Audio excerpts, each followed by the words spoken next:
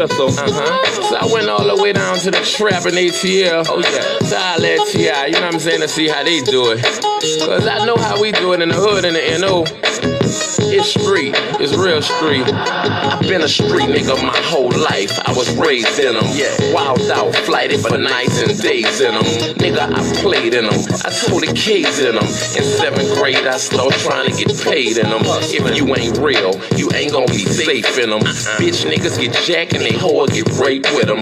I done saw niggas get stabbed and shot dead in them. No reppin', I bust my share heads in them. Leave caught niggas down bad and bust lead in them. The streets getting flaky cause not a feds in them. Putting pressure on busters, getting info from them. Niggas telling it all when it's coming and who from them. Damn, that's fucked up, the streets that change. These bitch niggas straight poison in the game. But jizzle can't change the streets, that's me. I live and die by the street rules cause I'm a G. I'm a street nigga, a street nigga. That's what I've been and that's what I'm gon' be, nigga. I'm a street nigga, a straight street nigga. I was taught if I'm a play like a G, nigga. I'm a street nigga, a street nigga. That's what I've been and that's what I'm gon' be, nigga. I'm a street nigga, a straight street nigga. I was taught if I'm a play like a G. A nigga thorough as they come, was raised in the gutters in the slum, known as the number runner son, and the dope man nephew who uncle on the run, the candidate grandbaby hustle for the fun. The yeah was sold daily from the dust to the chrome. Like easy in the 80s, nigga stayed in the sun. I swore I'd never run, so I stayed with a gun. I kept my little 380 with the blade to the sun. All I fit with God, play my card, how it come. I'ma stand like a man till it's all said and done. And that's even if they run niggas, cause I know I run with a clique of wild, misguided, underprivileged young niggas. Give a fuck who you is or where you from, nigga. You can get it, we taking over the city. I was raised in the belly of the beast, to say the least. My role model was doing time, so I learned from the streets. I'm a street nigga, a street nigga. That's what I've been and that's what I'm gon' be, nigga. I'm a street nigga, a straight street nigga. I was taught if I'm a play like a G, nigga. I'm a street nigga, a street. Yeah, nigga, yeah. Shit real round here. Yeah, nigga, yeah. Shit real round here. If you want it, you can get it, my nigga. Shit real round here. If you want it, you can get it, my nigga. Shit. Look, if you ain't no ask somebody, they'll tell you about me. Nothing fake, nothing flawed, nothing bitch about me. I'm a G, I've been running these streets since a youngin'. Since 14, I've been bugging, slaying heat, ain't nothing. You won't be, say something. You could get it, I ain't tripping. One song, just know you better not let me catch you slipping. Cause whatever we need, I'ma smash you. Broad daylight around the club, I'ma get at you. If you let me tip down on the nigga, you chapter, I guarantee you that it's gonna be a closed casket. I'm about this, what's understood don't need to be explained. For the money or the fame, I was a gangster in the game. I ain't lying when I tell you about me and my background, about me and my lifestyle. I ain't never backed down, I ain't never froze up, I ain't never turned state, I ain't never missed when I emptied the clip out the cage, nigga. However you want it, nigga, you could get it, cause shit real. It's get it how you live. However you want it, nigga, you could get it, cause shit real. It's get it how you live. However you want it, nigga, you could get it, cause shit real. It's get it how you live. However you want it, nigga, you could get it, cause shit real. It's get it how you live. It's never die, do what you did, nothing less. Fuck with the kid, get two to the head, two to the chest. Nigga, I'm the best when it come to the street shit. You got your hands full fucking with me with this beef shit. I be on some all night flight, no sleep shit. Me, my dog, and 2 Ks, fuck that police shit. We coming with it, 100 rounds drumming with it. You running from it, we running with it. You bitch ass niggas ain't fucking with it. I'm out here, head first, ready to go head up. Walking with your head down, bound to get your head bust. Hear the feds come, I'm off the scene, off the block. I know the bus move when it get hot. Shut down the shop, open up another on the other side of town. Got and I got pounds. Jizzle was a hustler and a heat boss, all in one. Don't get it twisted, I do this rap shit for fun, you heard? However you want it, nigga, you could get it, cause shit. All right. Welcome to the Revolutionary Agenda. I'm your host, Seduction Dog, otherwise known as Lady J or Brandy Marie. Welcome to the Revolutionary Agenda. Decided to sneak in a show in between Podcast Diet and Frontline Black News. Because I really, Lord knows I get busy and I got a lot of things going on this week, so probably wasn't gonna be able to do it. Forgive the swelling. I'll show you girls some grace, man. I know how I do it, like with half a heart, but man, doing it. My baby moved the room around, and so I don't know if you go back in the earlier archives. This is when we first moved over here. I had my bed like this in my plethora of coats. I initially moved because the shit when the first came out here the first summer was real raggedy. Like my room facing the alley, so and I'm one of those type of motherfuckers like, hey, so I moved back over here. But needless to say, my work desk, where my flag and everything is that way.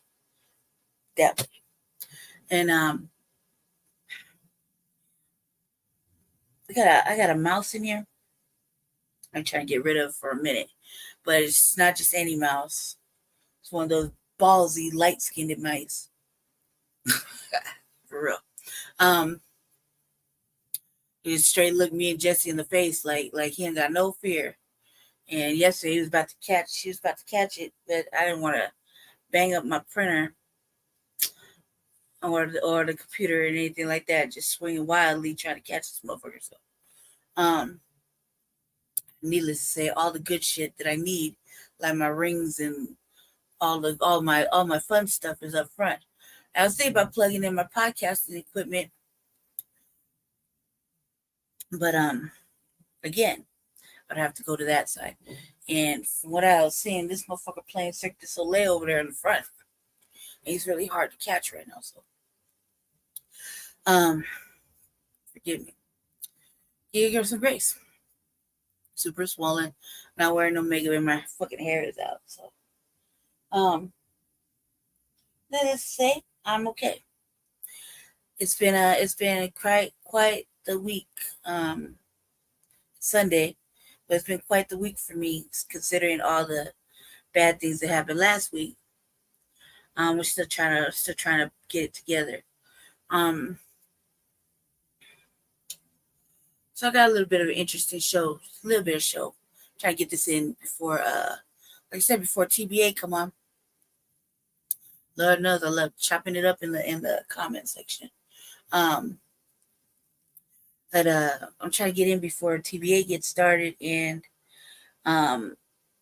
or Jesse shows back up and or Frontline Black News starts. So hopefully my little clips that I put in today are going to be quite quick. And we're going to try to talk through. I'm going to try to get my commentary off as quickly as I can. And probably if you're watching the show, you get a chance to watch the show, then we're lucky because right now, as far as Black content creators, I'm a message booster, a signal booster. So I'm just sharing the signal and spreading the message far and wide, like tangibles. We're getting a little bit of we're experiencing some hate, I would say hatred, I would say shadow banning. And they just casting their little white shadow over us. It's not a big deal. TBA taught us a long time ago not to feel too emotional about something we don't own. So I'm not gonna feel too emotional. And if by the look of it, my baby's starting channels like every other week because he's be getting torn down. So if it's that easy, I just let him go ahead and do what he do and create another couple of little channels for the revolutionary agenda. I'm gonna start coming more consistently, family. I have to work with my health and the fact that like my heart is not in great condition and my lungs aren't either. So my brother says that my body, I'm still young, so my body's doing a lot of compensating. And right now I can't really fight off all this water or just the fact that I feel crummy all day. You know what I mean? So I don't like that feeling. But like all this, I went, you just I can't walk past nothing and then see like all of this water in my face, and it's just exhausting trying to take the shit off all day long. It's like I take so much off and it just keeps coming. It never ends. So this shit is exhausting to me. But then when I don't do it, when I don't do what I'm supposed to do, I get really sick like I am now. So it's kind of like, well, what do you want to do? You know what I mean? I just let a motherfucker live. Let me live. Just let me live. Let me do what I want to do, right? Because I feel like I'm just like a fucking prisoner in my own little body sometimes. Well, I got that off my chest. What I'm going to talk about, family, is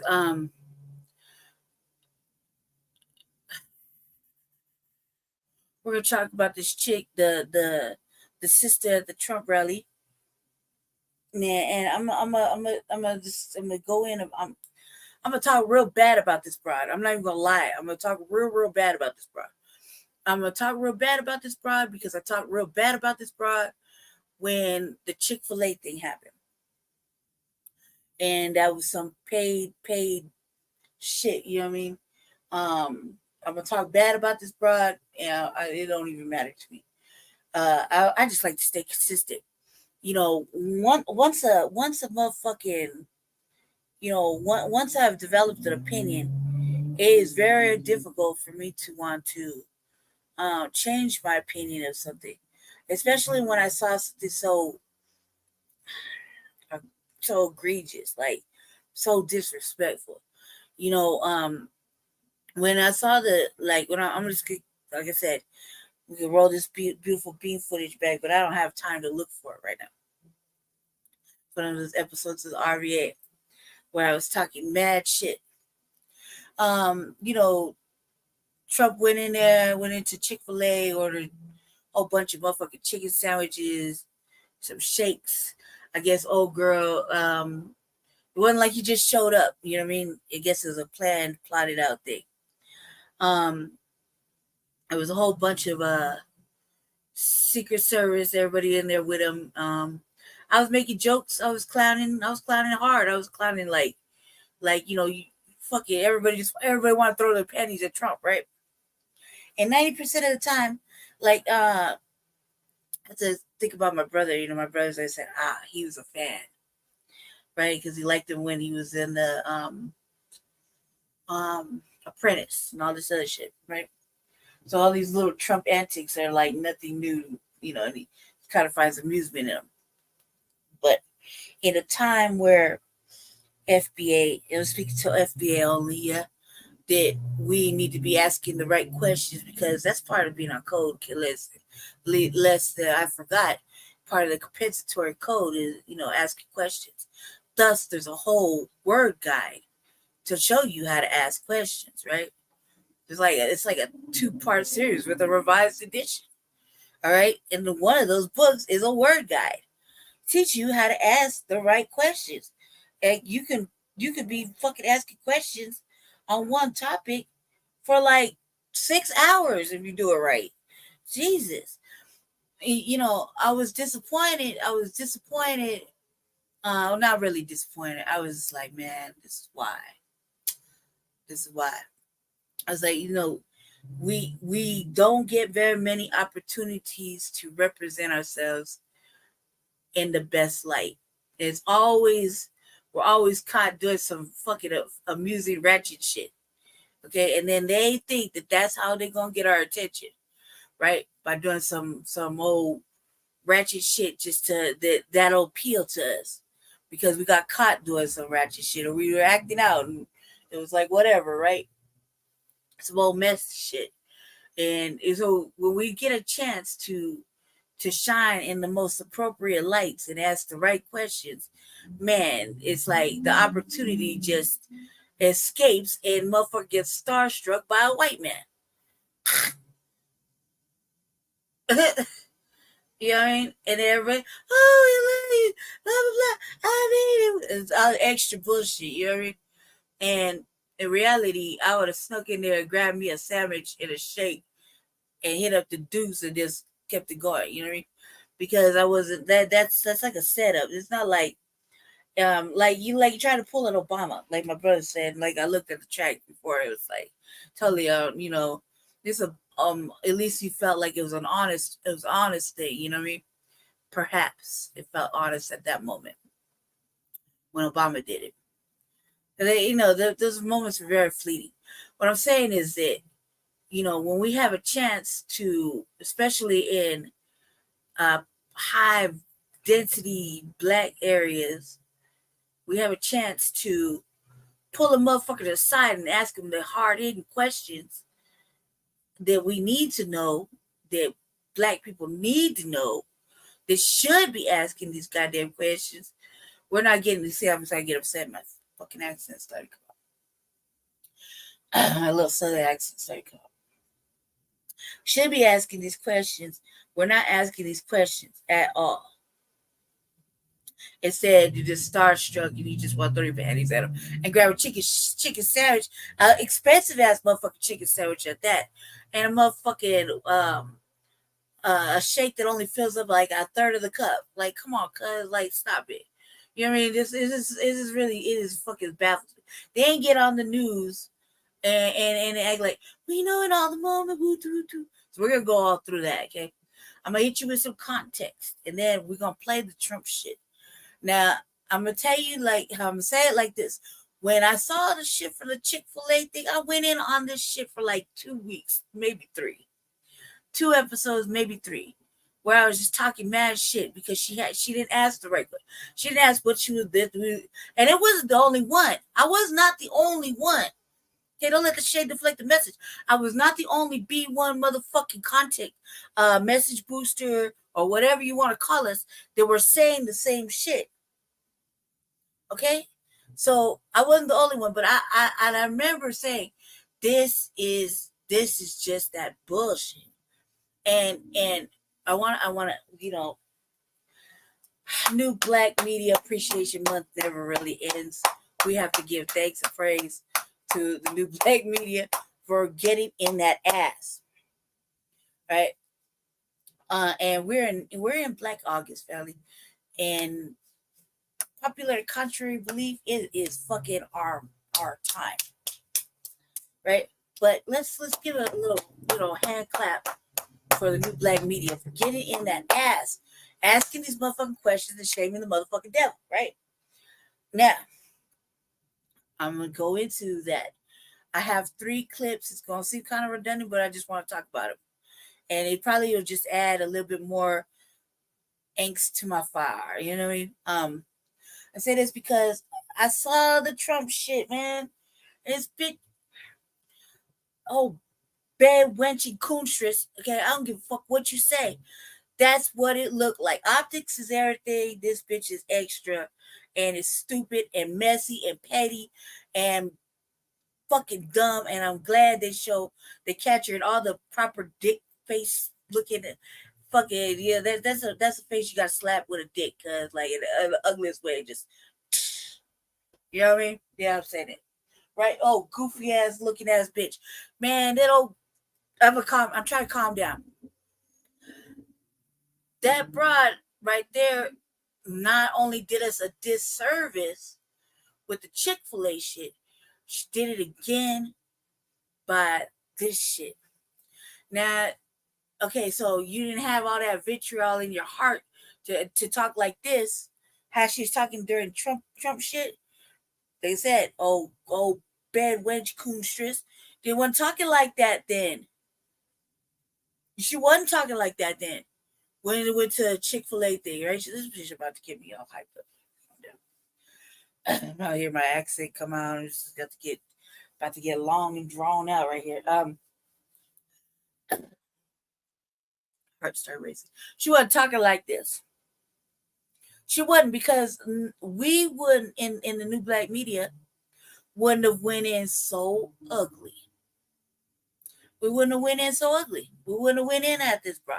And you would think that this old Trumpy rally, she thought she was redeeming herself, and all she did was look messy, petty, weird, um, extra, not cute, not cute. And I'm gonna say this real quick. Okay, look, check it out. The whole Mrs. Brown shit. Look, I'm sure the broad knows what happened. The wife, I'm sure she don't need to be reminded nationally. I'm sure she didn't need to be talked about nationally. You know what I mean? About what some philanderous man did with a motherfucking Ted anchor baby or whatever we want to call her, or some melanated accolade fucking senator or whatever the fuck she was doing at the time. Who gives a fuck? But I'm sure the wife could have been left out of it, right? I'm sure the wife knew. I'm sure she don't need to be reminded. I'm sure she don't need to be shamed, right? So that right there, that brought that level. If that broad had any kind of class or any kind of sophistication about herself, any kind, just a little smidge of it, she would have left that woman alone. She would have left that shit alone. Just cause you shaming fucking Homala, just cause you shaming her, that you could leave the other lady out of it. Just cause you want to shame that man, you could leave the wife out of it. You dig? Because that shit's foul. That shit's real low. Like, that's a low classless bitch made mark fucking bad wench coonstress thing to do. You know what I mean? It really is. It is a really tacky move. It shows that you don't have the creativity to come out of on anything else. That you got to drag some woman that probably ain't bothered nobody in a millennia. She's been minding her own business, was watching the news, and happy to see that this broad is running for office, running for president, and has to listen to the fucking shenanigans. We talk about this broad religiously, and her interactions with old Willie, right? But do you think we talking about that man's old lady? No, we keep that old lady out the mess of just shit talking and throwing eyeball darts at old boy. Why? Because that's what you have to do. She didn't. It's not like she put the magic together. Now she did the shit. She's gotta leave that lady alone. You did. Leave that lady alone. That lady didn't need to be drug up in some old mess on national television. I'm sure she's tired of hearing about the shit, right? If she's still with that motherfucker or alive or whatever, I'm sure she want to beat the life out of her every time she hears it. Like, leave that lady alone. That's a classless thing to do. You dig? So, fucking goofy looking ass bitch up on stage trying to seem like she making a point, standing talking about the black family and the black family, talking about husbands and wives, etc., right? As she go and throw a innocent out in the open, out under the bus, like, hey, let's just ask her. Let's not ask her. Let's not ask that woman nothing. Let's leave that woman alone. A classy woman would find a creativity to clown her on some other shit. There's a plethora of things you can clown Homala about. There's a plethora of things you can clown Biden about. But you ain't gotta drag you ain't gotta drag nobody's old lady. That just means you a low level, low brow type of broad that you can't think outside the box to drag her on. Real shit. You could have left that man's old lady alone. But that just shows as she dancing around and they like me. No, they don't like you, cuz. You see all the black people they filled in there, and then as soon as they left, they rotate them around. I don't like you. That's just fillers. Those people are there to fill up the space because them motherfuckers were not allowed in the RNC. No black people were allowed in the RNC, really, unless you were serving help or you were speaking. Right? Like you kept it real. We watch. And me and Jesse are like the worst at it. We be counting black people what we see. And shit, we like, 1, 2, 3. No, he holding the camera. That's help. 4. Easy, you dig? That's how important it is. Okay? That's how important it is. Yeah. So what I'm saying is this low level non-thinker thought she would be cute and bring up that man's old lady. And like I said, that is a classless thing to do. I'm saying it. What she gonna do about it? She hit me up. We could talk about it. And I tell her it was a classless thing to do. It's a classless thing to do. We've been dragging Homala and her dick sucking skill sets for years, cuz for years. Okay. I mean, we do it almost every motherfucking Tuesday, Friday, and anytime Shabak is on the show. Okay. Anytime Shabak and Corey is on the show, we are dragging motherfucking Homala and her motherfucking ashy ass knees getting down with motherfucking old boy. But do you think that we bring up that man's old lady? No. Why? Because as low as we can go, we don't go that low. As low as we can be, and as messy and petty and silly as we could be to talk shit about that girl, that lady, and that man, old Willie and Homala, we don't disrespect the wife. That's an innocent man. I don't give a fuck what you think. That lady. That lady's not involved in that mess, man. And even if she got to deal with that shit every day. So, do you really think that national television, many, many, many, many, many years ago, from whenever the fuck it happened, that she got to be sipping her tea or eating whatever, just minding her own motherfucking business? Is she still alive? I don't even know. That's how much people with class don't bother to look into it, because she needs to let that lady live. You dig? Let that lady live. Let that lady live. People who do that, they lack something up here. It's called creativity. You know what I mean? So she's like, let's ask her. And she's like, did I lie? You didn't lie, but you also didn't look smart doing that. Yeah, you did. She didn't look smart. She looked real messy and like a person with no business. That's what that looked like. That looked like somebody with no business of their own, that they got to go in and be minding others. You know what I mean? And that's what that looked like. And messy, petty, shabby, cornballish, goofy, weird, goofy. That meant you goofy. Look real goofy doing it. Look weird. Definitely off brand. Low level thought process. I thought this bitch went to HBCU. Where the thinking in that? Did she think that was a good idea? Who said that was okay to do? Why wasn't there any chastising that? Well, everybody, writing these. That's another thing. Let me tell you about this. Look, I could go all week without listening to anything that Amala says. Jasmine Crockett talk about that. Matter of fact, I wonder how we could get some emojis for a crock pot. That's why I hilarious. So every time I don't have time for motherfucking stupid ass name out, I can just throw it in a crock pot. Because that bitch is weird too. Okay? To shill. And everybody like, oh yeah. All happy about this bitch. Because she's just another motherfucking shilling ass coonstress. And y'all hype up the wrong motherfuckers, like for real. Like these type of bras don't need hyped up. They're doing extra shit to draw attention to themselves for their main cause, and their main cause is the Democratic Party. You dig?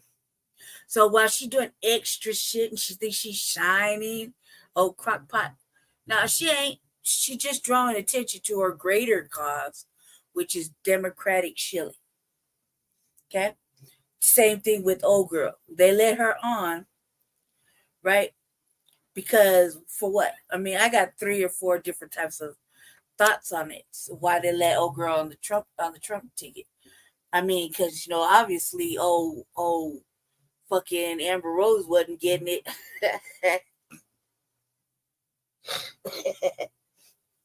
But they needed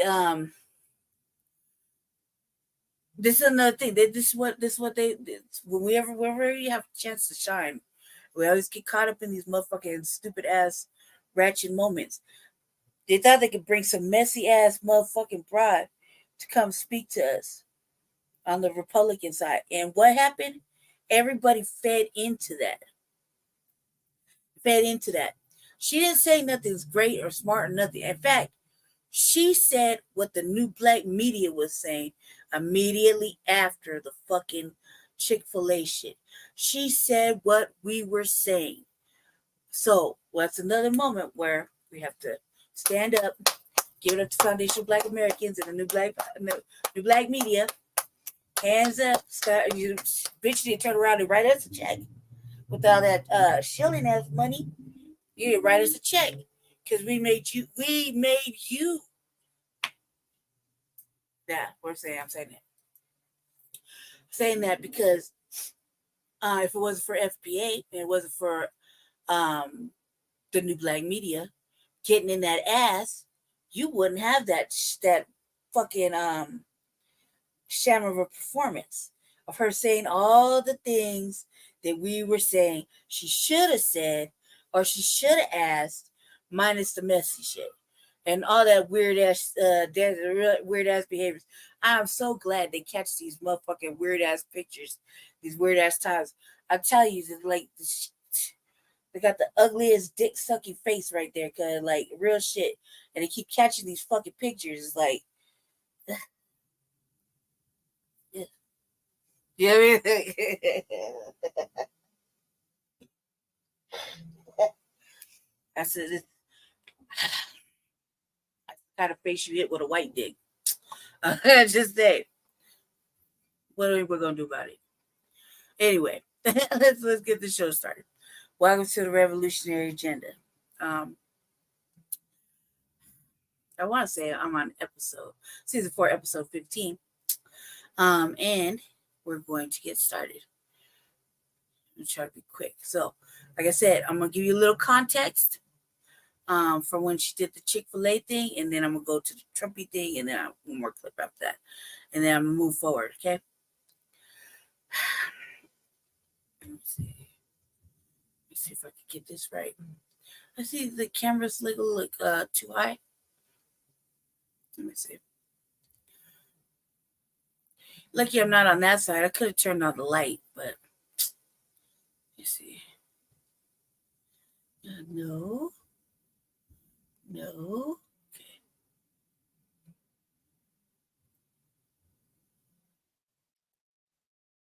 Okay.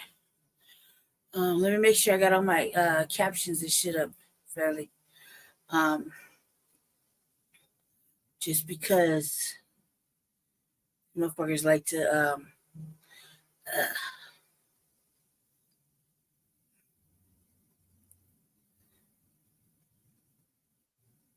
all right, family, pay attention.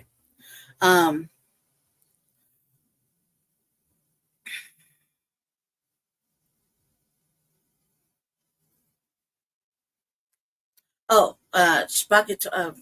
He didn't tell me, but he told Jesse, so we're supposed to remind. If anybody, I can't even do it. Jesse got to do it. We're now taking some light donations to keep our platforms afloat. With the shit that happened with me this month, hopefully they'll get that shit together. I don't want to get back into that. Just push us back and fucking us moving and whatnot. We're taking some donations. So if you feel like doing that, let me know. I was supposed to put my banner up there. Just go ahead and hit up Jesse's. Leave this up here for like a couple of seconds, okay, and then I'm gonna take it down for a minute, so that we can get to the teaching. I say that, but if you do donate, and you're doing it from this program, just put to help the doll or to help either way, it all goes in the same place. We're a trifecta, so it doesn't matter. It could go for Shabaga, it could go for Jesse's, or for the frontline campaign. We are a team, so every dollar helps one or all three platforms. I'm moving right now. Currently, all of the everything that I'm taking, or everything I'm doing right now is for Jesse's campaign right now, and I haven't really got into that because it's kind of, there's some technical things, but I utilize a lot of things for supposed to be for Jesse's campaign, and okay, it's too much, family.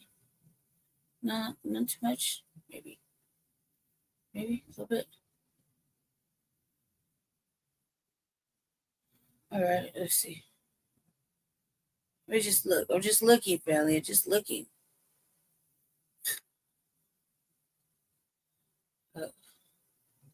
No. All right.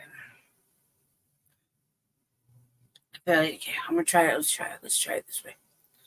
Oh, there's more options.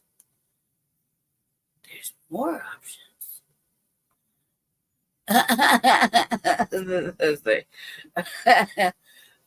let's try it that way. All right, family.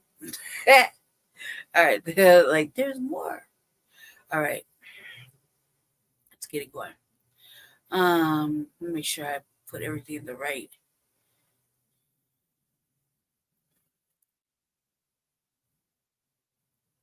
Let's see if I got it right. Mm-hmm. All right, wait.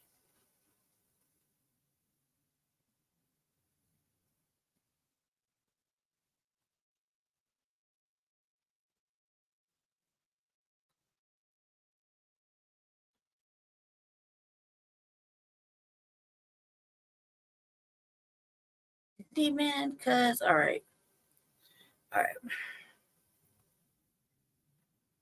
Okay. Oops. One voter who got a big hug from Trump. So an unforgettable moment on the campaign. This is the context, okay? This is the I try to look for when they first went in, and I watch a lot of motherfucking YouTube, so that shit would have probably took me like 2 days to find where the actual content was, where they went in, and I was like, man, look at all these Secret Service. They probably all amped because sisters was talking to them. I was going in. You know, the fucking white dudes love the sisters. You know what I mean? They was like, ah! I was like, oh god, it's gross. Campaign trail for one voter who. They always say that these are cringeworthy moments, and I don't think they're cringeworthy as much as I think they're gross. It's not really the same thing.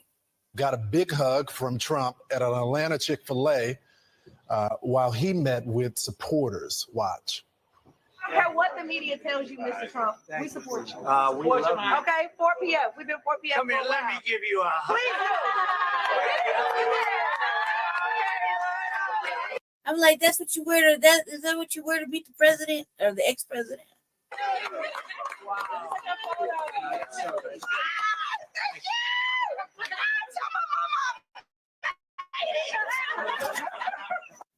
Look at the joy. Here to tell us about it is that young woman herself, Michaela Montgomery. She's also the founder of a grassroots political group to conserve the culture. Michaela, I've been waiting for this interview all morning.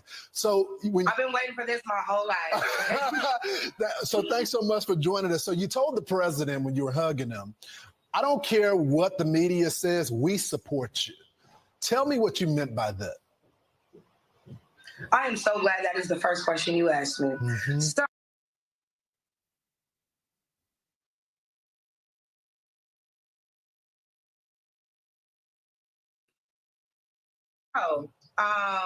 Of course, in the excitement of everything, I wasn't able to really relay my message, but she wasn't even trying to relay her message because she was not. You see, like all this, oh God, okay, well, man, this is such a bad look. I'm like, let the white man breathe. Look at the joy. Here to tell us about it is that young woman herself, Michaela Montgomery. She's also the founder of a grassroots political group to conserve the culture. Michaela, I've been waiting for this interview all morning. So I've been waiting for this my whole life. So thanks so much for joining us. So you told the president when you were hugging him, I don't care what the media says, we support you. Tell me what you meant by that. I am so glad that is the first question you asked me. Mm-hmm. So, of course, in the excitement of everything, I wasn't able to really relay my message, but the general consensus or social media would have you thinking that if President Trump were to show up to the HBCU campuses or walk around the AUC community, that like some angry mob would form or a riot would ensue and that he would not be welcome. And clearly the sentiment in that room the other day was the complete opposite. He was very welcome. People were excited to see him. People showed up in support of him. And people, of course, were from all 4 institutions within the AUC, the local HBCU community in Atlanta. And they all showed up in support of him. So it's actually kind of crazy to see people in an uproar when all 4 institutions were legitimately represented and all 4 institutions were represented by said students who wanted to support President Trump. You know, Michaela, and I really appreciate that we were able to not only let him know that regardless of what social media says, you know, I know they're trying to make us think we're supposed to hate you, but we don't. And additionally, it was a learning experience for my students because they were able to see and experience firsthand how the media can warp the perception of an opinion or a person. Because like I said, to think that these students who attend these illustrious institutions aren't smart enough to make their own decisions, much so that they would only show support for. I don't even think that's ever been a question. Like she was just like that, like that they're not smart enough to make their own decisions. So I don't think that's even a question. That's not the question, whether or not they was smart enough to motherfucking make a decision on who they want to vote. I mean, we can go down to the motherfucking middle school and the high school. First of all, let's really be honest, in my area, it's not any of that going on. It's like there's no schools or grocery stores, right? Another conversation for another day. But we go down to the high school. There's a high school. I remember when it was a black high school too, and now it's not so much. But I would go down to the school and really ask the high schoolers, you know what I mean, and they could tell you exactly what they think. So HBCU colleges, these colleges, what the fuck you mean? You better be smart. You go to college. You better be smart to have your own motherfucking opinion. I mean, you're going to college. Like, that's a privilege I never have. I never had certain privileges of quality education. So, goddamn right, that's not even a question. That's not a question. That's not the question. That's not the question. It's always this. Like, it's always the HBCU thing. So much so that they would only show support for Trump because he bought chicken sandwiches and milkshakes. It's offensive. That's what I would have went for. I ain't gonna front. That in itself is the most disturbing part of it all. Especially, why would you? So why would you have him go there then? If that's not an incentive, you dig? That's an incentive. I'm not wrong for saying that. I don't give a fuck. It's an incentive, a clear incentive. It's an incentive to go there. Okay, you reached out to all four of these motherfucking illustrious colleges, right? That's what she said. So all four were equally represented, right? And you hold it at a Chick-fil-A. You didn't bring them to the college and hold it in your your food court, or in the stadium of your illustrious college, or your gymnasium, or whatever common areas you have. You didn't do that. You held it at a Chick-fil-A. So, I mean, maybe I'm not smart or nothing, but that seemed like an incentive to go and peep out what's cracking with President Trump. I hear he gonna be on the thing. My friends are going to go get chicken sandwiches and shakes. I'm gonna go too. I could go for a spicy chicken deluxe and a milkshake. Maybe a cold Sprite with light ice. You did?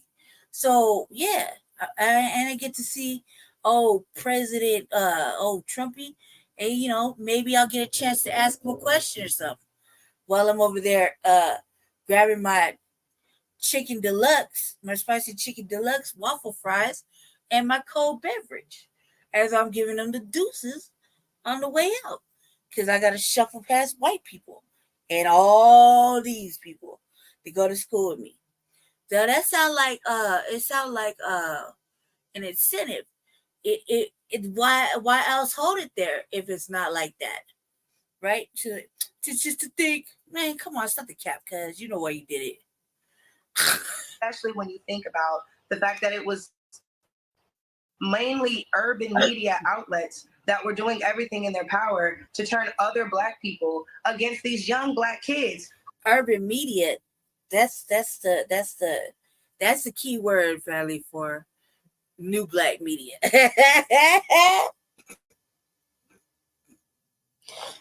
Oh, goofy ass wench, she couldn't say it right. Okay, well, so we'll just go ahead and take that urban media. What she meant to say was, it was the new Black media pointing out the hypocrisy of it all. Yeah, Fox News could spin it one motherfucking way. MSNBC could have spun it a whole different way. But at the end of the day, it was the new Black media that was all up in that ass. That's what she should have said. Who simply were not shy to explore other options. What option? Said like this is what happened. This is what happened last night when I was showing these videos. I was like, what options? First of all, it's a selection. It's not a fucking election. It's a selection. Everybody was riding that Trumpy motherfucking black wave. Yeah, I mean, like it's not even a lie. I have a very close family member that gets irate, thinking that no one is in support. It's just trying to like overwork the selling points. And it's not even that. For me, it's just like, look, I just don't care for old boy. He's an okay villain, but I don't care for him. And I didn't see no real benefit or and shit. I don't give a fuck what he's talking about. I don't care what he's saying. I don't give a fuck about him. I just can't. I just won't. I'm just not feeling it. Doesn't matter what you say. I have a brother that liked him from the start, and kind of sees what's going on, and he can analyze it for me, and he gives me a proper TED talk about the shit every day. And we have these little discussions, and sometimes I'm like, huh, you know what I mean? Although I have not jumped shit, I can't.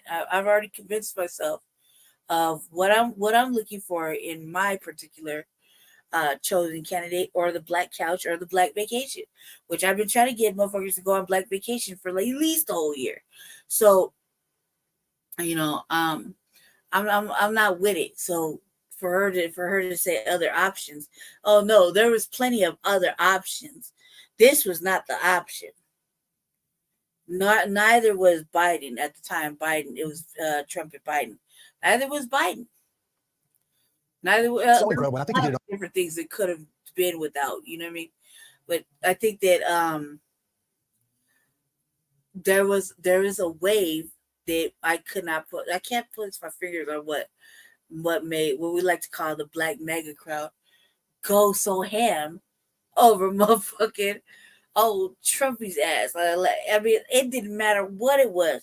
The ugly motherfucking shoes, the old fucking AI drawn in black people.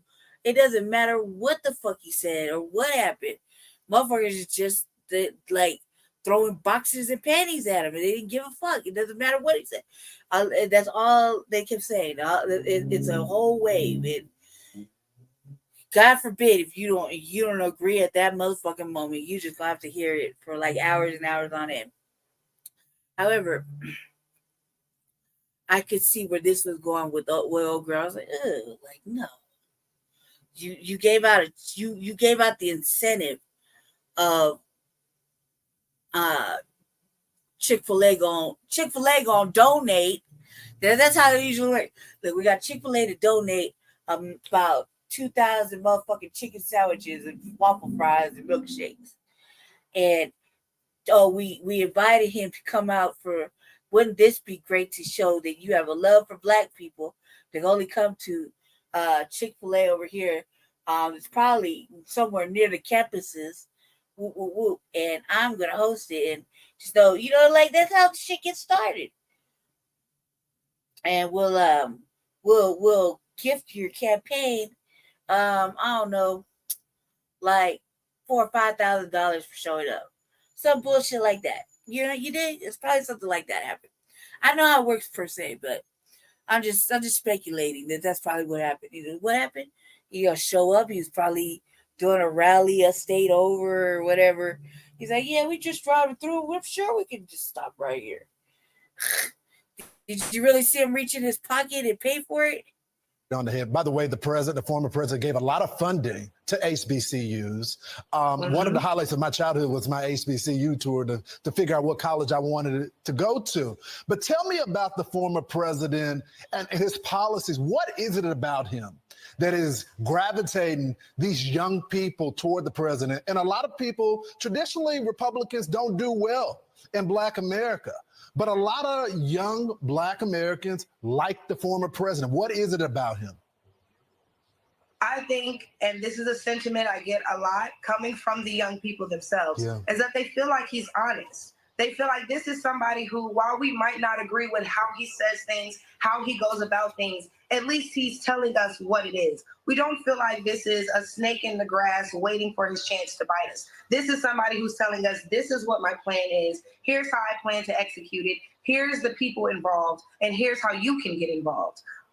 So they just feel like he's more relatable. And I don't say that to say that, like, they all relate to him. But again, he gives you that relatable feeling to where it's like, hey, I'm just like you. You know me. This is what you said you wanted. Here's what I'm going to try to do about it. They really feel like this is somebody who. I don't know. I call cap on that. But I would say this in my own personal opinion. If I had to say, who am I? Oh, all right, baby. Thank you, and thank you, cuz. Thank you, baby. Can you ship yourself back here before T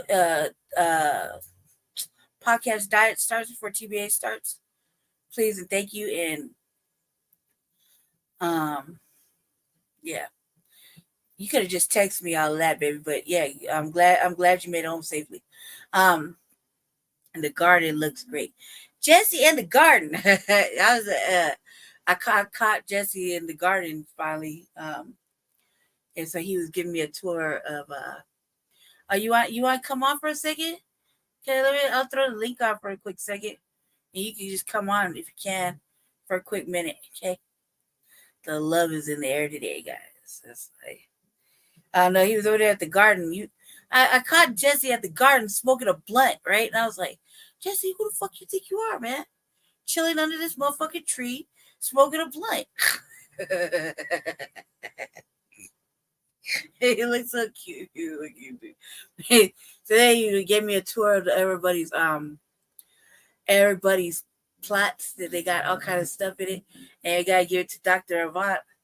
Dr. Avant got all the mysteries of the world growing in her plot.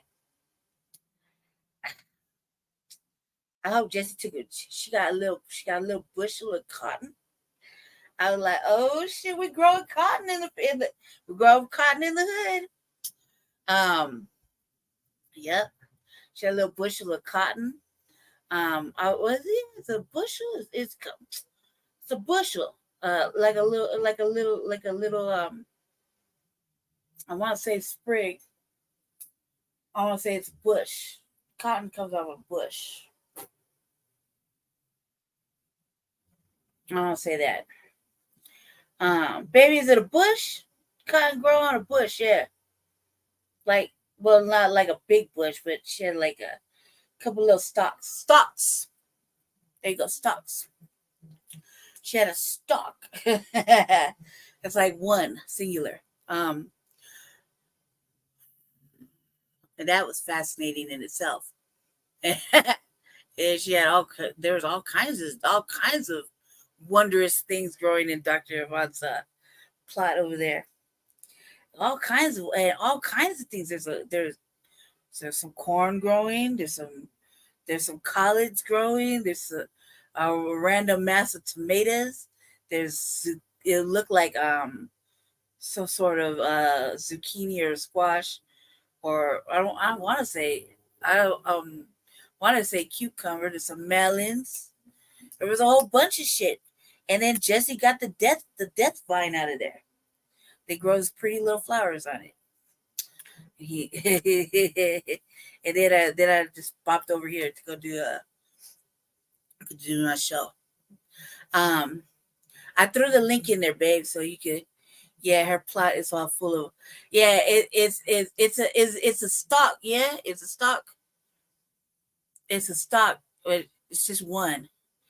I want to say it's a bush, but it's a stock. Like, that's just one so far. I think if there's a couple of them, it'd be like a baby bush. And it had a nice little sprig of cotton, like a little less than a cotton ball. Yeah, and I was like, ooh, it's nice and prickly too. Yeah. I think it's amazing.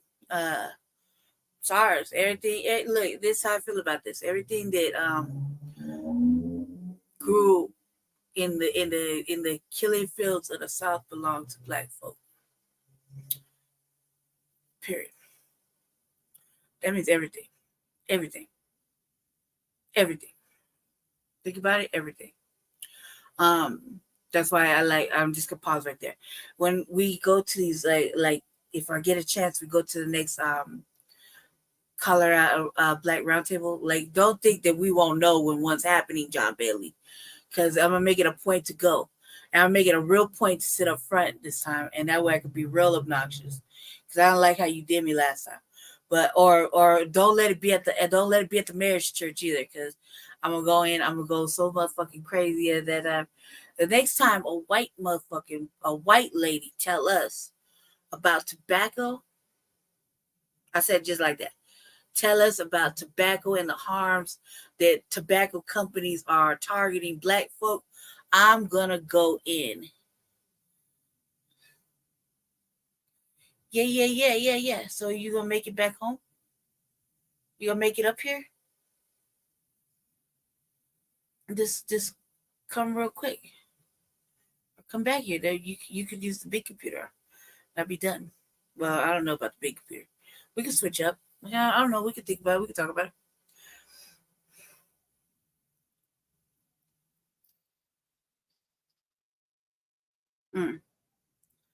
Yeah. Well, anyway, I dropped the link.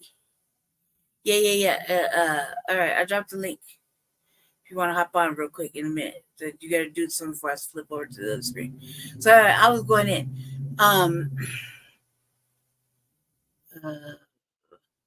You're not gonna make it in time, then, babe.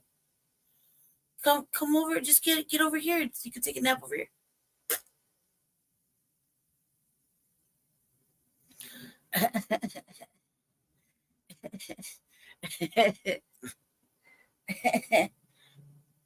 Buttercrumb said to bring your ass over here. You can take a nap. All right. Well, anyway, let me carry on with the show for a quick second, okay? So yeah, no, where was I at?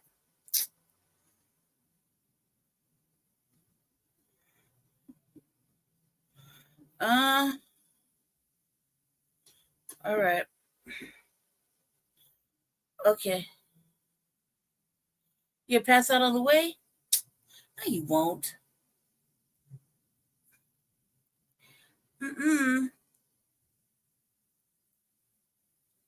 Just tell the brother to let you know, or at least let the show run, and you could just throw in casual casual emojis.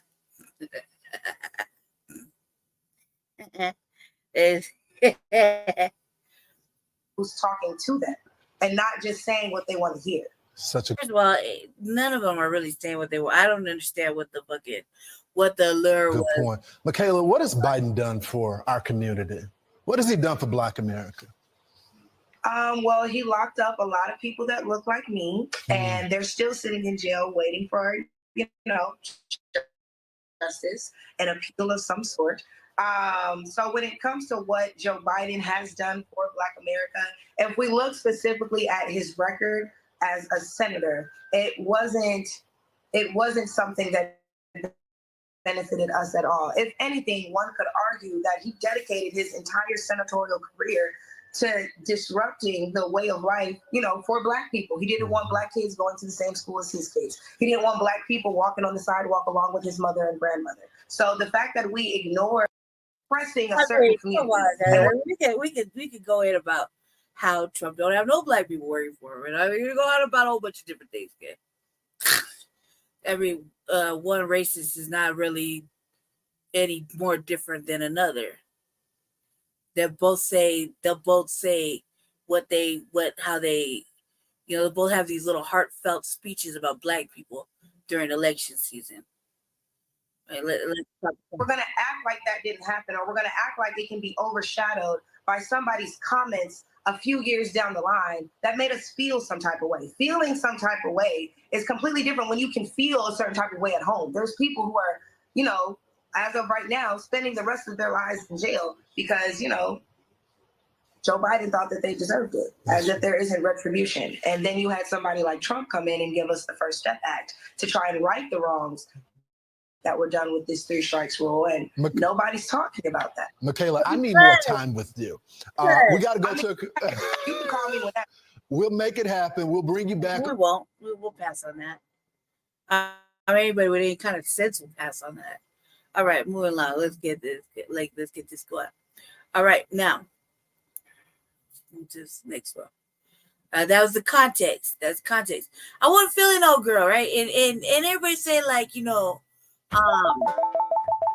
when another sister critique another sister, It's on some old, it's on some old hater shit, and it really isn't. It's just that this broad is real stupid, like just real dumb. You know what I mean? Like, right? It's got to get worse. Cause I told you I wasn't gonna stop. I wasn't gonna stop. I went in for like 3 shows.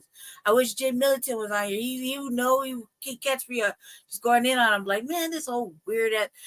We were both like talking about motherfuckers throwing their panties and not asking the right questions.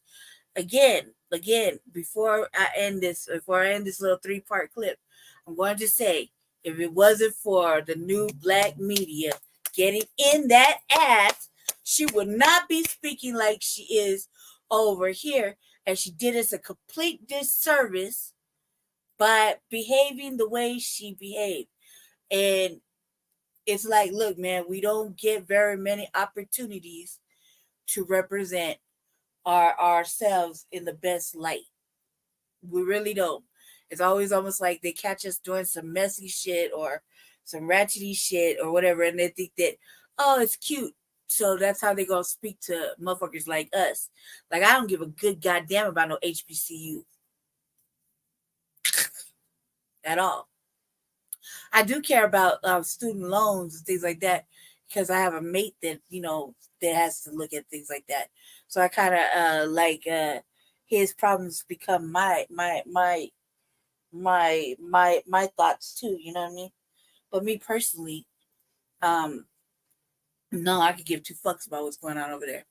And especially since you're not asking the right questions, I could really care less because no one was asking the right questions. They weren't asking, look, are we going to be able to use these degrees after we get out these motherfucking fancy HBCUs? Whatever. They weren't. They weren't asking the right questions. Matter of fact, it was total opposite.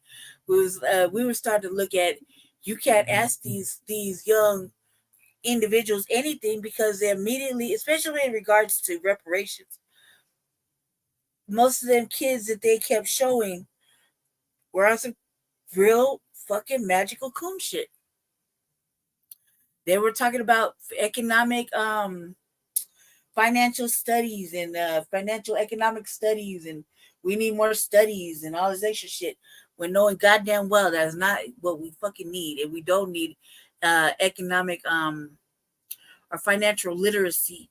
I was trying to push financial literacy on as a like what do you call it, as a way to defer you from the actual reparations conversation when in regards to black people. They always like, well, we need more financial literacy. Like, I believe like this, okay? Reparations is to happen today, and everybody got their check cut, right? Everybody knows somebody who is extremely good at numbers, accounting, how to budget, where to do stuff. It's in my access right now. To my access, I have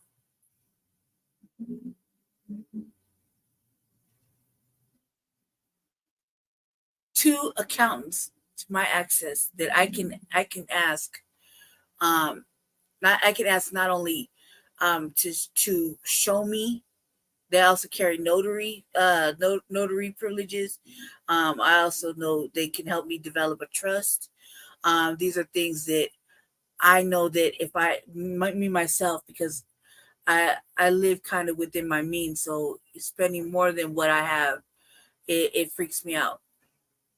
Okay, so I'm very I want to say I want to splurge at times, but I don't. I'm very cheap, and if I can get away with saving my money, it's probably because I got it from my dude. Real shit. I got it from my dude. Because I seen him do it in the first 3 years of us being together. And that way, whenever we had a chance to go somewhere, he could always treat me to something once in a while, right? Because he saved it. Things are different now because shit's just fucking it. It's my turn. I picked up the ball. But that doesn't stop me from wanting to save every motherfucking cent I have, because I don't know when it's gonna be, when it's not gonna be there. Case in point, what the shit that happened last weekend with me. You know what I mean? A totally fucking ugly event happened and it wiped me out, and it wasn't even my fault. It had nothing to do with me. You know what I mean? Just some motherfucker on some lazy dirt fucking mission, and they did that, you know, and it really fucked us up. However, I'm a go-getter leader type, and I have not just myself. I have my mate, and I also have my brother to think about. And even right now, I'm scared because you got the rest of the fucking month to deal with, and it's scary. But it ain't the first motherfucking time that a motherfucker had to get it how they live. And it won't be the motherfucking last. And I dare someone to try to tell me something about it, because, you know, my entire life has been like that. You know, it's written somewhere on my body that I was married to my motherfucking husband. Because at the end of the day, I always knew I could fucking count on something. Because that's the way life fucking works sometimes. And I don't want to go to that extent. However, am I beyond that? No. No. And if we had a child or something, it would be way worse than what it is. Thankfully, we don't have a small child, so that I don't have to go and resort to negatives to raise money to take care of us, to take care of my small little brief family. I mean, shit happens. Like, these campaigns are not cheap. Running them on no money. When I mean no money, that means your money, whatever you have, to help get certain supplies or certain things going. We have 3 broadcasts. We have, I think Blog Talk's the most expensive one. Not to mention all the shit that I have to get so that I can what I'm working on for Jesse's campaign. Why is it taking so long? Because, you know, everything I do, if I did it the first time, I want it to be better the next time. And I keep doing it the next time, I want it to be better the next time. I want to constantly keep improving what I do, so that I have never been no lame or no off-brand, and I'm not going to start now. I'm not going to start producing mediocre fucking work when my brain functions on a beautiful level. Okay, so I don't think that what I'm putting my time and effort in is mediocre when I want him to succeed, even if no one else wants it. I saw the grandest potential, and I saw a certain something that I think everybody should see. That's just me. But if I can make the work look and be how I see him and how I've seen it, and I've seen the capacity and the capabilities, then by all motherfucking means, you will see it through my eyes too. That's not asking, I'm telling you. Dig? So, yeah, this shit ain't cheap. And when all this stuff happened last weekend, it shut everything down.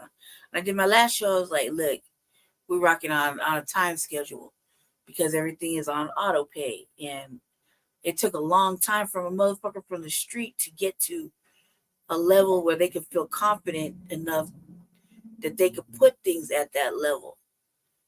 You dig?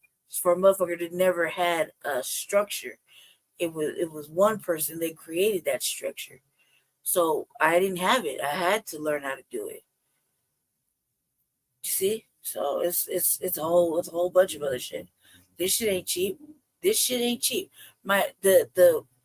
We run off this internet when Jesse don't got it, when Chewbacca can't do it. Somebody always has to have quality internet, and it just happens to be me. It just happens to be me. And that way Shabaka's show can run anytime via StreamYard. Excuse me. I got black melon. And Jesse can do the Frontline Black News. And me, I can just toss up a show whenever the fuck I feel like it, or my health is okay to do it. So this shit ain't cheap. This shit ain't cheap. It's not a game. It's not a game. So a motherfucker like me could give two fucks about an HBCU. I want to know exactly what kind of tangibles you fit to bring. You know, what are you gonna do for the most neglected fucking people in the United States? You were watching Frontline Black News yesterday. I think it was Uncle Phil. He threw up an episode where a African sister said they come here just to take from us. You know what I mean? And that shit hurt my soul. While we sit and then everybody wonder why we have all this why FBA has all this vitriol in our chest and is avidly always talking shit back to certain foreigners that come here and decide they want to talk to us like that, and they want to act like they and it's not like they're acting like they are avidly doing it while we just are over here distracted by some other shit. It's a game. It's like it's a game. You dig? And I saw something yesterday. I was like, you know what? We are focused on the wrong shit, family. We are focused on the wrong fucking shit. We're not protecting ourselves in any way from just the mundane. Think about that for a little bit. We are not protecting ourselves at all from anything. Let's get into this old bed wench coonstress, right? All right. Here we go. Now, keep in mind, that's a Chick-fil-A girl right there. She wasn't talking not like this nail word like this, okay? As me and several other message boosters, content creators from the New Black Media were on this motherfucking ass for real. Not just her, but others like her. You know what I mean? She it's not I'm not like I said earlier, when a sister talk about another sister, it's not because of some sort of envy or animosity. I feel sorry for this bro. How could I feel envious? Oh, goofy, weird looking ass witch. Like, no, no, okay. But I want you to notice the crowd behind this bro, okay? I want you to notice everything that's going on in the crowd behind her, okay? That's just pay attention. Just pay attention. Because all these little rallies, every time they show you anything, the crowd just moves around and sides move around. And they place certain people, you know, like right up front with these weird ass little signs, and you just have to wonder, like, what's really going on? You know what I mean? You have to wonder, like, really, what's really going on? So this is performative. When I seen it the first time, I was kind of in an uproar of my own little making. I was kind of in an uproar about it because I immediately shared it on Twitter. So every time I share something, I usually share it on Twitter. Not for no particular reason. I just don't like Facebook. I don't like Twitter either, really. I could do without both of them personally, but I kind of like just sharing shit on Twitter. And plus, that's why I find out some interesting New Black Media stuff that's going on in the world. I'm not familiar how to use the Twitter rooms and stuff like that.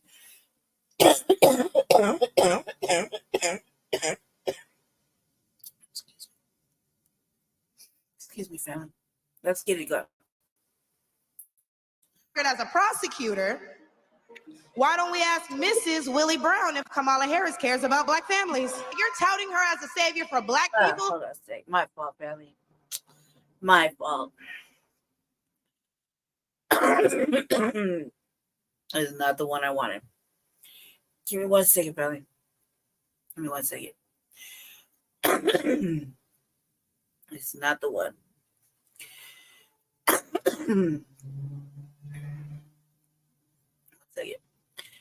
Let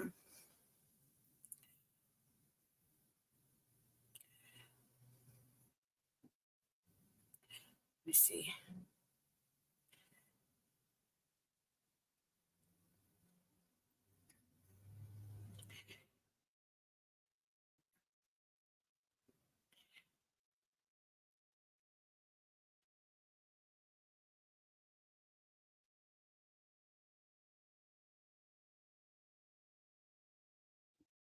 I don't like Fox News. I don't like Fox News. Let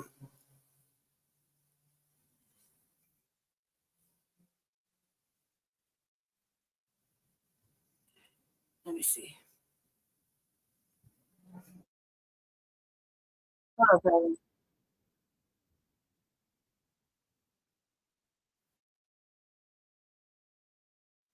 oh my God, it's a weird ass wench, dude. All right, hold on. Just remove that from my playlist, just so that I know what I like to remove it from my playlist. That way, I don't go over it again. Jesse likes to save his playlist. I don't want to just go over that shit all over. All right, here we go.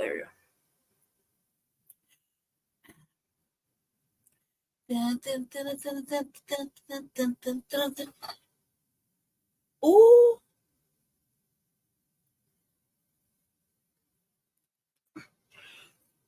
Okay.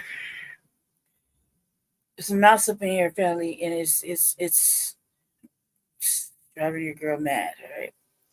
Here we go. Get this big screen. It's a bit big. Hopefully y'all can see it. Okay, go. In a traffic jam.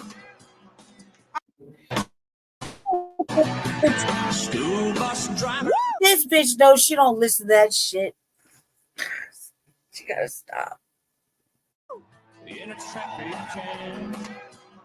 I'm so happy you all came out to see me. So, my name is Michaela Montgomery. A lot of you guys know me as the girl from Chick-fil-A, but I am so much more than that.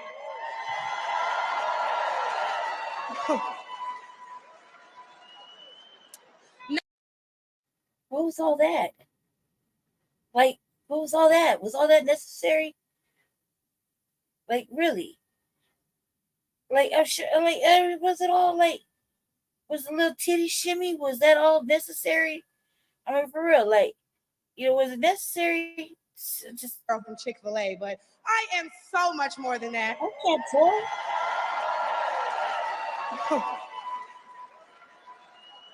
Was the titty shimmy really like all that necessary? You know what I mean? Look at this dude, like, look, what's going on right here? When did Chico Bean get in the motherfucking audience? Let's start with that. Not only do I serve as the CEO of Conserve the Culture, I am also. Are these motherfuckers standing up? Are they standing up? What are these black people looking at over here? Look, just follow me down here, family. What is she looking at? What is Chico Bean looking at? What is he looking at? What is they looking at? What the fuck is he looking at? What are they looking at? Look, even though fucking Snowflake over here looking at something. Also the state director for blacc down here in Georgia. I'm a Fulton County coordinator for America First Works, and I'm also launching a podcast on the Patriots Prayer Network. So put some respect on my name. That sounds like some old Christian national shit.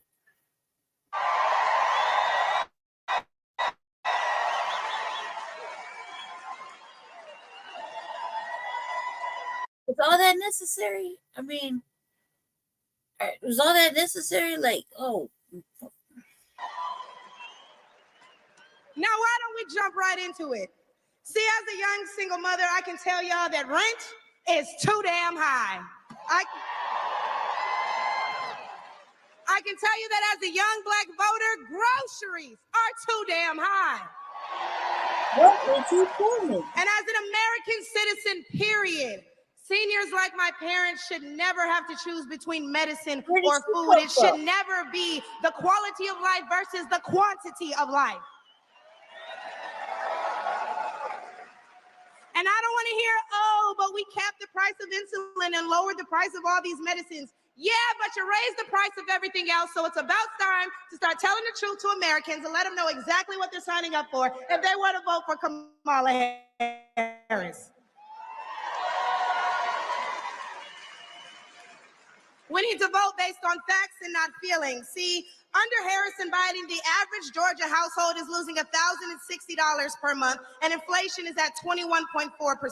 And due to the war on energy, average gas prices have reached record highs for the state. We also did a poll, and 80% of us Black Americans are not happy with the current state of the economy. So I'm going to need 80% of y'all to vote accordingly in November.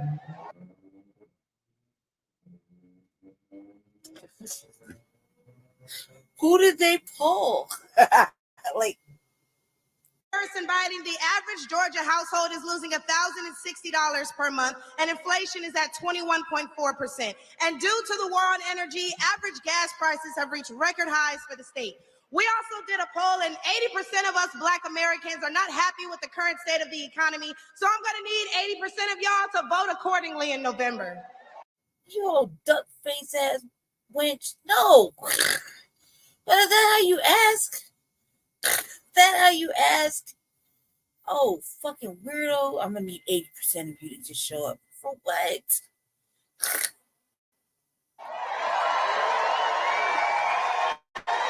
They love me. They love me. They really love me. The left wants you to get in your feelings about things that have been said, but I want you guys to pay attention to what has been done. They don't want to talk policy. They just want to use propaganda to steal your vote. The left is trying to tout this woman as a savior for the Black community, but all she's done is hurt the Black community since she came into the game.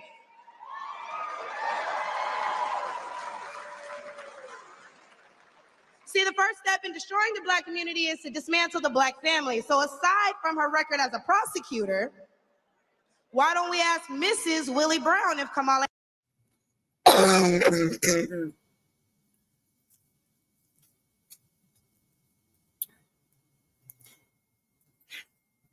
Family, like I said, right there, okay? Like I said, that is the lowest level of fucking that right there is so classless. Shame, like that, like shame, like that is a lack of imagination right there. That is so classless. Like I said earlier, you just need to leave that woman alone. You know, I used to make this joke. I used to make this joke with Jess. Right? It's a joke. I was watching Scandal. Right? And remember Scandal? That show Scandal. I was watching Scandal, and the wife knew old boy was having an affair. Right? She just could at first she knew he was having an affair with old girl. Right? And she knew the president was having an affair, but she didn't want to hear about it. She didn't want to know about it. She didn't want to be questioned about it. And I used to make these jokes, tell just like, I don't have to turn around and pivot on a motherfucker and be like, yeah, I know. And what? And I don't want to have to boss up on a motherfucker. You're like saying, yeah, who you think arranged that? Or is this some way out of the pocket type bullshit, right? Because the motherfucker was caught bobbing through the hallway and somebody's, how do you feel about? Yeah. But what do you think about? And did you know? And what? I like that shit is so tacky. Leave the woman alone. Like, you know what I mean? Like this, and we've been like we over here on the frontline campaign, Shabaka's Black Experience Enhanced, go in on fucking Kamala and motherfucking Willie religiously. Shabaka's probably the worst one. All right. And we just are right there. Bad mouthing, shit talking about, man, we surprised old girl can fucking stand up right. I mean, we just be going in about a fucking dick sucking skill sets and whatever else we talk about.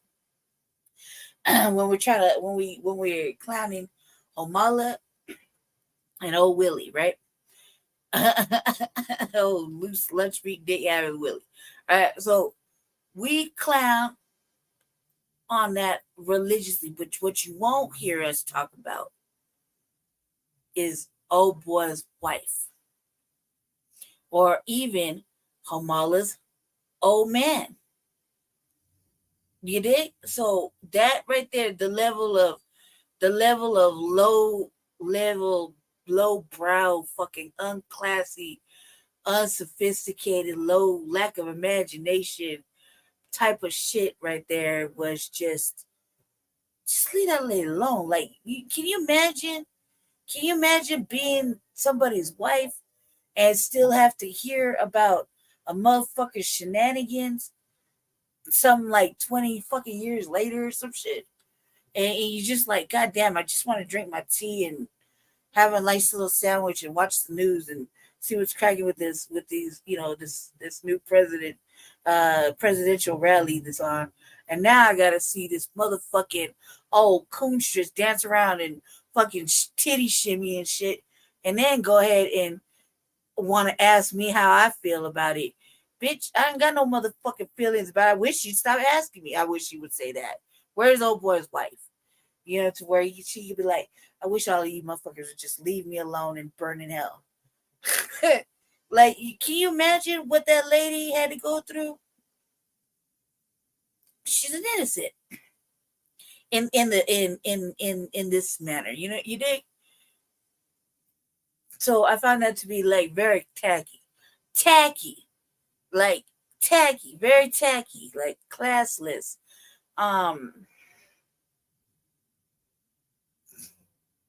Who raised you? You dig? That's all I gotta say. Who fucking raised you? Harris cares about Black families.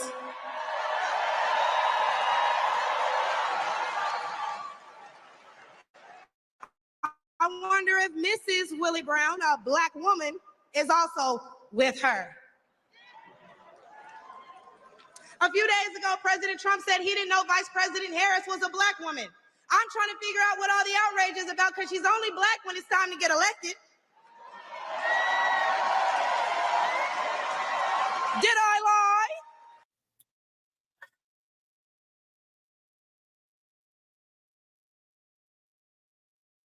Tacky. The same Black people who are mad at Trump for being confused about her race, ethnicity, nationality, whatever, are seemingly forgetting that while you're touting her as a savior for Black people, she identifies as an Asian woman. She chose her side and it wasn't ours. When asked if she would ever do anything specifically for Black people, she said no. Whereas Trump gave us the Platinum Plan, which specifically uplifted the Black community by increasing capital by almost $500 billion, creating 500,000 new Black businesses, and would give Black churches the ability to fight for federal resources for their communities.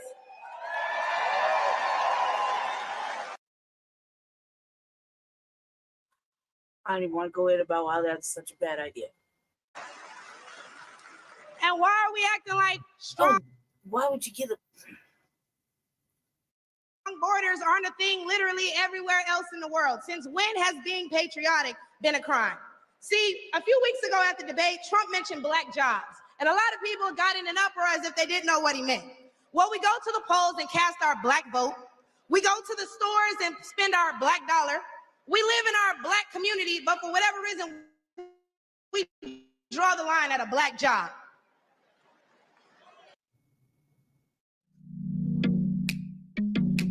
I don't think he was like set on it. I just think you got to understand Trump conversations. Like, whatever he's saying is that's just. I just think he's dumb. Like, he has like blonde moments. You know what I mean? And sometimes over talking, it's always been a problem with him and talking. You know what I mean? It's never like that's never been a thing. And it's like sometimes he has blonde moments. You know what I mean? It's never like it's not been a thing with him, and shit that it comes out of his mouth is offensive. They all do offensive ass shit. Even what she's doing is offensive. So it's not like, we're just gonna pick on it. Like he said it, he opened the door for that kind of shit. And that's what makes these little banters back and forth kind of interesting. So it's not like oh my god, like, do you know what type of motherfucker he was when he was at The Apprentice? Like come on now. Oh, but wait, because if you're wondering what a black job is, please, I encourage you all to drive through Atlanta at all these beautiful black-owned businesses and check and see who works there. Probably a black person working for a black entrepreneur, recycling the black dollar, creating black generational wealth.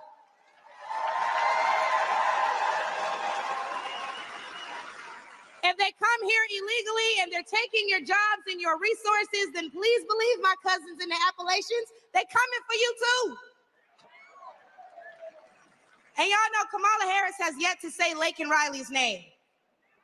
As borders are, she opened the border to millions of illegal immigrants that have flooded American streets with deadly drugs and gangs that have spiked overdoses by over 124% and brought more crime into minority communities. So how's that for Right in the biggest terms?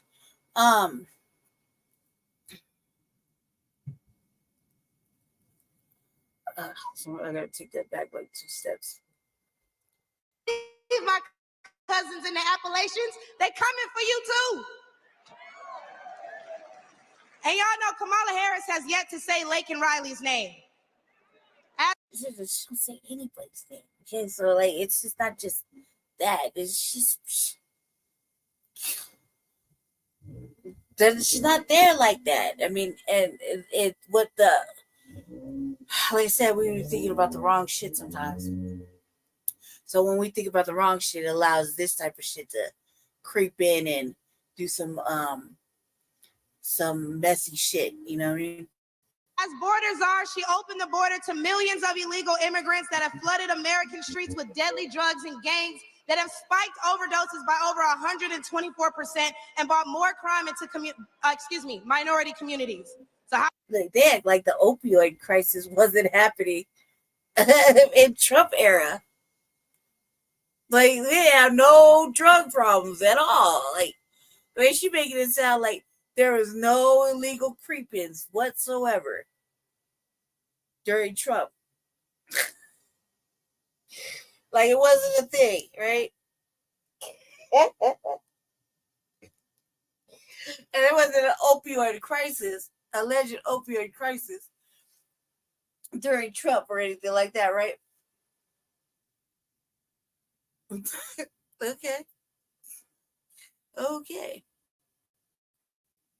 How's that for black folks? But let's take race out of it. Just as a woman, period. How can you be a champion for women's rights when you're taking away opportunities from biological women and giving them to transgendered ones? I mean, like right there, I was like, oh God.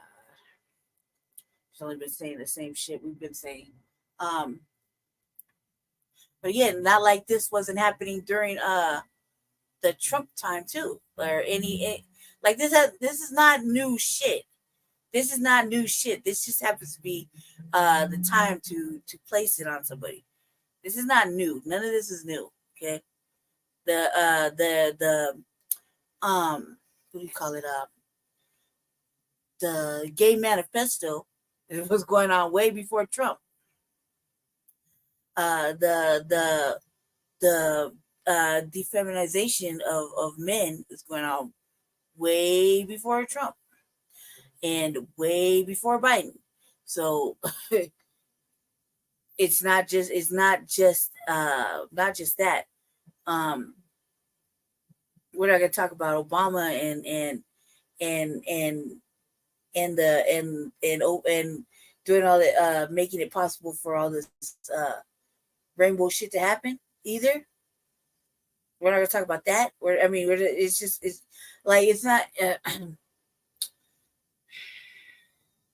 It's just both wrong. There's both shit. There's a lot of shit going on both sides.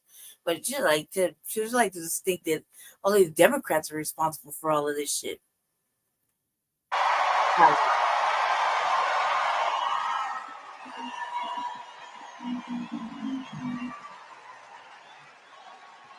I'll wait, y'all, because I wasn't done. See, how can you promote equity for women and you're allowing men to play in women's sports?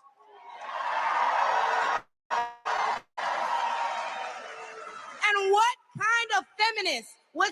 I really think that equity, like the diverse inclusion, diverse equity and inclusion, all those big words, big broad words, don't mean dick. I just think they're like, let's throw some fancy words together. The fuck is equity in women? Equity. When I think about the word equity, I think about when you own a house. But still allow men to enter their sacred spaces, i.e., our bathrooms and school locker rooms. Do I even need to mention the opening ceremony at the Olympics? Or the fact that Angela Carini was forced to fight a man and told us that she's never been punched so hard in her life. We cannot allow dangerous liberals who think things like this are okay into the White House, because my daughter will not be fighting a man at her wrestling match. Yeah, that behavior, she's gonna be fighting a man in real life. That's the kind of behavior to get you slapped on a day-to-day basis. And what I think both men and women can agree on is that national security is important. So who would y'all rather see lead us into war if it were so to happen? My silk pressed sister Kamala or the big dog Donald Trump? Oh my God. She said my silk press. Don't be jealous. Don't be jealous because you gotta sew it.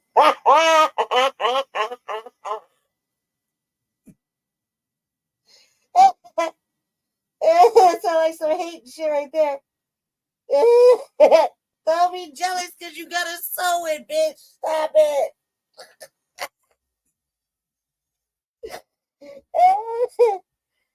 Stop it. She's done by silk press sister or the big dog. Big dog and what, cuz? Owing money? Committee campaign fraud? Being guilty of all kind of crimes. Oh my God. Paying off hookers. I mean, touching pussy and shit.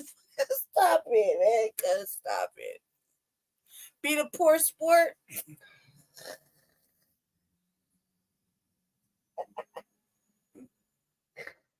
That sounds like some old Haiti shit. You don't be jealous. Don't be jealous. Don't be jealous. She said, my silk press sister. Or the big dog. What's big about him? Because according to motherfucking Stormy Daniels, it's not that big. National security is important. So who would y'all rather see lead us into war if it were so to happen? My silk press sister Kamala or the big dog Donald Trump? Oh my God, you had to really go there, guys. The more you said that, the ashier you got. She did. She did. Oh, jealous ass bitch! You here to sew in? Be thankful. Shit, you don't want those fucking problems of fucking pressing out your hair every motherfucking day. What a hater. According to Stormy Daniels, it was not that big.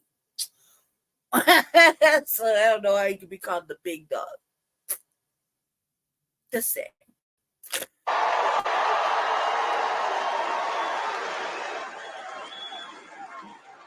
And lastly, I cannot get up here without mentioning my farmers, the backbone of this country. And aside from the Biden-Harris administration hurting you guys in ways we can't even comprehend by the rising cost of everything, Black farmers suffered even more due to the delays associated with the Inflation Reduction Act signed in 2022. Now, don't let the Biden-Harris administration fool you, because they waited until the 9th hour to sign off on disbursements as a last-minute attempt to garner support. But why would they hurt the agricultural industry? Probably because they're looking forward to making more money in the pharmaceutical one.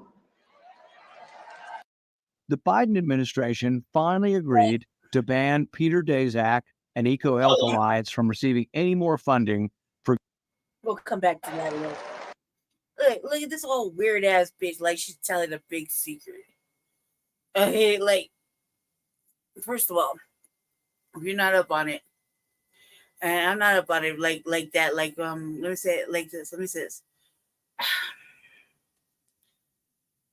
I just know enough. I just know when I go outside, I look at a lot of things. Right, we could be here all day looking at the internet, reading, because reading is fundamental.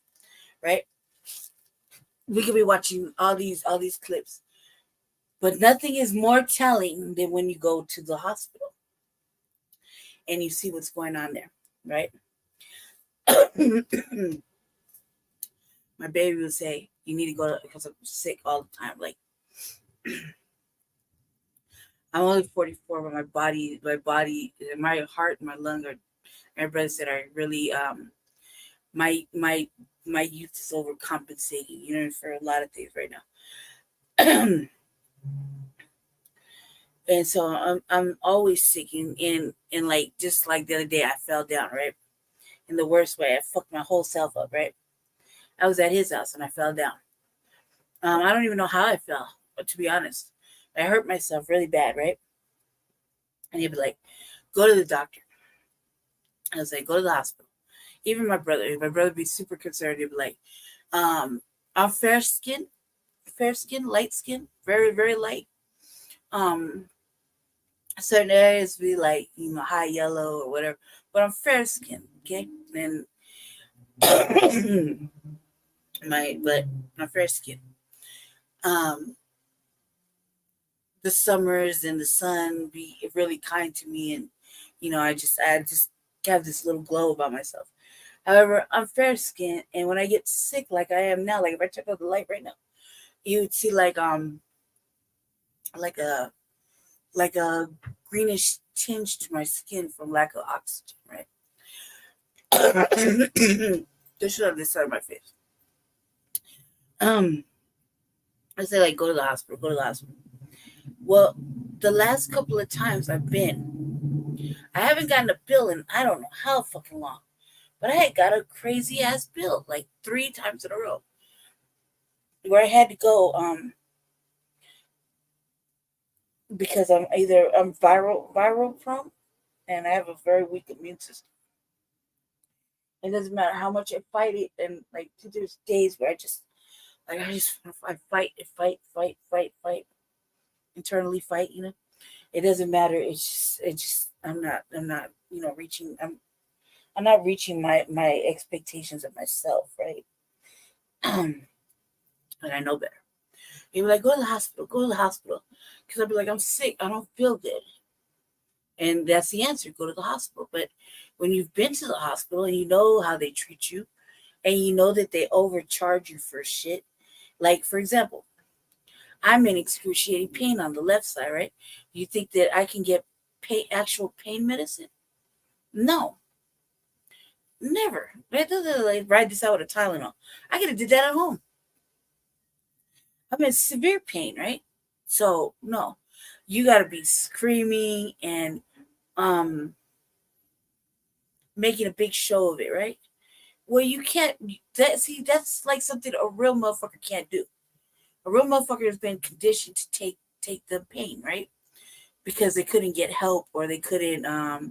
Doctors wouldn't take them serious. Doctor would send them home. So I'm used to living at a level of pain that is probably unreal. Like if anybody my age would be struggling right now with this amount of pain, and say I passed it on to somebody that's regular, normal, semi-active, you know, regular person, able-bodied, agile individual. Like I couldn't tolerate the pain that my brother might be in either, right? And he couldn't tolerate the pain I'm in. That's how separate the levels of pain are, right? And we can't even compare notes. That's how That's how different they are, and the levels are. Sometimes we both look at each other. I'm like, God damn, man, you make it look worse. You know, you giggle, but it's not. It's just this level is. There's not a number or happy face to describe it, right?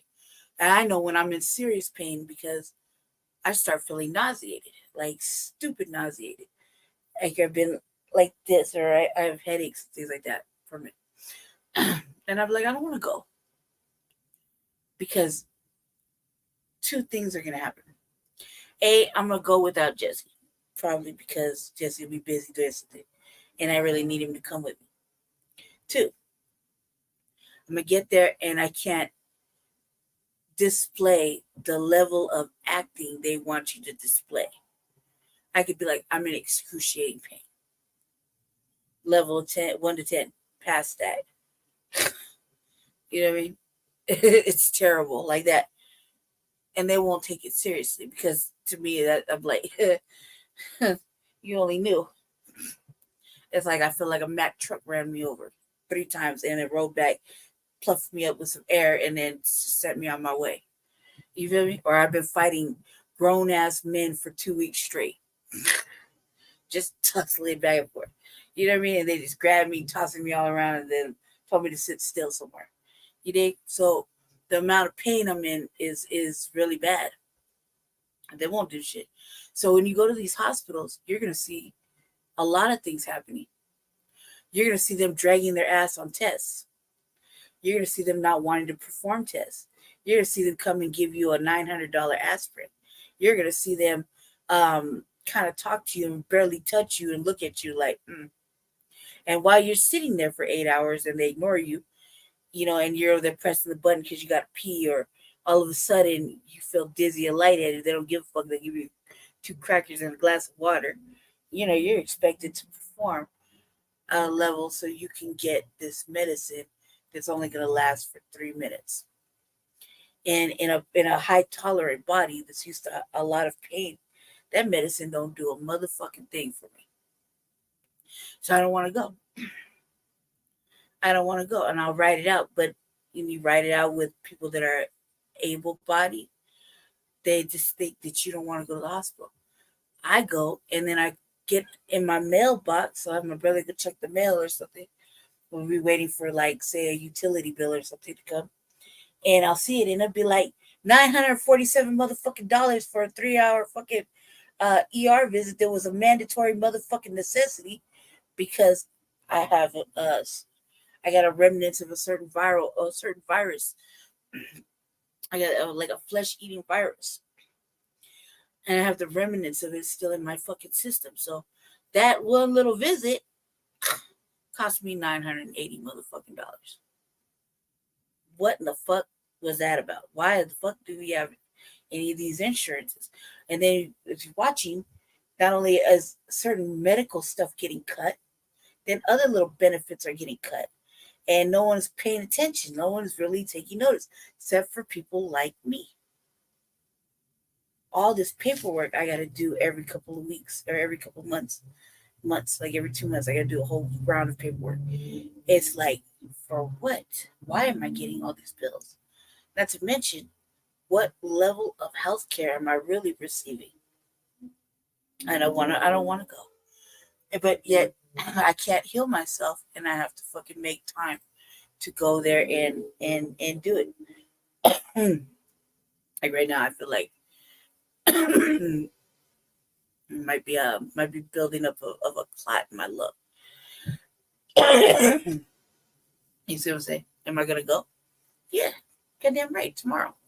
But it's just because I know my body. When it gets really bad, I'll go. I go to the hospital when I get scared. And that's how it's always been ever since I was little. When I get scared, that's when I'll go. I'm not scared yet. And I feel like, and the more I go, though, the more that them fucking medical bills are going to rack up. And they just charge you. And then, you know, certain things like,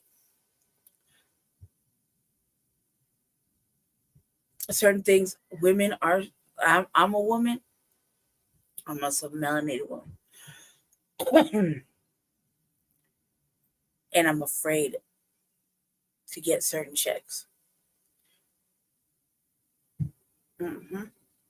And I don't think it really matters on which doctor you get. And I don't, somebody's like, well, just get a woman doctor. I don't really think it matters. I think that we're, especially now, I just don't feel confident. I don't feel safe sometimes even going to the doctors. That's why I be trying to go with, I be trying to have Jesse go with me. And I be scared as fuck even with him going with me. You know what I mean? Because sometimes, the medical big pharma is not kind to black folk on any level. It's not kind to poor people. And it's definitely not kind to sickly people. I'm gonna start with those things. And if you are able to learn how to take care of yourself without ever having to go to the hospital, that's the best thing you can do. Because they want you to be on all these medicines. I'm taking a medicine right now that makes me fucking crazy. Like literally crazy. And I don't want to take it anymore. And I have to go tomorrow and tell them that it's making me fucking crazy. You see what I'm saying? Not a good sign. And they're making tons of fucking money off of it. And not only that, but like, I don't feel like maybe we need to adjust policy on this mental health shit. Why is there a fucking diagnosis for everything? There's a diagnosis for motherfucking the stupidest shit. And people are getting disability off the stupidest shit, because like I actively cannot get disability and I am for real disabled now.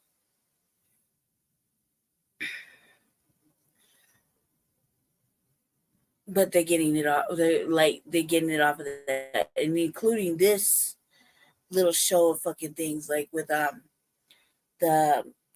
male and the trans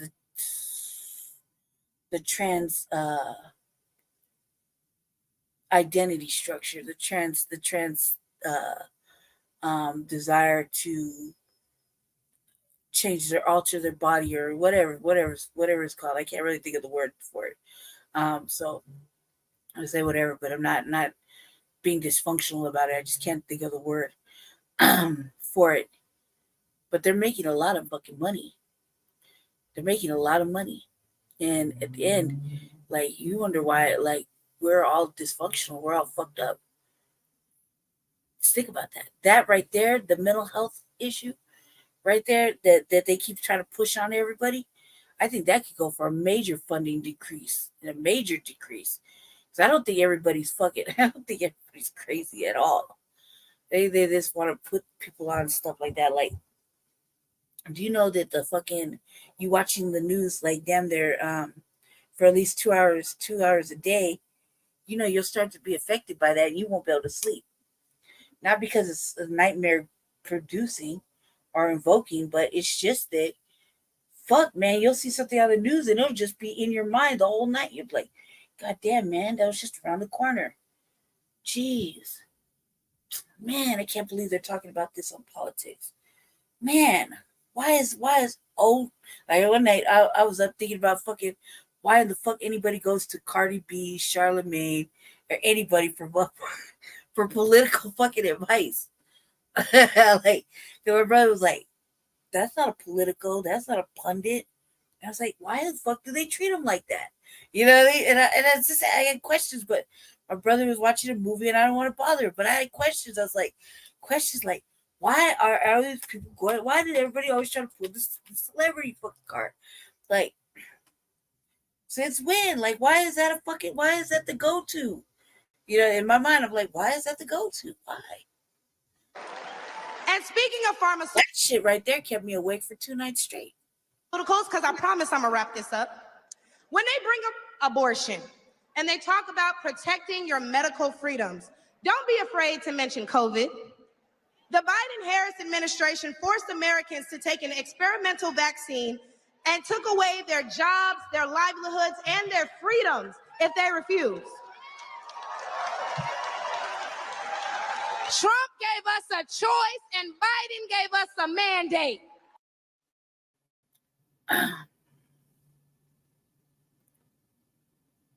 I don't know you're front about this whole COVID thing. I'm just gonna keep it 100.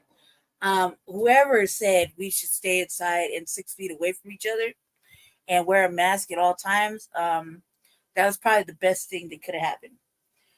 Not that it didn't raise mine and Jesse's old fucking feelings of thugging it out everywhere we went with the mask and shit. Because, damn, we did look pretty tough while we threw everywhere. And even now, I've been going to the store, there's too much wind blowing in my face. I fucking put, like I said, I can't have too much air, not enough air. Too much. I'm driving around late at night, creeping in the neighborhood, right? Just doing what I do.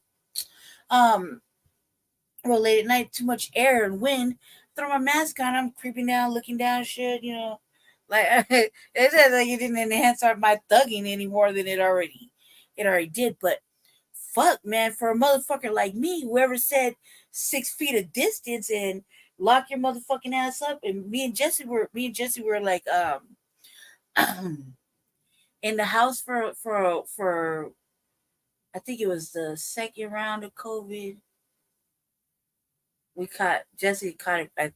Jesse said he caught it first. I don't know. But I know that when I got sick and my brother had to lock me down in the house because I had got COVID coming through the hallway of the building me and Jesse lived in, that Jesse lived in at the time. And I was coming through the hallway and I got I'm that sick. A fucking breeze of germs catch me. And it was like that, I mean, I was like, who said that was a bad idea? Just because you motherfuckers couldn't handle being inside. I think me and Jesse actually liked being inside for a while. Like, aside from the typical of arguing if we're gonna listen to a podcast or not, and who's gonna take their motherfucking ass to motherfucking 7-Eleven for a devour or whatever, it was like I didn't think it was too bad of an idea because we were both homebodies. You know what I mean? Like, aside from going out to do major life changing fucking altering things or servicing the community or fucking doing something else, I don't think it was necessarily a bad idea. And I knew my brother wasn't really tripping because my brother has a full-time job. He don't like to get sick, so he did not like to get sick. And the moment he knew I had fucking COVID, my motherfucking ass was locked up in the house, and he had a milk crate and all my shit on the shit in the hallway. Don't call us in the hallway at our yard time going to the bathroom. Did I resent that? Fuck no. What I didn't like was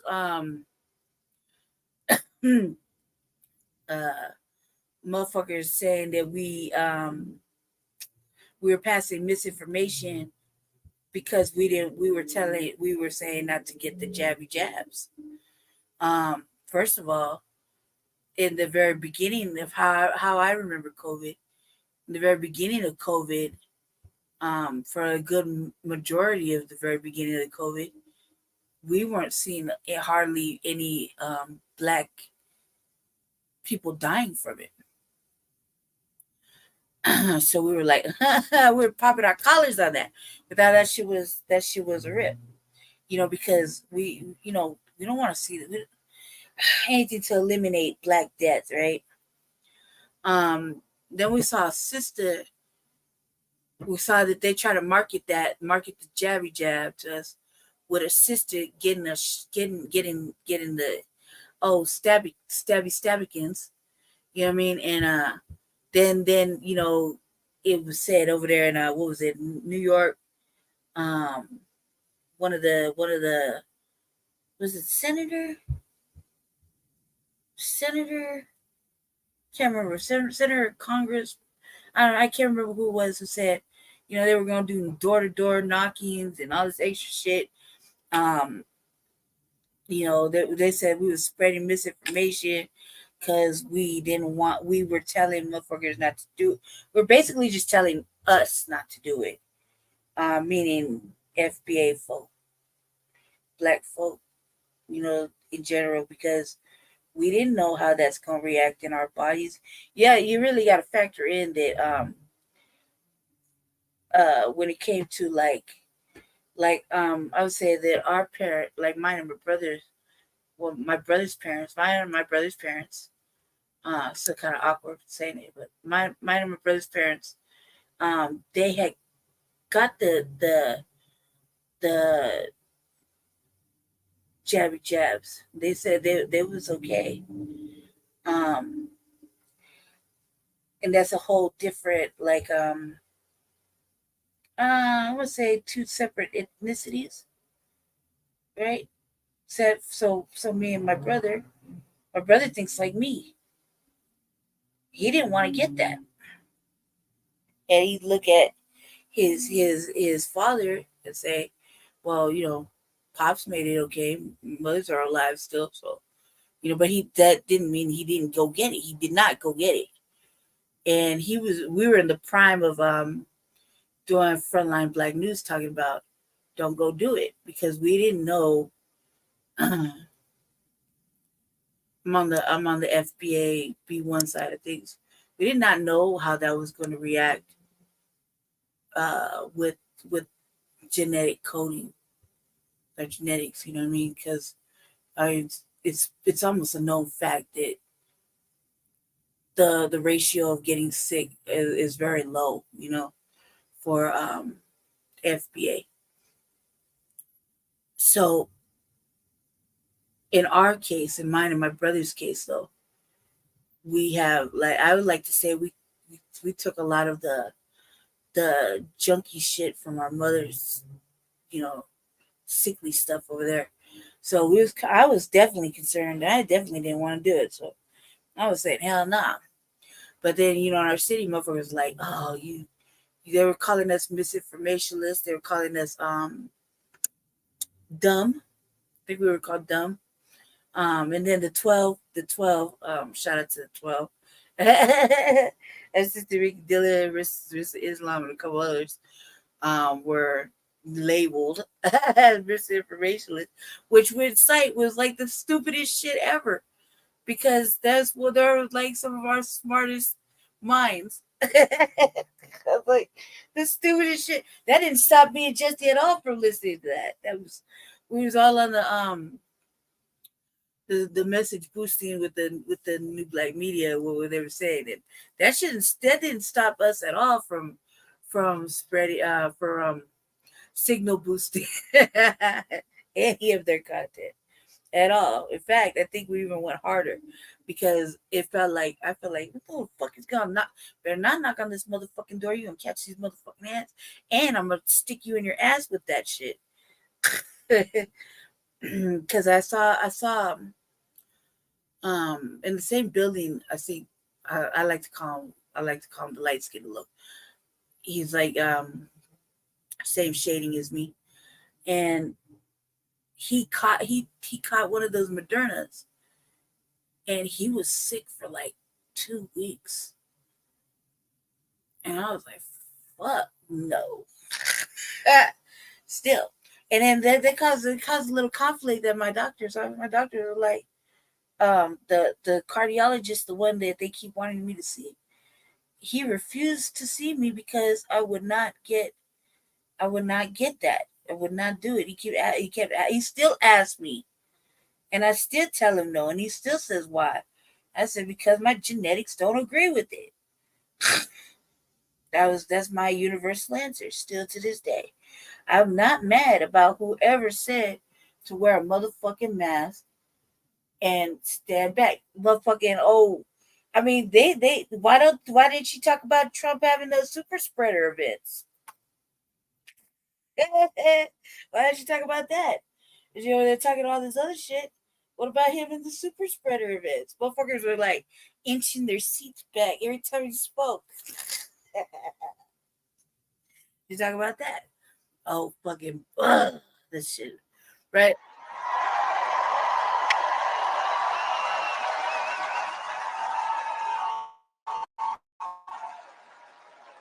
because I'm about to kill him with this one. So the next time the left wants to tell you that, hey, abortion is a right and you need to protect your medical freedoms, remember that they took those freedoms away from men and women the second they got in office, and there's nothing stopping them from doing it again.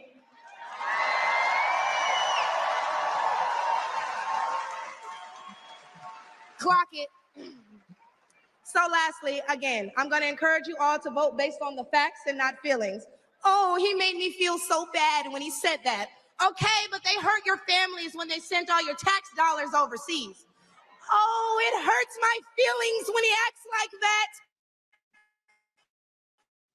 Okay, but it hurts all of us when you see an administration failing their country that they were elected to represent. In which case, I'm going to leave y'all with, hey, mama, daddy, I made it.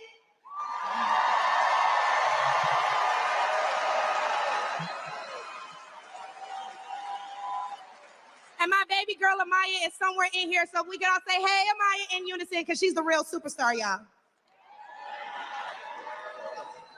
But I'm going to go ahead and let y'all get riled up and ready for Big T himself. Thank you guys for having me. I look forward to seeing you all.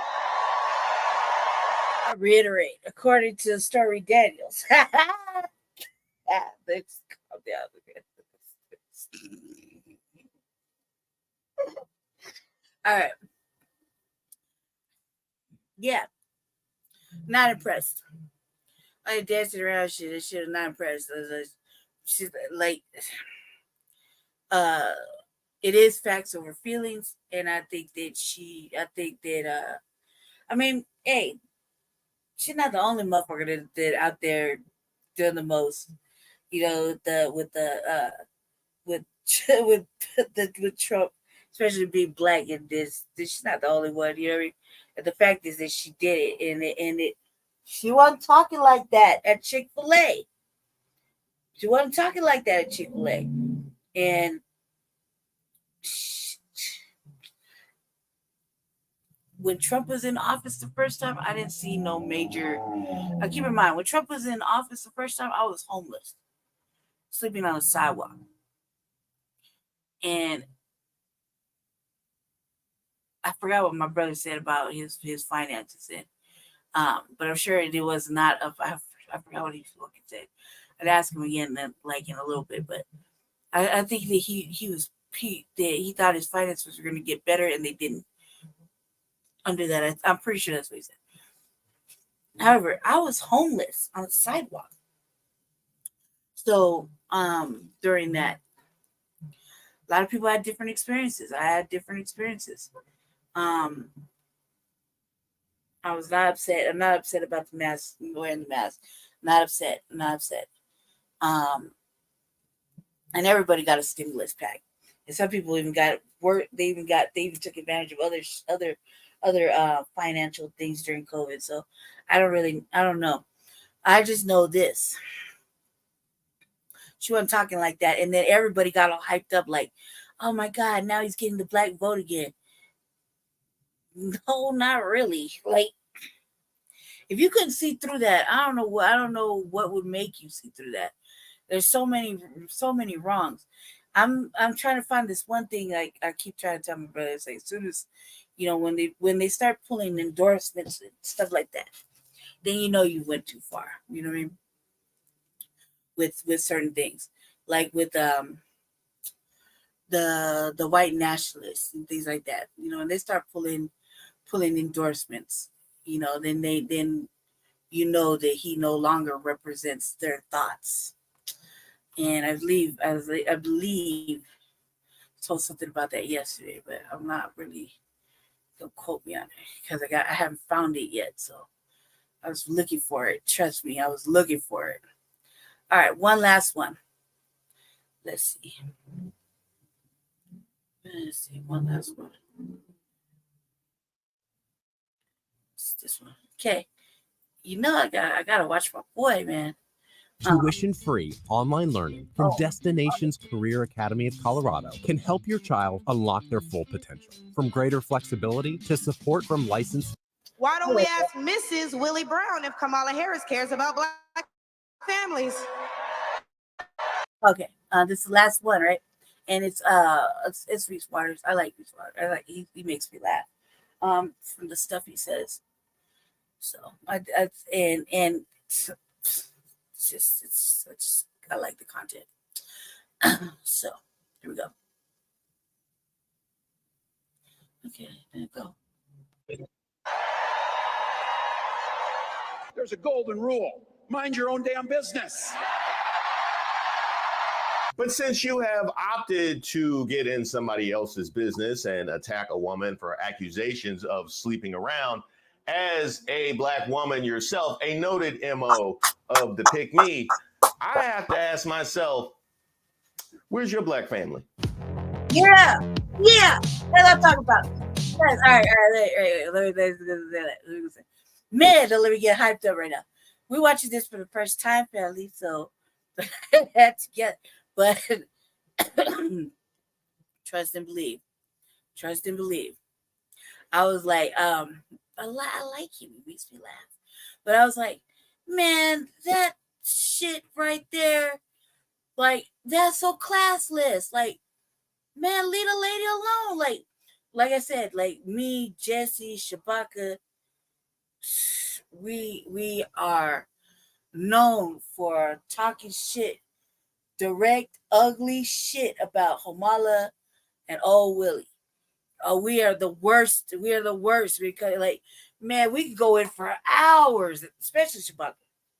I think Shabaka lives to talk shit about that. I mean, we go in for hours about it.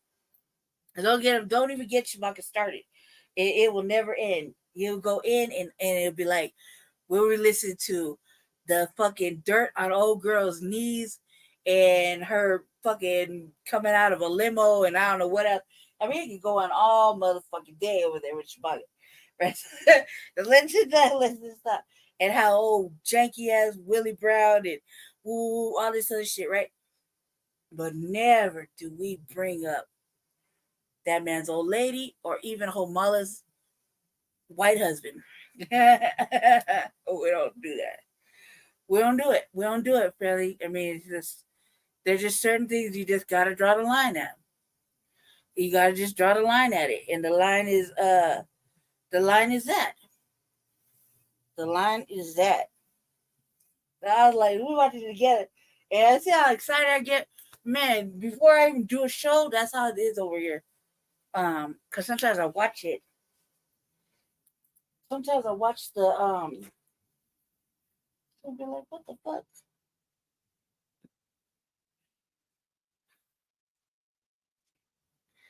Just when you think you have everything under control. Okay, I found it. I don't know, man. Gotta keep an eye on the time because we got 1 hour. And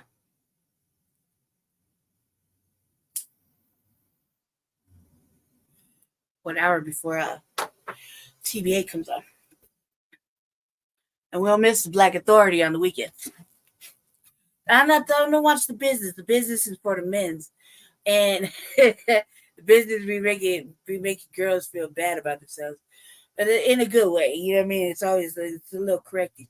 However, I watch the business. I take a gander at the business when I want to look at economics. Other than that, the business is not for me. Just because man, like, you know, he just wants the best for us. Sometimes I can't take it, you know. So yeah, the Jason Black wants the best for us. He wants us to do right, do better, you know. Sometimes the business be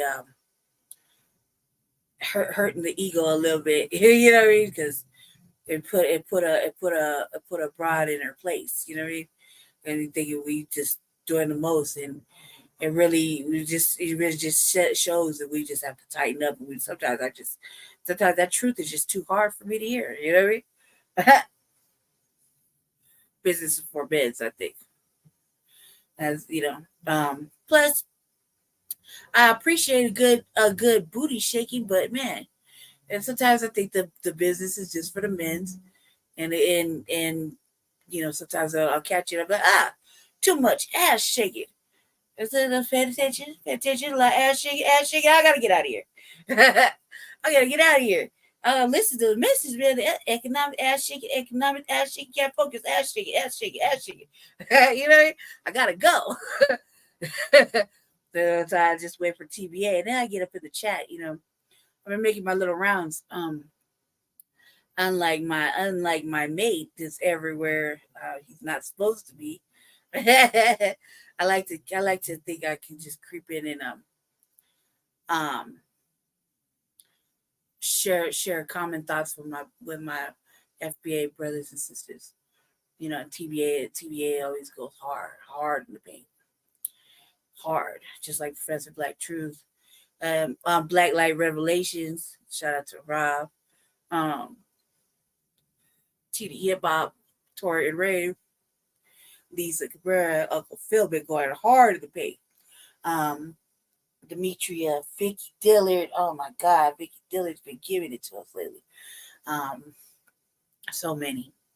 Black Alpha Network, Great Black Shark. Great Black Shark was giving us business last night. We fell asleep. I was like, God, Lord, you cannot go to sleep listening to high intensity speakers like myself.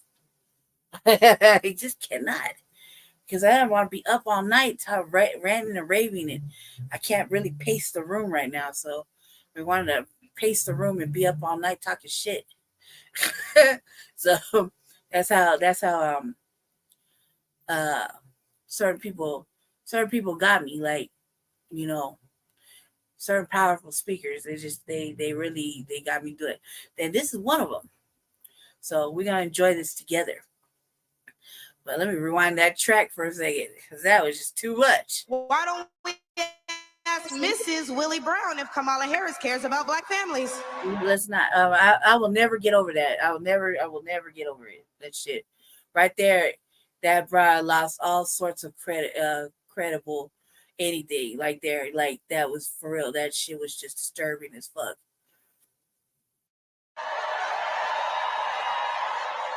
There's a golden rule. Mind your own damn business. But since you have opted to get in somebody else's business and attack a woman for accusation. That's what I was saying. I was like, earlier in the very early beginning of the program. Like, bitch, she got no business of her own. Like, you just gotta insert yourself in some shit. And I'm sure that is uncalled for. That is so classless, so tasteless, so low brow, low hanging fruit type shit, like bottom of the barrel type petty, messy shit. That's not a win. That doesn't even look like a winning point. Accusations of sleeping around. As a Black woman yourself, a noted MO of the pick me, I have to ask myself, true pick me behavior. And that's the type of broad that need all the friends in the world. Like, ugh. You know what I mean? And to show you how non friendless type broad that is, you gonna shut your kid out? Like, you know what I mean? She's somewhere in here. Why you don't have her right up front and right behind you? That's straight pick me behavior. Where's your Black family? Where's your Black family? And I got to tell you, I can't wait to debate the guy. That is, if he's willing to get off the couch and show up. So, you see what I did there? All right. My name is Reese Waters, and I'm troubled. Don't forget to like the video and subscribe to the page. And you know why I'm troubled? Because y'all keep messaging me about this speech in Atlanta. I did not want to watch any of this. And like, y'all message me all the time. Y'all be like, hey, Reese, I love you, but I can't listen to Trump talk no more. Reese, I love you, but if Byron Donalds open his mouth one more time, Fly's going to jump out. Reese, why don't you give me a warning when you going to show Laura Loomer's face? I need a jump scare. I need a trigger warning. My name is Lucy, and I have to figure out who I am. I'm big AMC Plus, man. I ain't gonna front. I don't understand how y'all can tell me y'all don't want to watch something and y'all gonna keep messaging me about this speech in Atlanta. Now, oftentimes I feel like I have to watch a lot of this craziness just so I can chronicle the crazy, because they can't just get away with this nonsense. We are trying to build a more perfect union. But when they told me that Donald Trump was having a rally in Atlanta, I said, nothing good can come from me watching that. And nothing good. It'd be like, hey, you want to watch the Patriots Cowboys? Hey, you want to watch the Celtics play the Proud Boys? No matter what happens, I cannot leave that feeling good about myself. So when I saw that Michaela Montgomery was trending, I knew something was horribly wrong. He said, you want to watch the Celtics play the Proud Boys? Because only if they're going to stop a hole in their ass. I'd rather watch the Montgomery boat ride fuck up the Proud Boys. That would be fucking great. In Black August, that would be like my birthday come early. I knew something was horribly wrong, because y'all remember the last time she was trending. Yeah, tell what the media tells you, Mr. Trump. We support you. We love you. Okay, 4 p.m. We've been 4 p.m. Come here, let me give you a hug. Please do.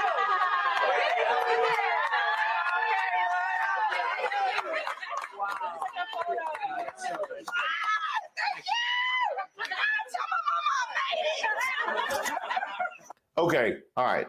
The only other time she was trending. Right.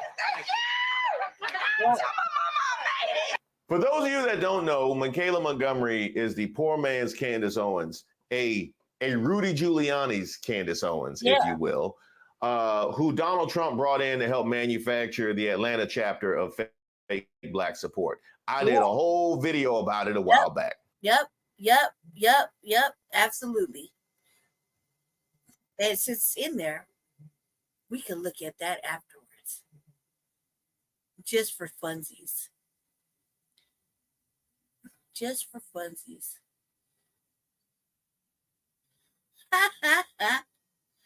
Let me go back there.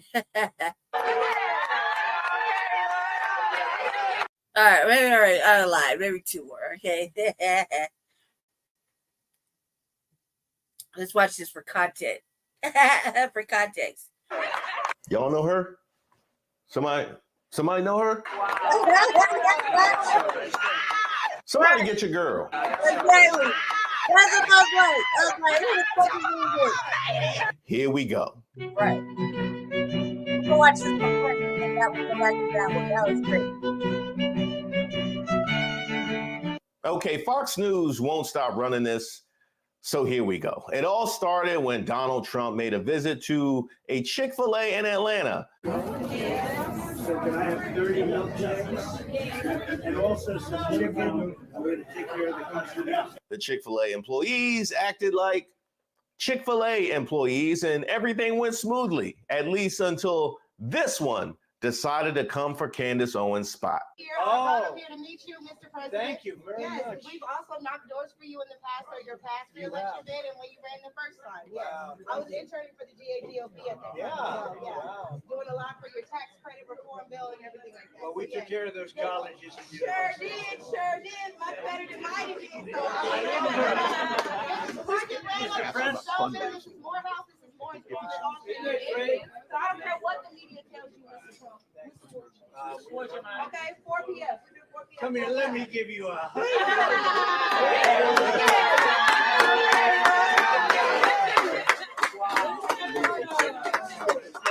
Let go of the white man, Now, first of all, have y'all been to a Chick-fil-A? They got the nicest employees in the game. They treat me like I used to be president. And I walk in with jeans with holes in them that aren't intentional. Now, if this would have happened at, I don't know, Steak and Shake, at a Waffle House, the Cookout, or the Varsity, then it would be notable. things got real. And by real, I mean fake after the fact. The woman who hugged Trump was revealed to be Michaela Montgomery, who runs a conservative group, was a Republican Party intern, and a former city director for Blexit, as in Candace Owens's Blexit. The shock. No wonder she's mad about the silk press. No wonder she's mad about the silk press. I'm just saying. Now, what are the chances that she would be there? Now, one of two things happen. Either Trump just dropped into a Chick-fil-A and just happened to run into a black woman who runs a conservative group, was a Republican Party intern, and a former Blexit. I like, no wonder she's mad about the silk press, man, because she's really mad about that. She's like, oh, I silk press because I gotta worry about this shit. But man, you know, this miraculous, beautiful motherfucking yeah. But like this shit come from my father, not my mother, my father. Yeah, all this beautiful motherfucking gorgeous motherfucking tinsel filled beautiful chocolate curly hair comes from my daddy. And for real shit. Honest to God. Does not come from my mother. Nope, not at all. This beautiful milky mulatto skin though, the milkiness comes from my mother. Yep. And some of my little features, like, you know, like some of this up here, you know, comes from just the shape, not the colors. Come from my mother. Like the shape of my eyes come from my mother. But not the darkness of it. Like my dark hair, dark eyes and shit do not come from my mother. But this beautiful milky skin, yeah, that does come from my mother.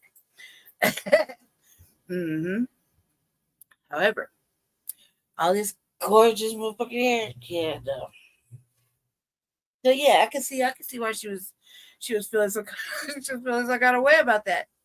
The city director, or this was staged. Now, if I want to give you the benefit of the doubt and say that it was option A, well, then you probably wouldn't want to use the video on loop of the woman who was a Republican Party intern, runs a conservative group, and is a former Blexit city director, because, you know, it looks bad.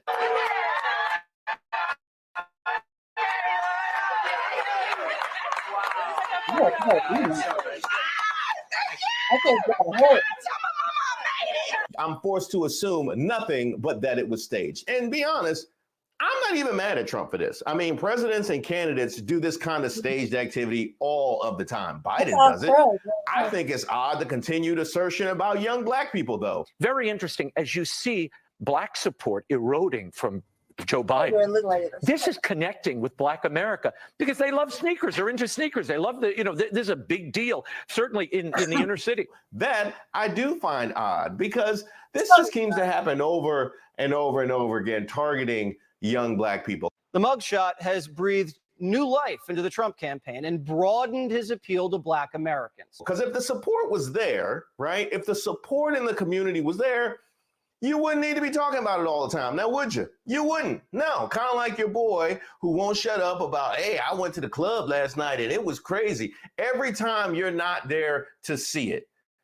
But it's Fox News. When I take my kids now to Chick-fil-A, which I believe President Trump called God's chicken today in his Atlanta stop-off. You know what, Clay, which hold was on. We're going to show a little bit from that. Yes. From Donald Trump buying I mean, if you want to be technical, they do take Sundays off. Now, let's just keep this in mind. I did not know this until my brother told me. He was like, they take Sundays off. It's God's day, okay? So, so it's not like what they say is a stretch. Because my brother told me that. I was like, what? You know, like, I didn't. First of all, that shit is mad expensive. Like, over there's a Chick-fil-A right next to Jesse's apartment. Literally. And I think it was one, like, dude, we don't really eat out. We don't really eat out all the time. I think we probably eat out, maybe if we eat out, I would say maybe once a month. Is pretty much every other month if we can afford it, right? Because everything's really expensive. And way back when we could afford things, when things were better economically, we probably would eat out like a couple times a month and probably get like a little Uber meal or something like that, right? And we'd always get something we could share. I think me and Jesse like to share a lot sometimes. Other times we don't really share. We don't do share a lot share, but there's times where the love is real. We were sharing a couple of little meals here and there.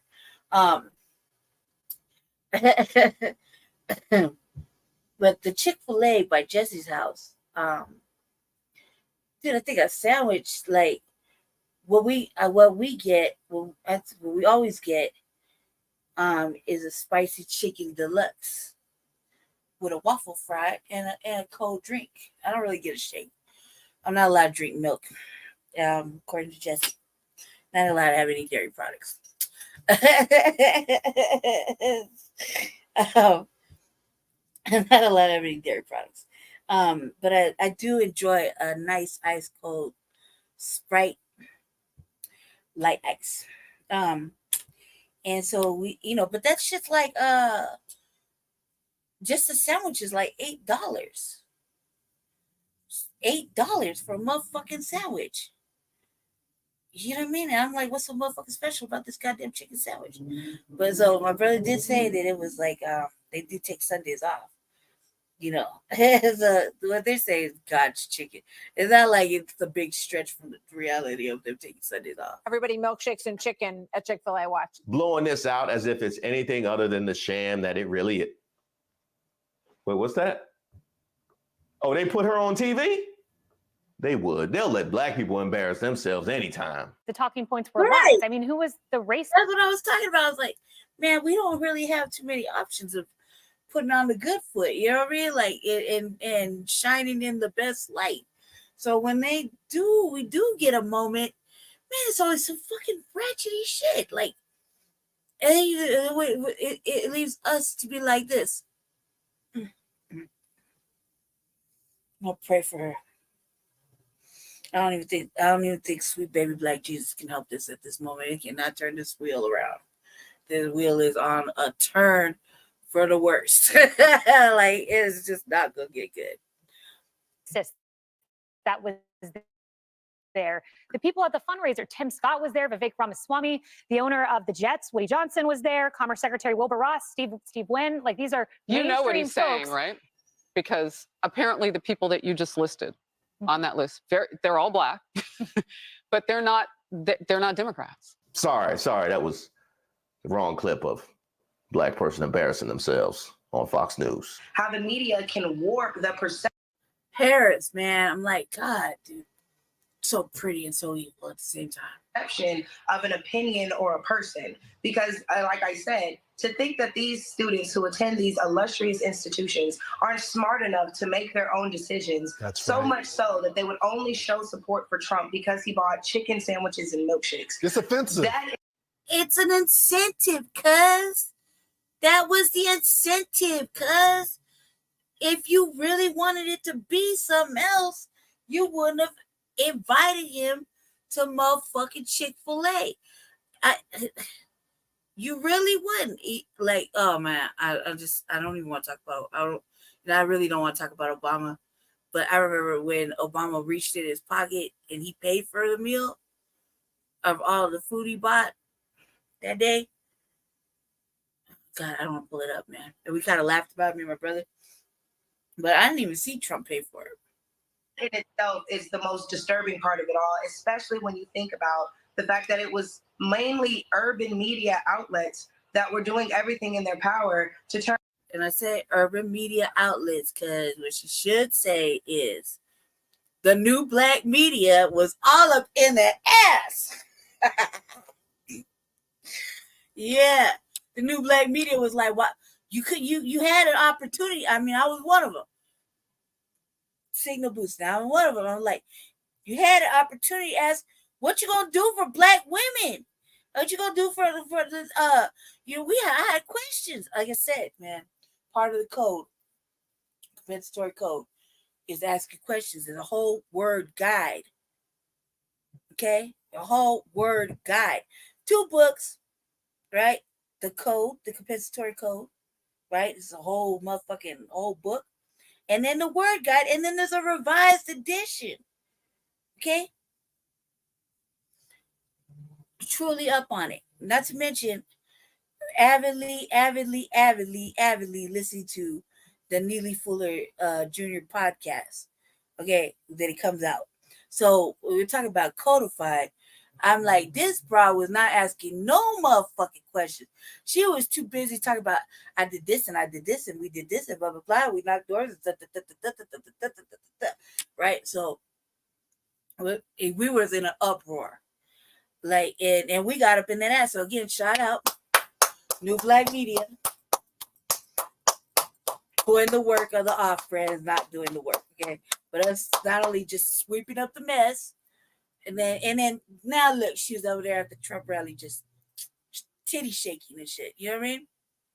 I'm sorry, what did I say? Titty shimming? Yeah, titty shimming. Shimming. Shimming.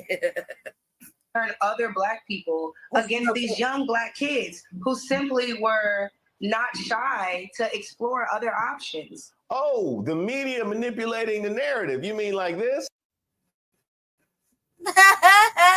Or like this? Or like this?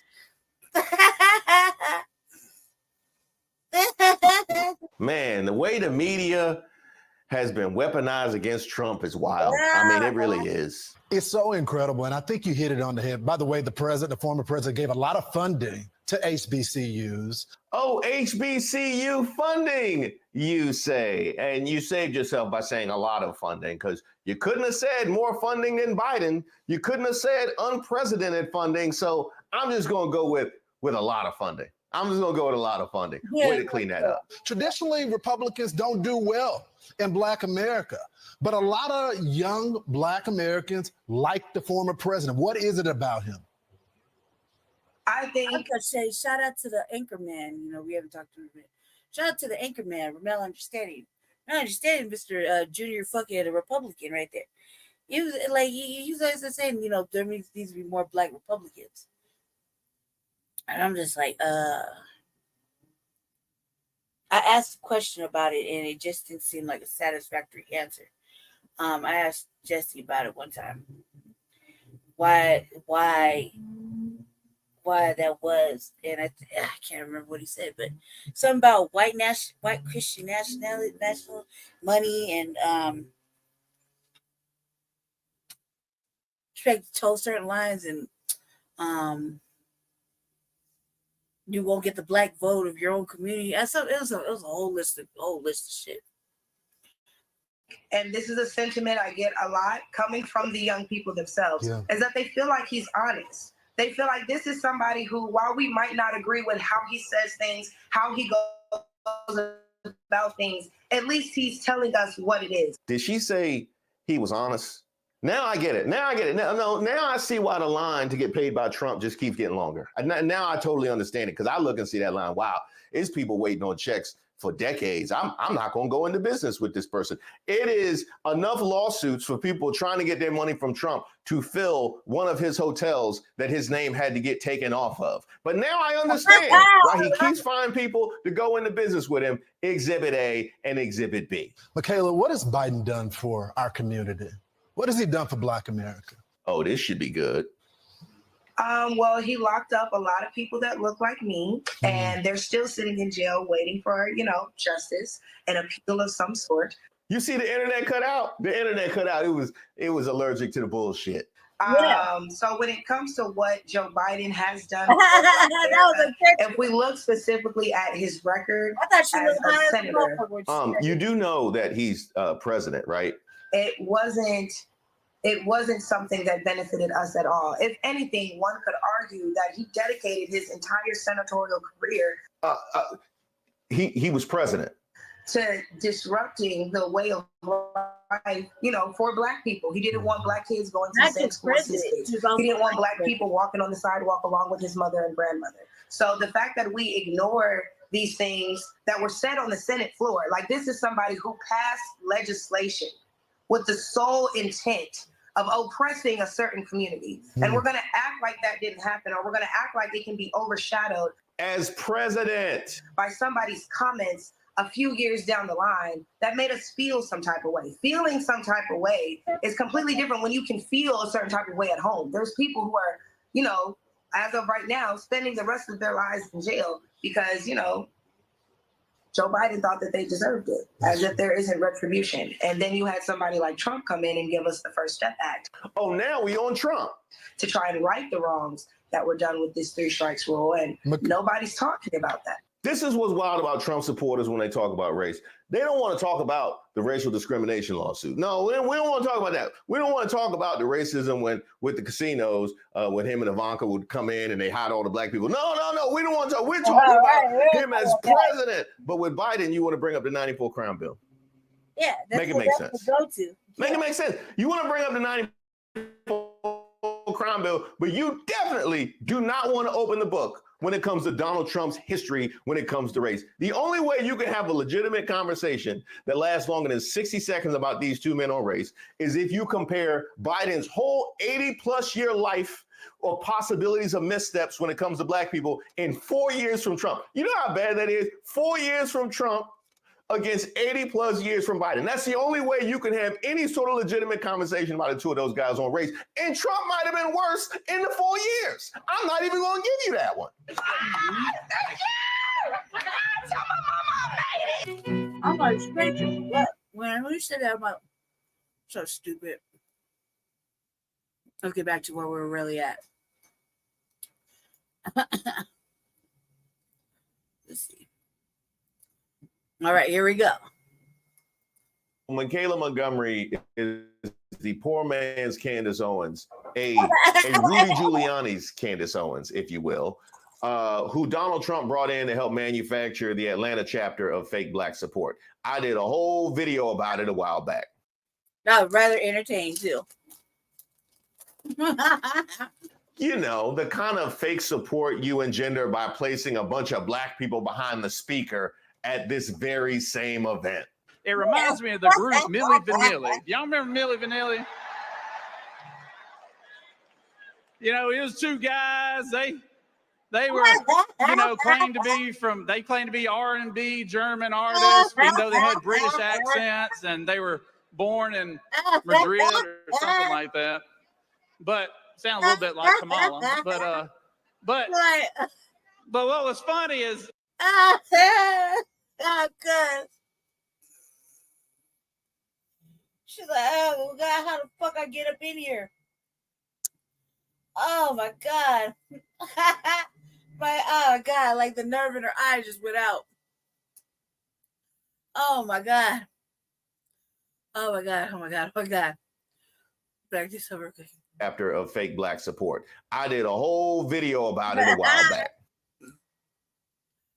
Oh, my God. Oh, you know, the kind of fake support you engender by placing a bunch of Black people behind the speaker at this very same event. It reminds me of the group Milli Vanilli. Y'all remember Milli Vanilli? You know, it was two guys. They were, you know, claimed to be R&B German artists, even though they had British accents, and they were born in Madrid or something like that. But sound a little bit like Kamala. But what was funny is you know, they fooled the country for about 4 years with their entertainment. They couldn't sing, they couldn't write, they had zero talent. But it took 4 years for everybody to figure out who they really were. Milli Vanilli is what we have in the White House right now. Oh, my God. That's what happens when you spent the Blacks for Trump check and now you got to show up to the job. I personally don't know what was worse, the people's reaction behind him or the words that were actually coming out of his mouth. It reminds me of the group Milli Vanilli. Do y'all remember Milli Vanilli? You know, it was two guys. They were, you know, claimed to be from. They claimed to be R&B German artists, even though they had British accents, and they were born in Madrid or something like that. But sound a little bit like Kamala. Right, but are you really sitting me in your? But what was funny is you know they fooled the country for about 4 years with their entertainment. They couldn't sing, they couldn't write, they had zero talent. God, poor thing. But it took 4 years for everybody to figure out who they really were. Oh God. Milli Vanilli is what we have in the White House right now. The people behind them are the only thing that can distract us from how dumb he sounds. How you get up there and speak, and it sounds like you don't even know who Milli Vanilli is. But I got email after email after email about this speech. So for my people, I'm going to watch this, and we're going to see how many times I need to stop it, because my wife always make fun of me because I always stop it when we're watching a movie or a show. I always stop it because I got commentary. Let's see how many times. Let's see if I can make it all the way through this without stopping. I could read. My name is Michaela Montgomery. A lot of you guys know me as the girl from Chick-fil-A, but I am so much more than that.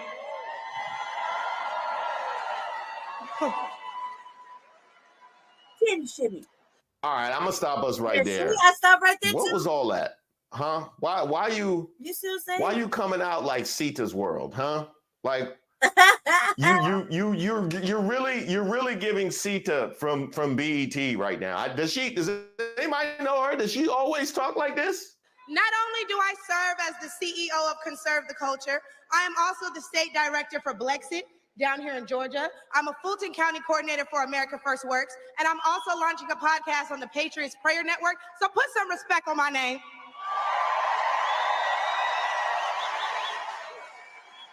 Pause right there. I think when you got to ask for it, you definitely don't get it.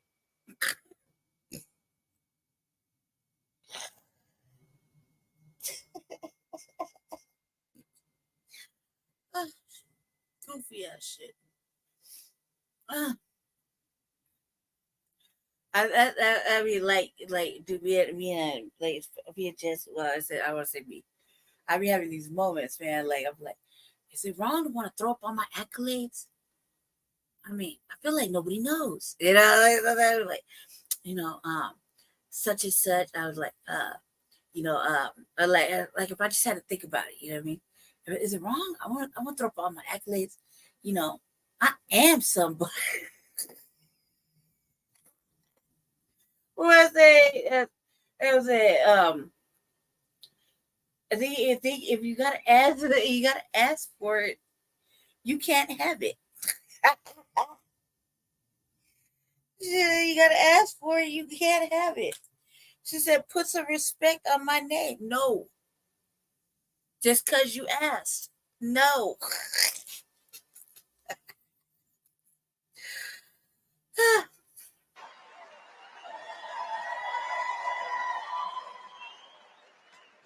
Now, why don't we jump right into it?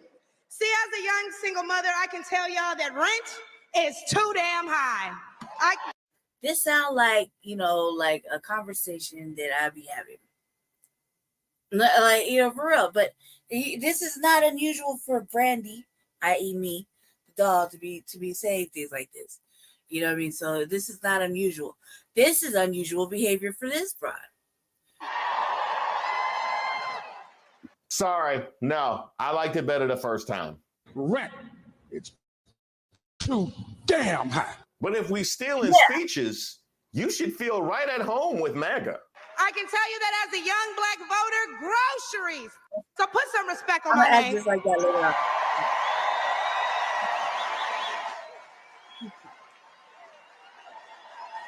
Where's all that? Now, why don't we jump right into it? See, as a young single mother, I can tell y'all that rent is too damn high. Sorry, no. I liked it better the first time. Rent, it's too damn high. But if we stealing... Rent is too damn high. That's the way to say it. The speeches, you should feel right at home with MAGA. I can tell you that as a young black voter, groceries are too damn high. And as an American citizen, period. I'm just glad to see some black people in these Trump shirts because, you know, the RNC had, white, frumpy, cracker barrel ass motherfucking senior caucasoids and motherfucking blacks for Trump's t-shirts at the RNC. They did. I'll rewind that back for I'm like, we watching this right now. I'm just saying, they was some old frumpy ass, fucking withery ass elbow having old cracker barrel caucasoids in these motherfucking black MAGA t-shirts, blacks for Trumps and all that extra shit. So I'm kind of amazed that look, the culture vulturing brought out some t-shirts and allowed the black folks to wear. Still kind of curious about Chico Bean right here, but you know, it just looked like it. Period. Seniors like my parents should never have to choose between medicine or food. It should never be the quality of life versus the quantity of life. And I don't want to hear, but we capped the price of insulin and lowered the price of all these medicines. I'm sorry, come again? And I don't want to hear, but we capped the price of insulin and lowered the price of all these medicines. I don't want to hear that we capped the price of insulin and we lowered the price of all these medicines. Then what you want to hear? You should have taken that out the speech. Because you should, who wrote this? Yeah, but you raised the price of everything else, so it's about time to start telling the truth to Americans and let them know exactly what they're signing up for if they want to vote for Kamala Harris. We need to vote based on facts and not feelings. Sound like they're signing up for a cap on insulin and all these other medicines. See, under Harris and Biden, the average Georgia household is losing $1,060 per month, and inflation is at 21.4%. And due to the war on energy, average gas prices have reached record highs for the state. Cannot be bought. Trump calls out puppet candidate Kamala. We also did a poll, and 80% of us Black Americans are not happy with the current state of the economy. So I'm going to need 80% of y'all to vote accordingly in November. Fine. They love me. They love me. They really love me.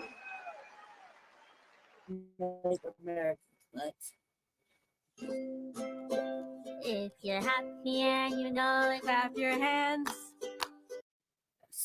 This is what y'all wanted me to watch? Yeah. Huh? This what y'all wanted me to watch. If you emailed me to watch this speech, I got your information.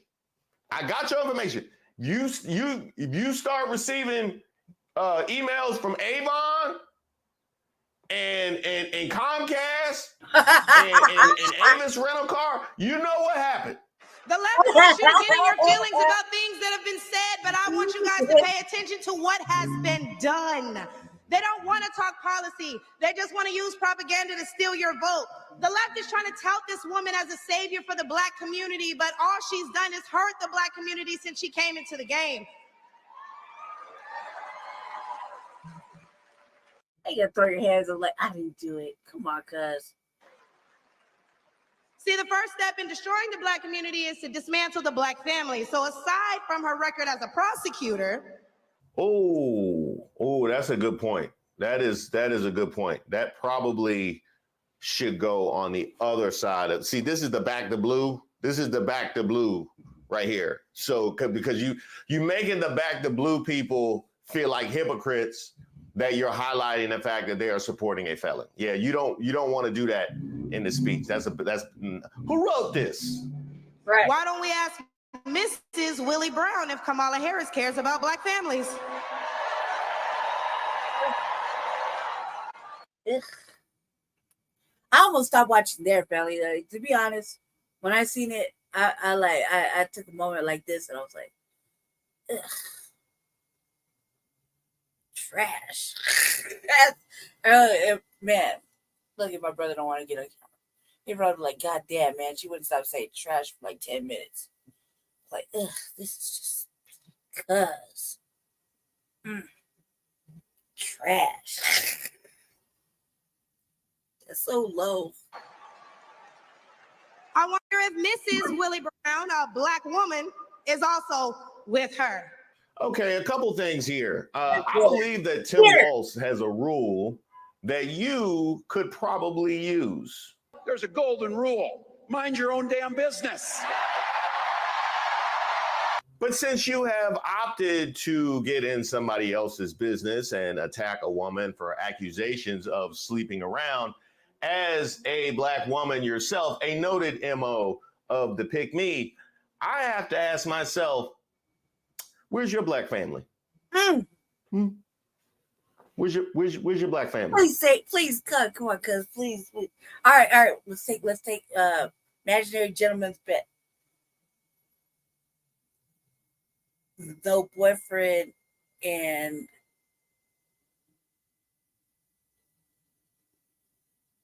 mixed kid, or white boyfriend, kid from a previous marriage, or complete total lesbian with a kid, or what's the other one?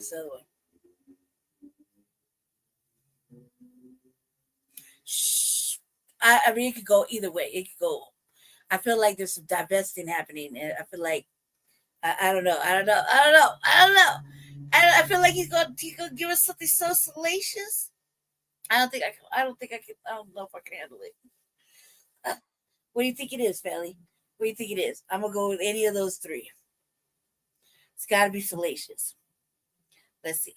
Let's just find out. Because you did say you was a single mother, right? You did say you was a single mother. So you are particularly curious about Willie Brown, somebody else's man. Is that what made him leave? You were so obsessed with Willie Brown that he left. I wouldn't normally even be here, but you decided to bring it here.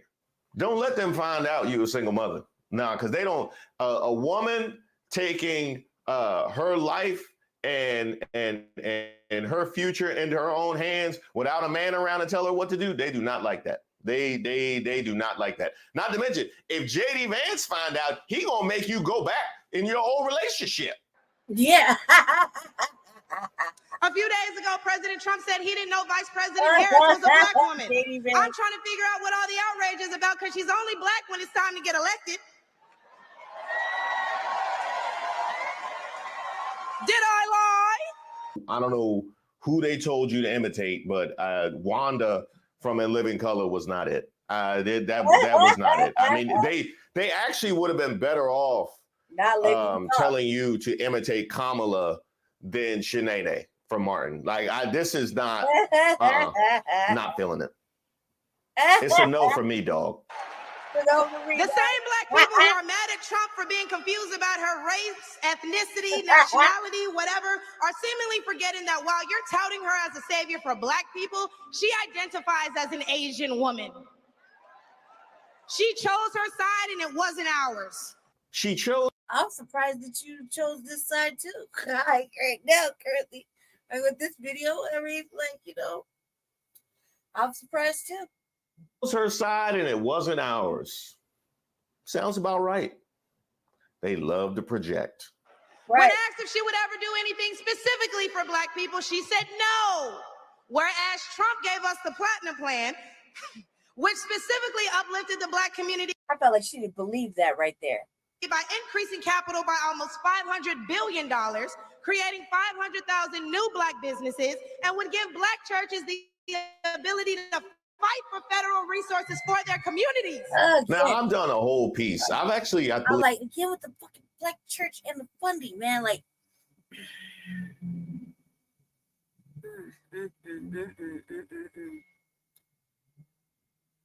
there's another reason why motherfuckers don't go to church.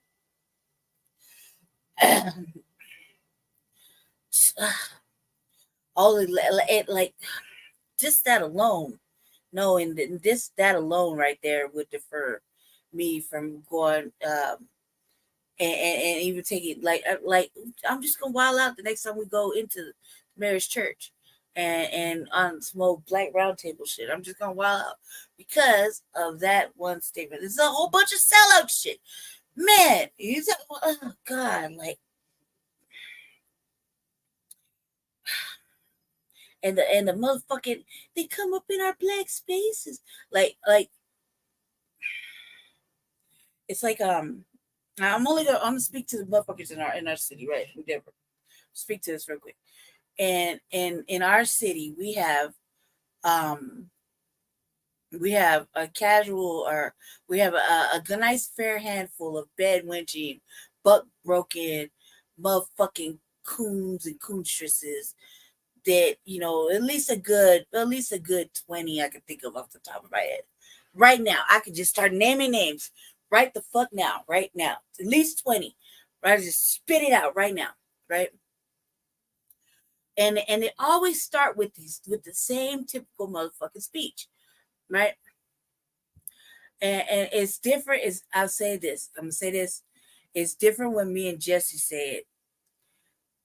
It's different when the handful of strong FBA brothers and sisters that we know in our city, that we know personally in our city. It's just a nice little handful. And that nice little handful is comfortable, like, for us right now. Anything more, like, if everybody just decided to get on code, I'd have to question it and think everybody was fucking faking the funk and don't believe the hype. I would just say that off top, right? So, let's put it this way.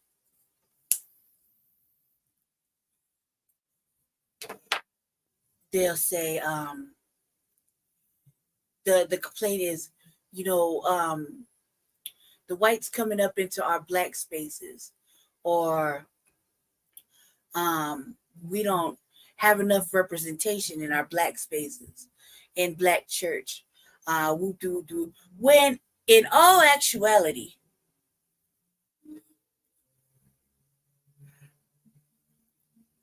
the black church does sold us out a long motherfucking time ago.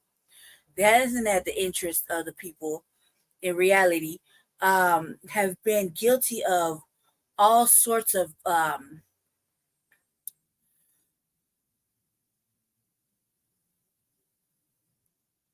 puppetry, like what is that, prophet pippet, selling out the community, taking money, all sorts of shit, letting in the whites to tokenize us, not protecting us, or not protecting sacred black spaces. It should be sacred, really. Anywhere that has a black Jesus should be a sacred spot.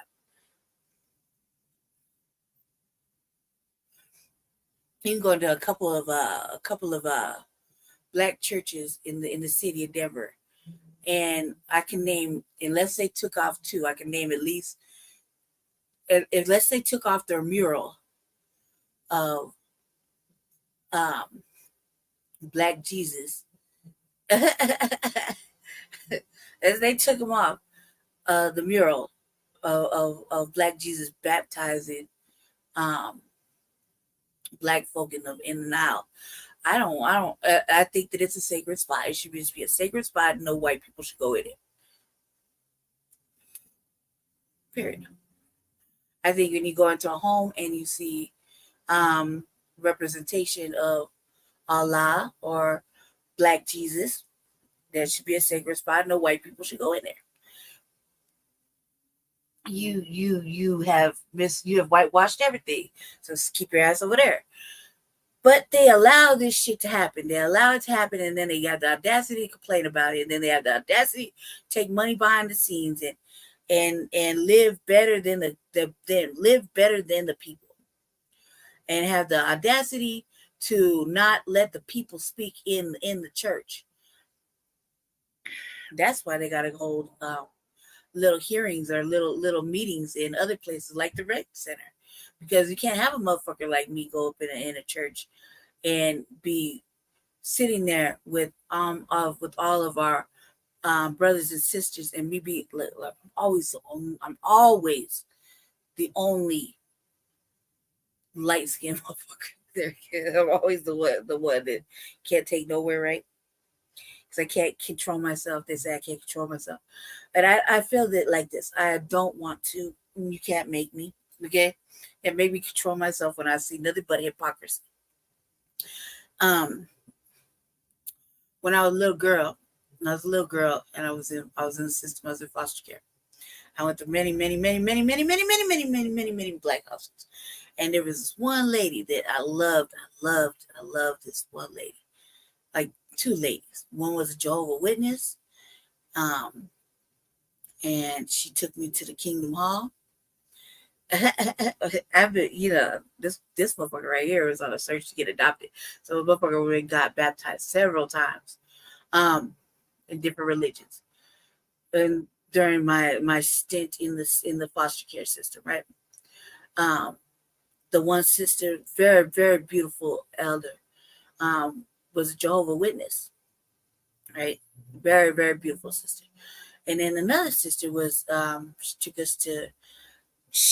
Man, she had my hat game and my Sunday dress game. Mine and my foster brother looking sharp. I had a younger foster brother. I had a younger little foster brother. His name was Jamal, right? And he was younger than me. He was like my brother's age. He was like 2 years younger than me. And he was just a good he was such a good little boy. Kind of like my brother. And for a motherfucker that got separated from her brother, I liked having him around. I liked being with him. I liked playing games with him. And this lady was nice brown lady, nice brown healthy big lady. And she would take us when she would go get a new hat. She always laced me and my my foster brother up. We looked sharp. She would buy us nice little. Fortunately, I was one of those girls that I didn't mean for it to happen, but I was starting to look like a damn woman at a very young age. I didn't like that shit at all. And so she was always about modesty. And when we go to the Baptist church, we gotta look right, we gotta act accordingly. She never was scolding us and none of that shit. She taught me how to get. I used to do French twists. She liked her hair in a French twist. And that was all the style like back in the day when with the sisters, with the side twist and the little updo and the curls, really fancy. She wear a little hat and man, to this day, I'm the one with all my hats, my jewelry, my goddess chain, my goddess crown pieces, always lean, right? It's just the way it is, right? And I remember one time we was going to church, and in the car on the way to church, we would get the, we just kids, kids who want to be messing up and stuff.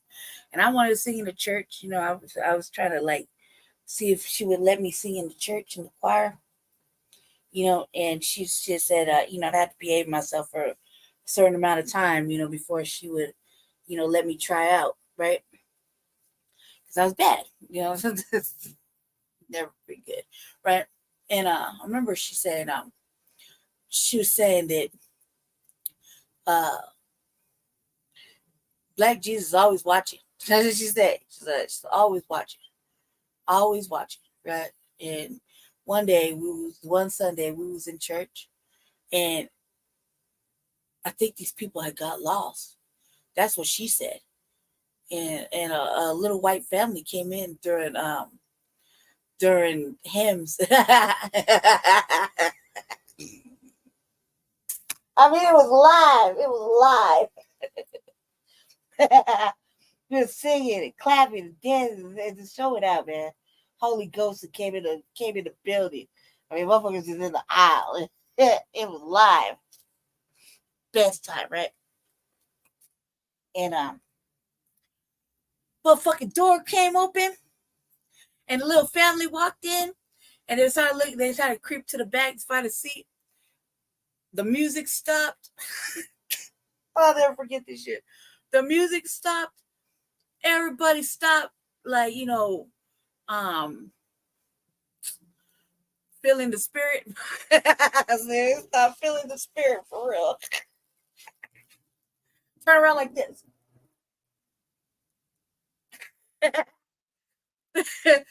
It took like a whole, like, I want to say 3 minutes. It felt like that 3 minutes was the longest 3 minutes of my motherfucking life. Me and my little brother look at her like.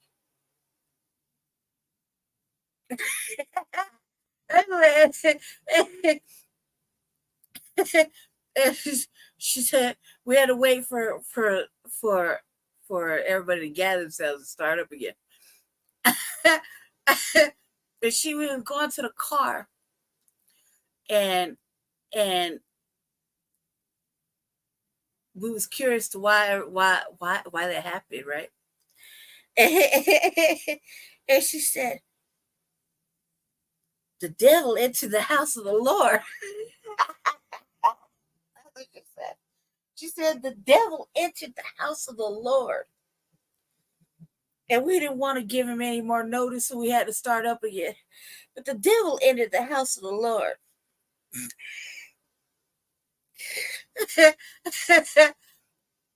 And sure enough, that's how I felt. I was like, damn.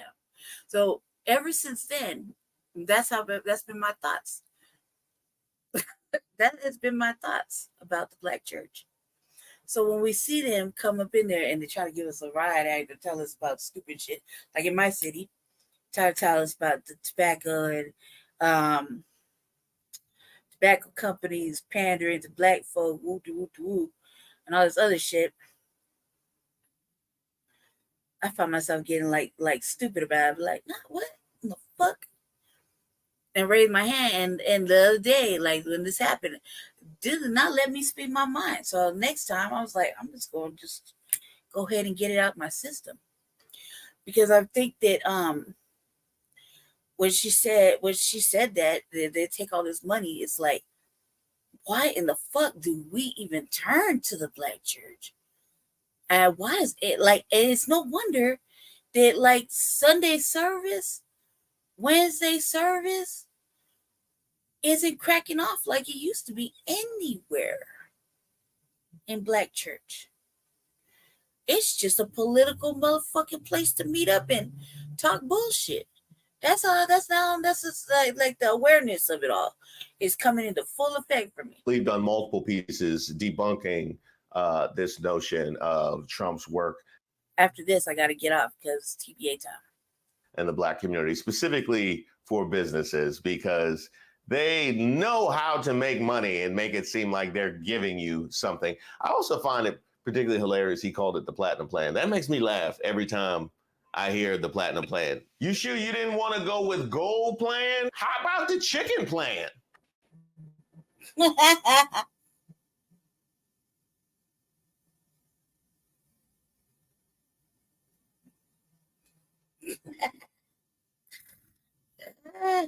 talk about food. And why are we acting like strong borders aren't a thing literally everywhere else in the world? Since when has being patriotic been a crime? See, a few weeks ago at the debate, Trump mentioned Black jobs. And a lot of people got in an uproar as if they didn't know what he meant. Well, we go to the polls and cast our Black vote. We go to the stores and spend our Black dollar. We live in our Black community, but for whatever reason, we draw the line at a Black job. Oh, but wait, because if you're wondering what a Black job is, please, I encourage you all to drive through Atlanta at all these beautiful Black-owned businesses and check and see who works there. Probably a Black person working for a Black entrepreneur, recycling the Black dollar, creating Black generational wealth. Okay, so if I'm following, what Trump was saying was the immigrants are coming in and taking specifically jobs that Black people have, right? If I'm following you, why would immigrants be discerning that they're taking jobs specifically from Black people? Oh, there's a Black doctor. I got to take that job. Is that a Black pilot? I got to take that job. Is that a Black entrepreneur? That's where we coming for next. How does that make any sense? Whoever wrote this speech need to be fired. Or forced to watch Cedar's World on BET and the whole box set of Martin. Because that's what this feels like. If they come here illegally and they're taking your jobs and your resources, then please believe my cousins in the Appalachians, they coming for you too. Now, here is the one good point that she has made. The fact that, as Martin Luther King so eloquently said, an injustice anywhere is an injustice everywhere. When they allow these kinds of atrocities, discrimination, and disregard in the Black community, you give them license to do it in your community. I've never understood why more white people don't internalize this, especially when it comes to the police, where they always want to make excuses for anybody brutalizing a Black person. So you really just want to give them a blank check to roam around and do whatever they want with no recourse or justice? Is that something that you think would be tenable in your community? I don't understand why they don't put this together. But then always want to talk about governmental overreach. And y'all know Kamala Harris has yet to say Laken Riley's name. You have yet to say Sonia Massey's name. Next. As borders are, she opened the border to millions of illegal immigrants that have flooded American streets with deadly drugs and gangs that have spiked overdoses by over 124% and brought more crime into minority communities. So how's that for Black folks? Oh, no, that was a mistake. That was a mistake. She said minority community. They don't care about that happening. She meant white community. She meant white. That was a typo. That was definitely a typo. By the way, this whole migrant crime wave of brown people coming in and pillaging and doing the other thing and flooding the world, flooding the country with drugs, that sound familiar? Huh? That sound familiar? You know what? I should do a piece all about that. Coming soon. But let's take race out of it. Just as a woman, period. How can you be a champion for women's rights when you're taking away opportunities from biological women and giving them to transgendered ones?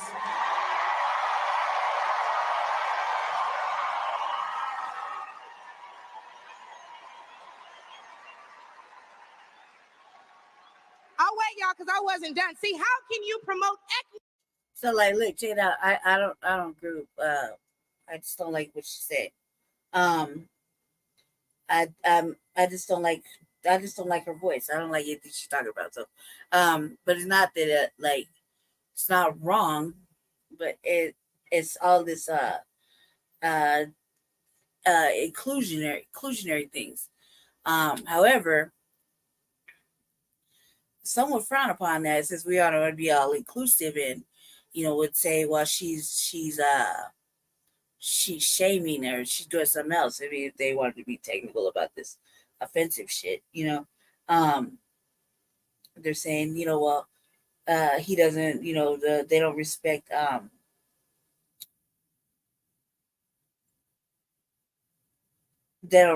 some of this identity politics, gender identity politics, or whatever, or that certain individuals should be in women's sports, which is so I thoroughly have said is fucking crazy to me.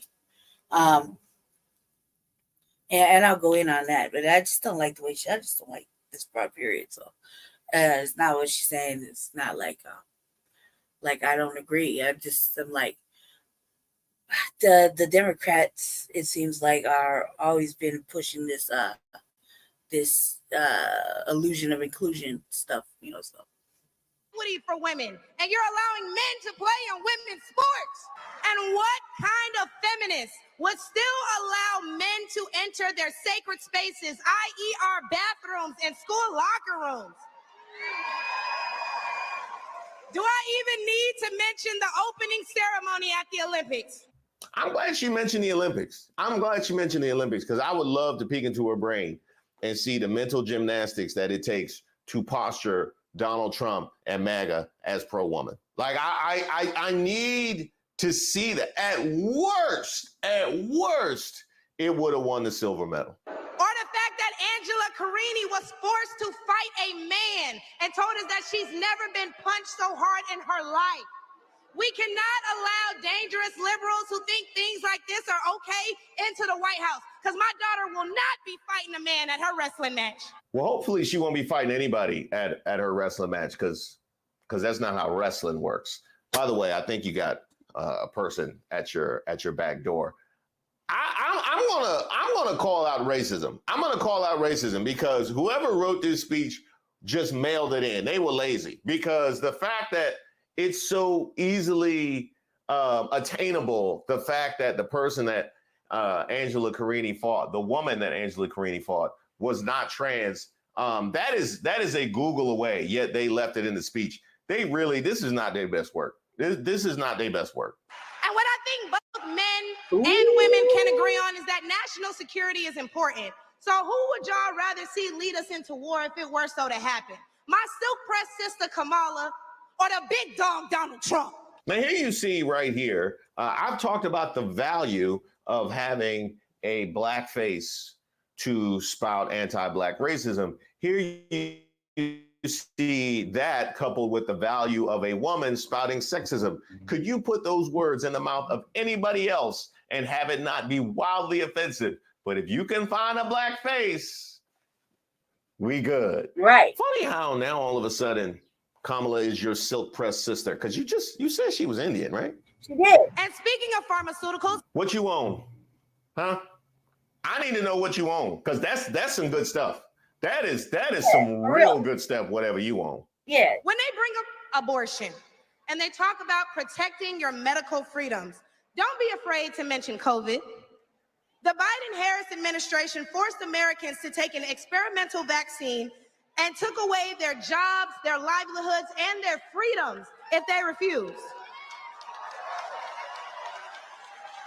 Trump gave up. That's how I remember it. That's how I remember it. I mean, look, we sure as fuck did not get no jabby jab. And it's not like anybody was holding us captive in anybody's apartment. I spent one round of the fucking of the vid. I spent one round of it with Jesse. I spent one round in my own apartment, and there was no captivity. I mean, motherfuckers we gonna just do what the fuck we gonna do, you know what I mean? And it wasn't a force to go and get that. Now, did that mean that you were gonna you didn't get to enjoy certain privileges if you didn't get it? That's what they said. Some said that, but I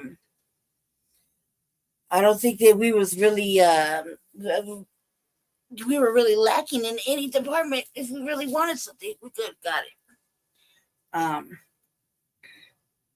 I mean, literally, they're making everything so easy just to, deliver to your crib. Like, I mean, everything was delivered to the crib. So, I mean, I don't think that we was really too put out by anything. Like I said, we made conscious choices. That's what I would say. And I don't think that we missed out on anything that we didn't want to do. And he's talking about home buddies. Like me and Jesse, like we just pretty much were chilling at home. I think we probably got on each other's nerves a couple of times. That's to anybody. But mostly we were watching the news and shaking our head and like, man, we'd have dialogues and filming and all this extra shit. You know what I mean? I was enjoying myself at home. My brother, I let my brother just manage the whole situation. I was talking big shit, but I didn't leave the house. It's like, you think you could just keep me captive? He's like, I don't think you well enough. Go back up in there. I'm like, you know what I mean? CDC said, asshole. You know what I mean? And I think I was really mad about it. I mean, because But people like me, it wasn't as bad as everybody made it seem. I mean, I had everything I needed. I mean, I had groceries. I had toilet paper. I smoked weed. I drank liquor here and there. I filmed my little videos. I chopped it up with my dude when I was with my dude on that time when we were both sick. I was miraculously mind blown how he was just able to kick that motherfucking shit with simple orange juice and 2 days worth of rest. And I was like, help me, gonna die. I can't breathe. Let me, cuddle me. I can't go sleep. Yeah, he was kicking it with motherfucking simple fucking OJ and motherfucking 2 days of sleep and mobbing back and forth talking shit about the free Kunza and eating chips and fucking pistachio. Oh man, his pistachio game was out of control. And motherfucker just eating pistachio, sunflower seeds, and getting rest. And we sitting there watching podcasts and then drag his ass to the fucking go take a 2-hour shower where he's just sitting there, God, who knows what the fuck he's in there doing, taking a shower and shit, come back out, take a fucking nap, and I'm like, help me. I couldn't talk.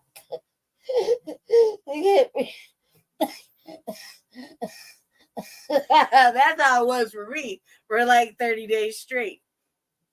I don't want to sleep though. All right. Let me take a shot. I gotta take a shower. Help me take a shot. I raised my head.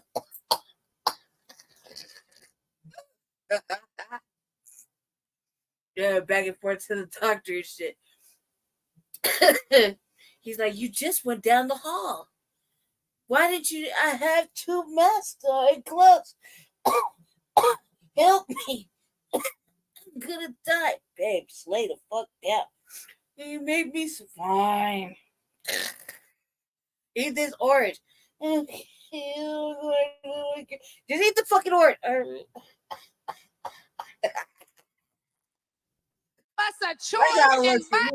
He was over there with a fucking thing of Tropicana and fucking a bag of pistachios sitting at his desk looking back like, this really gonna take you that 45 days, huh?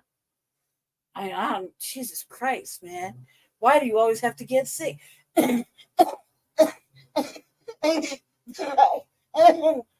Shut my heart. Like that. That's how it was. My brother, like, you looking pale. I'm like,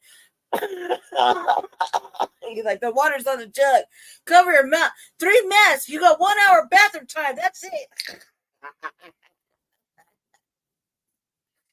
You're like, I can't lift my arms.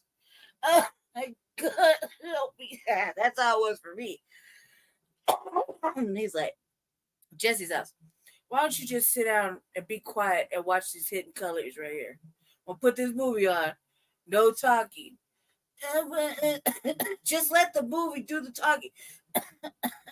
Stop coughing. Go to sleep. Get under the damn blankets, Brandy.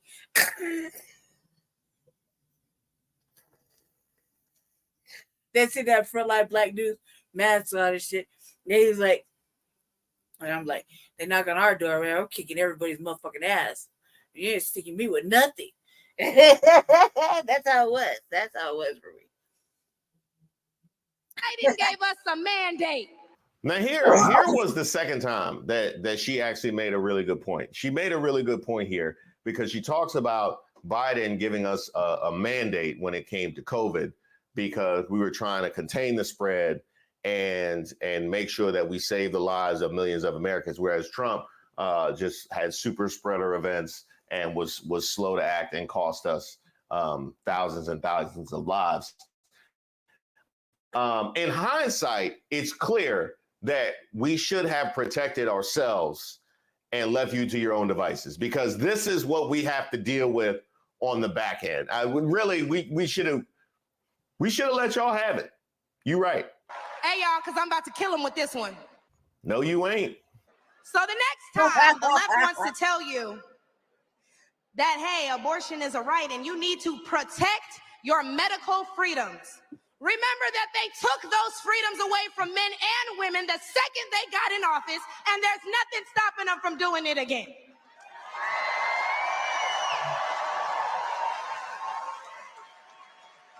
Clock it. That wasn't it. Nah, that wasn't it. And Atlanta, hey Atlanta, is that what we clock it? Is that what we saying now? Huh? You sure she didn't want to go with bumping? Huh? You don't want to go with she raised the roof? Psst, I'm interested in trying these new weight loss shots, but I need it to be more affordable because my insurance doesn't cover it. I'm not sure which So lastly, again, I'm going to encourage you all to vote based on the facts and not feelings. Oh, he made me feel so bad when he said that. Okay, but they hurt your families when they sent all your tax dollars overseas. Oh, it hurts my feelings when he acts like that. Okay, but it hurts all of us when you see an administration failing their country that they were elected to represent. Sending tax dollars overseas. Ooh, clearly she didn't watch the RNC. She did not watch the RNC. I just want us all as a family to acknowledge the fact that they could not give a speech in front of Black people, presumably a few Black people in Atlanta, without acknowledging the terrible things that Donald Trump has said. Think about how wild that is. I'm giving a speech clearly co-written with his people, and we still have to acknowledge, oh, he hurt my feelings when he talks like that. I'm old enough to remember when you could give a candidate speech, and that didn't need to be in there because he hadn't said such a litany of terrible things. In which case, I'm going to leave y'all with, hey, mama, daddy, I made it. Now, I absolutely love the way that she ended this speech. I absolutely love the way that she ended this speech with apparently what is her tagline, I made it. She did. She made it on stage at a Trump rally. You heard her speak. Now, you tell me, is there any other setting or any setting period, because clearly you guys did not attend this, is there any setting in which you would have sat and listened to this person? No. Would you have listened to her on the bus? If she would have got up in the middle of Chick-fil-A, if she was in the middle of the street, if she was in the aisle at Target, if she was in the doctor's office and I needed desperate care, I would ask my wife to drive me to the next closest hospital so I can go to their ER, because I cannot be privy to this nonsense. The only way in which she can garner a platform is to spout this nonsense. And here you understand how the conservative grift works. The same people that will accuse anybody on the other aisle with a tint of brown as being DEI just put Cedar's World on stage. And why? Because she would go at Kamala, call her Indian, bring up Willie Brown as a single mother, mind you. You think they wouldn't have had something to say about that if Kamala was a single mother? They talk about everything else except for the fact of her husband being Jewish, because they still want to accuse them of being anti-Semitic. Is there any other world in which we are subjected to Michaela Montgomery other than this one, this MAGA, and her spouting this nonsense? Now, forget the fact that he lies on Kamala Harris. You can brush past that. He also lied on the NABJ. I ain't forget about that.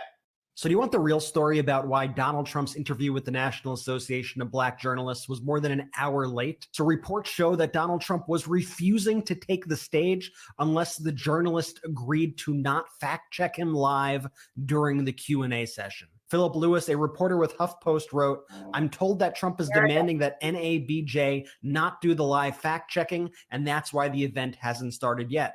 quote, "We're in a standoff." The New York Times later confirmed this reporting, writing, "About 45 minutes before Trump took the stage, the former president pushed back on NABJ staffers who wanted to live fact-check the event, according to a person familiar with the planning. The board pushed back against the last-minute demand. When Trump took the stage, he said the delay was due to NABJ's audio issues." And by the way, NABJ, you looking bad out here.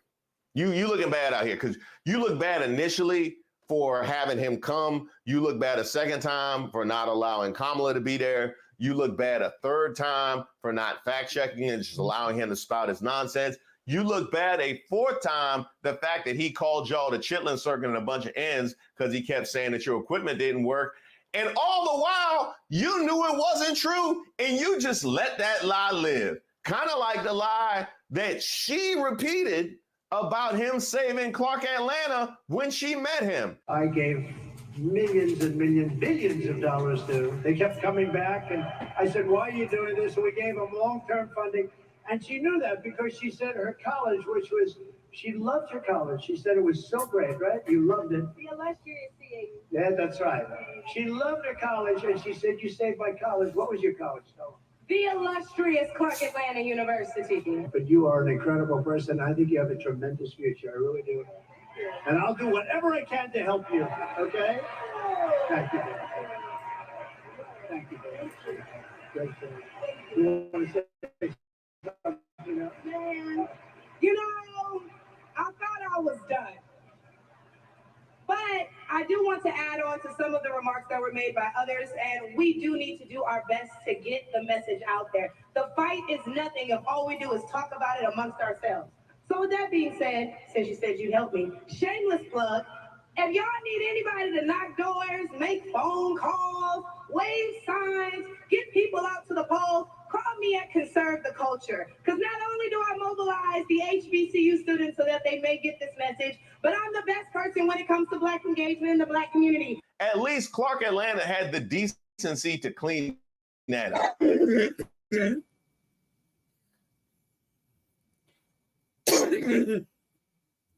Oh, shit. What? If y'all need anybody to knock doors, make phone calls, wave signs, get people out to the polls, call me at Conserve the Culture. That's another like trashy little moment right there. Not only do I mobilize the HBCU students so that they may, you can tell the struggle's real with this. That she had to go to this length to make sure that she could drum up some business. they get this message, but I'm the best person when it comes to Black engagement in the Black community. At least Clark Atlanta had the decency to clean that up.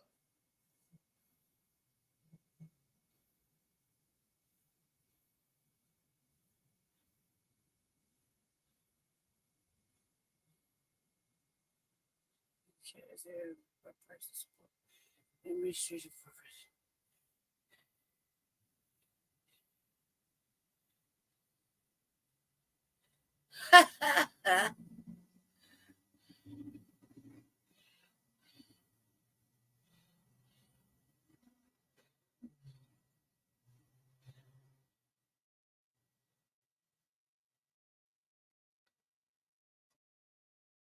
Ooh.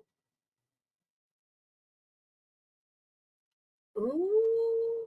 And this has really been good for me to see. I actually was frustrated and angry with y'all for making me watch this, but this actually helped me a whole lot because it helped me understand pygmy behavior a whole lot better. It's rare that you just get to see it live and in color and in action like this. This is just like a little kid wanting any kind of attention.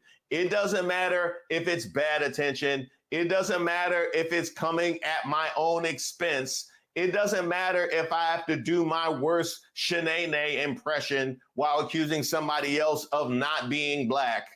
It's attention. And it's sad because you know what? Now she's stuck. Now she's stuck. She got nowhere to go here because you see how they'll do you if you stray. Hi, I'm Kyle Rittenhouse, Outreach Director for Texas Gun Rights. A lot of people are upset that I said I'm going to be writing in Ron Paul for President of the United States. And that is true. I will be writing in Ron Paul. Unfortunately, Donald Trump had bad advisors making him bad on the Second Amendment, and that is my issue. If you cannot be completely uncompromisable on the Second Amendment, I will not vote for you, and I will write somebody else in. We need champions for the Second Amendment, or our rights will be eaten away and eroded each day. I support my decision, and I have no takebacks. A few moments later.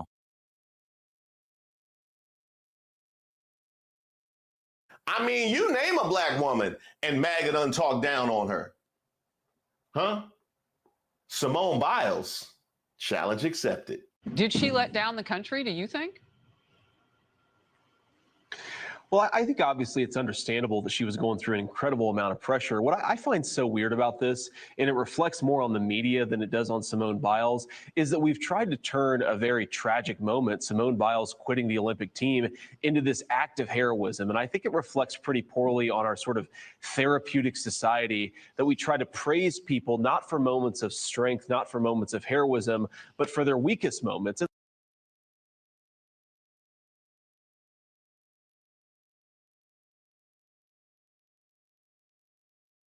I'm wore out, I'm tired.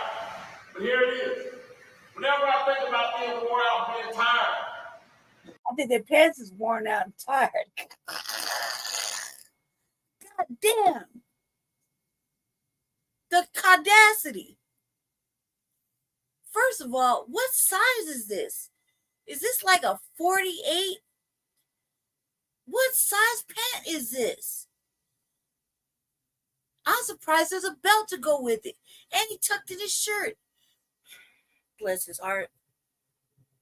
Bless his heart. You know, somebody get this on the phone and probably end up on Facebook with it. I ain't no little weak gymnast that quits when going to get stuff. I think the pants is about to give in on you, cuz. Jesus, and you got the audacity to talk about a fucking fit, athletic sister. You know these pants are pulled up way past the belly button, man. I mean, I know. They'll let the, you know, the swollenness of myself right now deflect the message, but god damn, what size pants is this? What size shirt is this? I ain't no weak ass gymnast. This is not a good look, cuz I'm wore out and I'm tired. These doctors are gonna be worn out and tired here shortly. But here it is. Whenever I think about being wore out, being tired, you know. Lord, I must pray for. I'm gonna pray for these doctors, cuz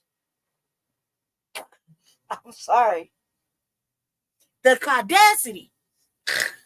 Somebody get this on the phone and probably end up on Facebook. Now you try to be salacious, you big old fucking motherfucking oh god, what is that? Give me a second, it'll come to me. Oh, whopper looking ass. You know them candies that you get at the movie theater. Oh motherfucking what is this? Well, you gotta be at church. This has gotta be a black church moment. I ain't no little weak gymnast that quits when going to get stuff. Woo, Lord. Who dressed him? My generation is cut from a different cloth. Now, I don't quit when it's going to get stuck. Been plenty of times when I've been in the car, tired, dog tired. When I turn around and go back home. You see, I'm not doing this for myself. I'm not like somebody out there flipping. Do you think the doctors are like turn around and be like, I don't want to get out this drawer right now. I'm going to stretch to my capacities. Around on TV on some money bars out there trying to get a gold medal for myself. I'm doing this for a bigger cause. Yeah, you owe me double for that. Sincere thanks to everybody who's reached out to me and submitted suggestions for videos. Keep them coming. I take submissions for ideas for a video, suggestions for Racist of the Week. If you have something that just troubles you, or you just want to send me a note, because I love getting those notes, go ahead and shoot me an email at reese@reesewaters.com. I'm going to shoot him an email. All right, let's move on. Okay.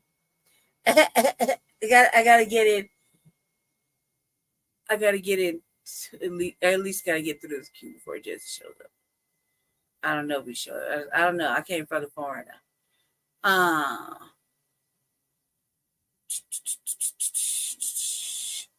All right. Keep it with the task. Let's talk about Charlemagne the God. Are you drowning under the weight of financial pressure, wanting a breakthrough that could guide you to abundance? I think Charlemagne had a motherfucking you know, he like a little crush on Ho Mala, you know what I mean? Because then he was really supportive about this. Donald Trump is going to run circles around him and make him look insane to all of America. Donald Trump is going to make him look old and frail. You know why? Because Donald Trump is an entertainer. Joe Biden he's really about business. He's a politician. He's actually in there doing the work. That was the Breakfast Club co-host Charlemagne the God. When we spoke with him back in February, he was certainly right about what would happen if Biden debated Donald Trump. 6 months later, we talked to him about the state of the race now, how Kamala Harris can win, and how she could lose. I wonder if Charlemagne thinks he's attractive with all this work he's getting done. Like, you know, that's not how he really looked back then. Yeah, look at his face, like, oh, metrosexual ass. Like, I wonder if he thinks he's attractive right here. Trump is going to make him look old and frail. You know why? Because Donald Trump is an entertainer. Joe Biden he's really about business. He's a politician. He's actually in there doing the work. That was the Breakfast Club co-host Charlemagne the God. When we spoke with him back in February, he was. I like my dude to look like, you know, unfettered with these Botox injections and fucking, you know, skin lifts and whatever the fuck going on with that. Because I'm just saying. Certainly right about what would happen if Biden debated Donald Trump. 6 months later, we talked to him about the state of the race now, how Kamala Harris can win and how she could lose. I think it was exactly 6 months ago we sat down, or just about 6 months ago, and you said that there was no main character energy with Biden. Nobody was inspired by the Democratic ticket. But what about now? Oh, there's definitely a lot of main character energy on the Democratic ticket. I mean, that's always been my frustration, you know, from the beginning, right? Because we know who the vice president is. We know who Kamala Harris is. Like, she has super main character energies. Only Charlemagne can make a beard look bad. That beard does not look. That's not a rip, man. Charlemagne thinks he looks attractive. You see, like, look at the beard on the right side. Right side, yeah. I'm like, I just, and he Taylor too. I think I don't think he's like. I mean, like, where's Jesse?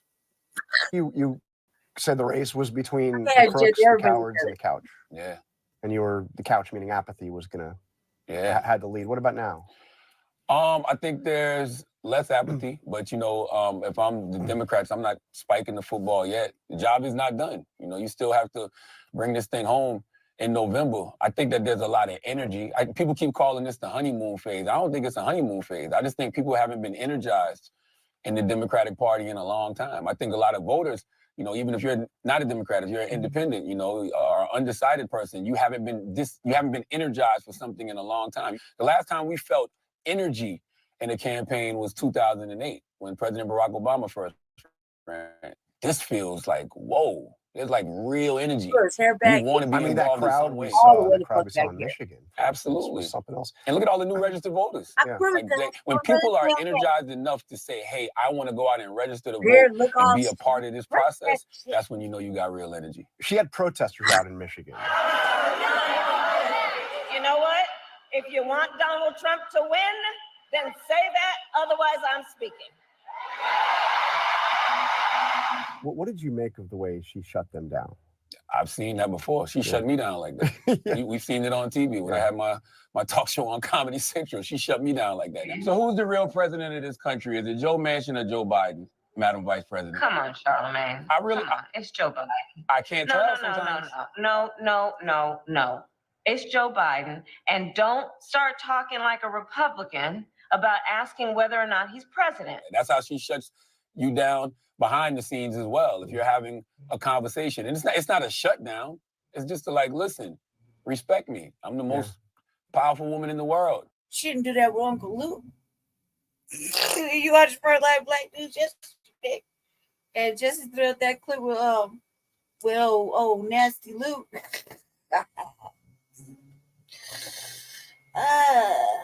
She didn't do that with him. She's fake. She did not do that with him. I want you to listen to me. So you said something when we spoke 6 months ago. You said Biden should not, don't debate. Whatever you do not debate Donald Trump. Was that right? Did he? What you said? You said that Trump would make him look old and frail. I don't know why people didn't see this coming. That was the other frustrating thing. I'm glad that, they have a lot of energy in the party now, but they could have done this a year ago. And they could have avoided all of the backlash they're receiving now where people are saying, oh, there was no primary. The people didn't decide this. This was a coup that the party did. It's like, yo, you could have avoided this a year ago because we all saw this way back when. Nobody stood up to run against him. I mean, Dean Phillips, but no major national figure on the Democratic side even hinted about challenging him. Well, they should have been having those backroom conversations with him a year ago. Yeah. Actually, they should have been having them 4 years ago. They should have been like, hey, you're a transitional president. You're here for, a good time, not a long time. And we are going to set up the future of the Democratic Party. Because they got a fantastic bench, whether it's the vice president, who's currently running, whether it's Governor Josh Shapiro, whether it's Gretchen Whitmer, whether it's Wes Moore, whether it's Secretary Buttigieg, they got a great bench. What do you think of the Tim Walz pick? You didn't mention his name just then. Oh, I didn't know him. Yeah. I just Most of America didn't know him. I just found out about him over the last couple of weeks. At first, I was a little bit disappointed. Like I knew we knew she needed a DEI hire, right? We know she needed. So Tim Walz is the DEI hire on this ticket. We know diversity, equity, inclusion. She needed a white male to make America comfortable. It is what it is. No need for us to, Well, I said that. Crazy about it. We know what it is. You've known Kamala Harris for a while. You know her pretty well. What are her politics? Because they're trying to portray her as a far left, the squad, all that. Nah, she's very moderate. The thing that I like about her, and her messaging is very clear, even though she doesn't have it up on her website yet. But the messaging is very clear. She wants to rebuild the middle class. She wants to give I swear you got a little crush on her. Just go ahead and toss the dick at her, cuz. Get it over with. Jesus Christ. For real. I swear to God, you got like a little crush. She's like, I mean, it's worse than the white man, the white guys for Harris dude. I mean, that dude could sell Kamala Harris with all the love in his little spirit, his little plus size spirit. He sold her the best. I think Charlamagne got a little crush on this broad, like a really hot and heavy little crush on this broad. The way you've been like fucking, pro Homala. Just go ahead and toss the dick at her. Just go ahead, get out your system. That's where it's going. Everybody an opportunity to start a business. She wants to give everybody an opportunity to be a homeowner. I can see it. Man. What if that happened? What if that happened, brother? You toss the dick at her, they'd be like, she hurt me. I hit her with a Me Too. The leader on mental health, right? Like when she launched her first mental health plan when she ran for president, I was with her, in South Carolina. And those are the things that American people care about. Does she need to show some distance between herself and Biden or some differentiation? So how does she do that? By talking about what she's going to do for the next 4 years. Like I know that, they want to keep her paired to, the successes that they had while she was vice president. And that's cool, the harp on a couple of those because a lot of those things, were her idea, like, the cap on, the $35 cap on the insulin, things like that. So that's good to say, hey, I was the person behind that, but you still got to tell America what you're going to do for the next 4 years. Because like I said, the job's not finished. Like this isn't no slam dunk victory. Like there's still people who have to be, incentivized to get up off the couch. Like votes are earned, not given. You wrote about her in your book. You said, when I endorsed her in 2020, it was because of my private conversations with her, not because of the persona she presents to the public. The vice president needs to talk to the world the way she talks to me. That's right. So what is that like? Maybe he has tried to throw the dick at her.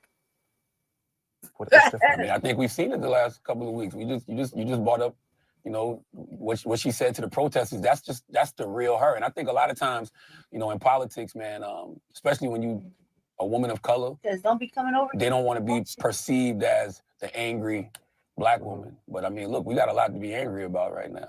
Like we really do. And I think that people see that Charlotte, and they see passion because that's what it is. So what do you say? Want to be perceived as the angry black woman. But I mean, look. He won't stop. I'm telling you, maybe he did already. Look, we got a lot to be angry about right now.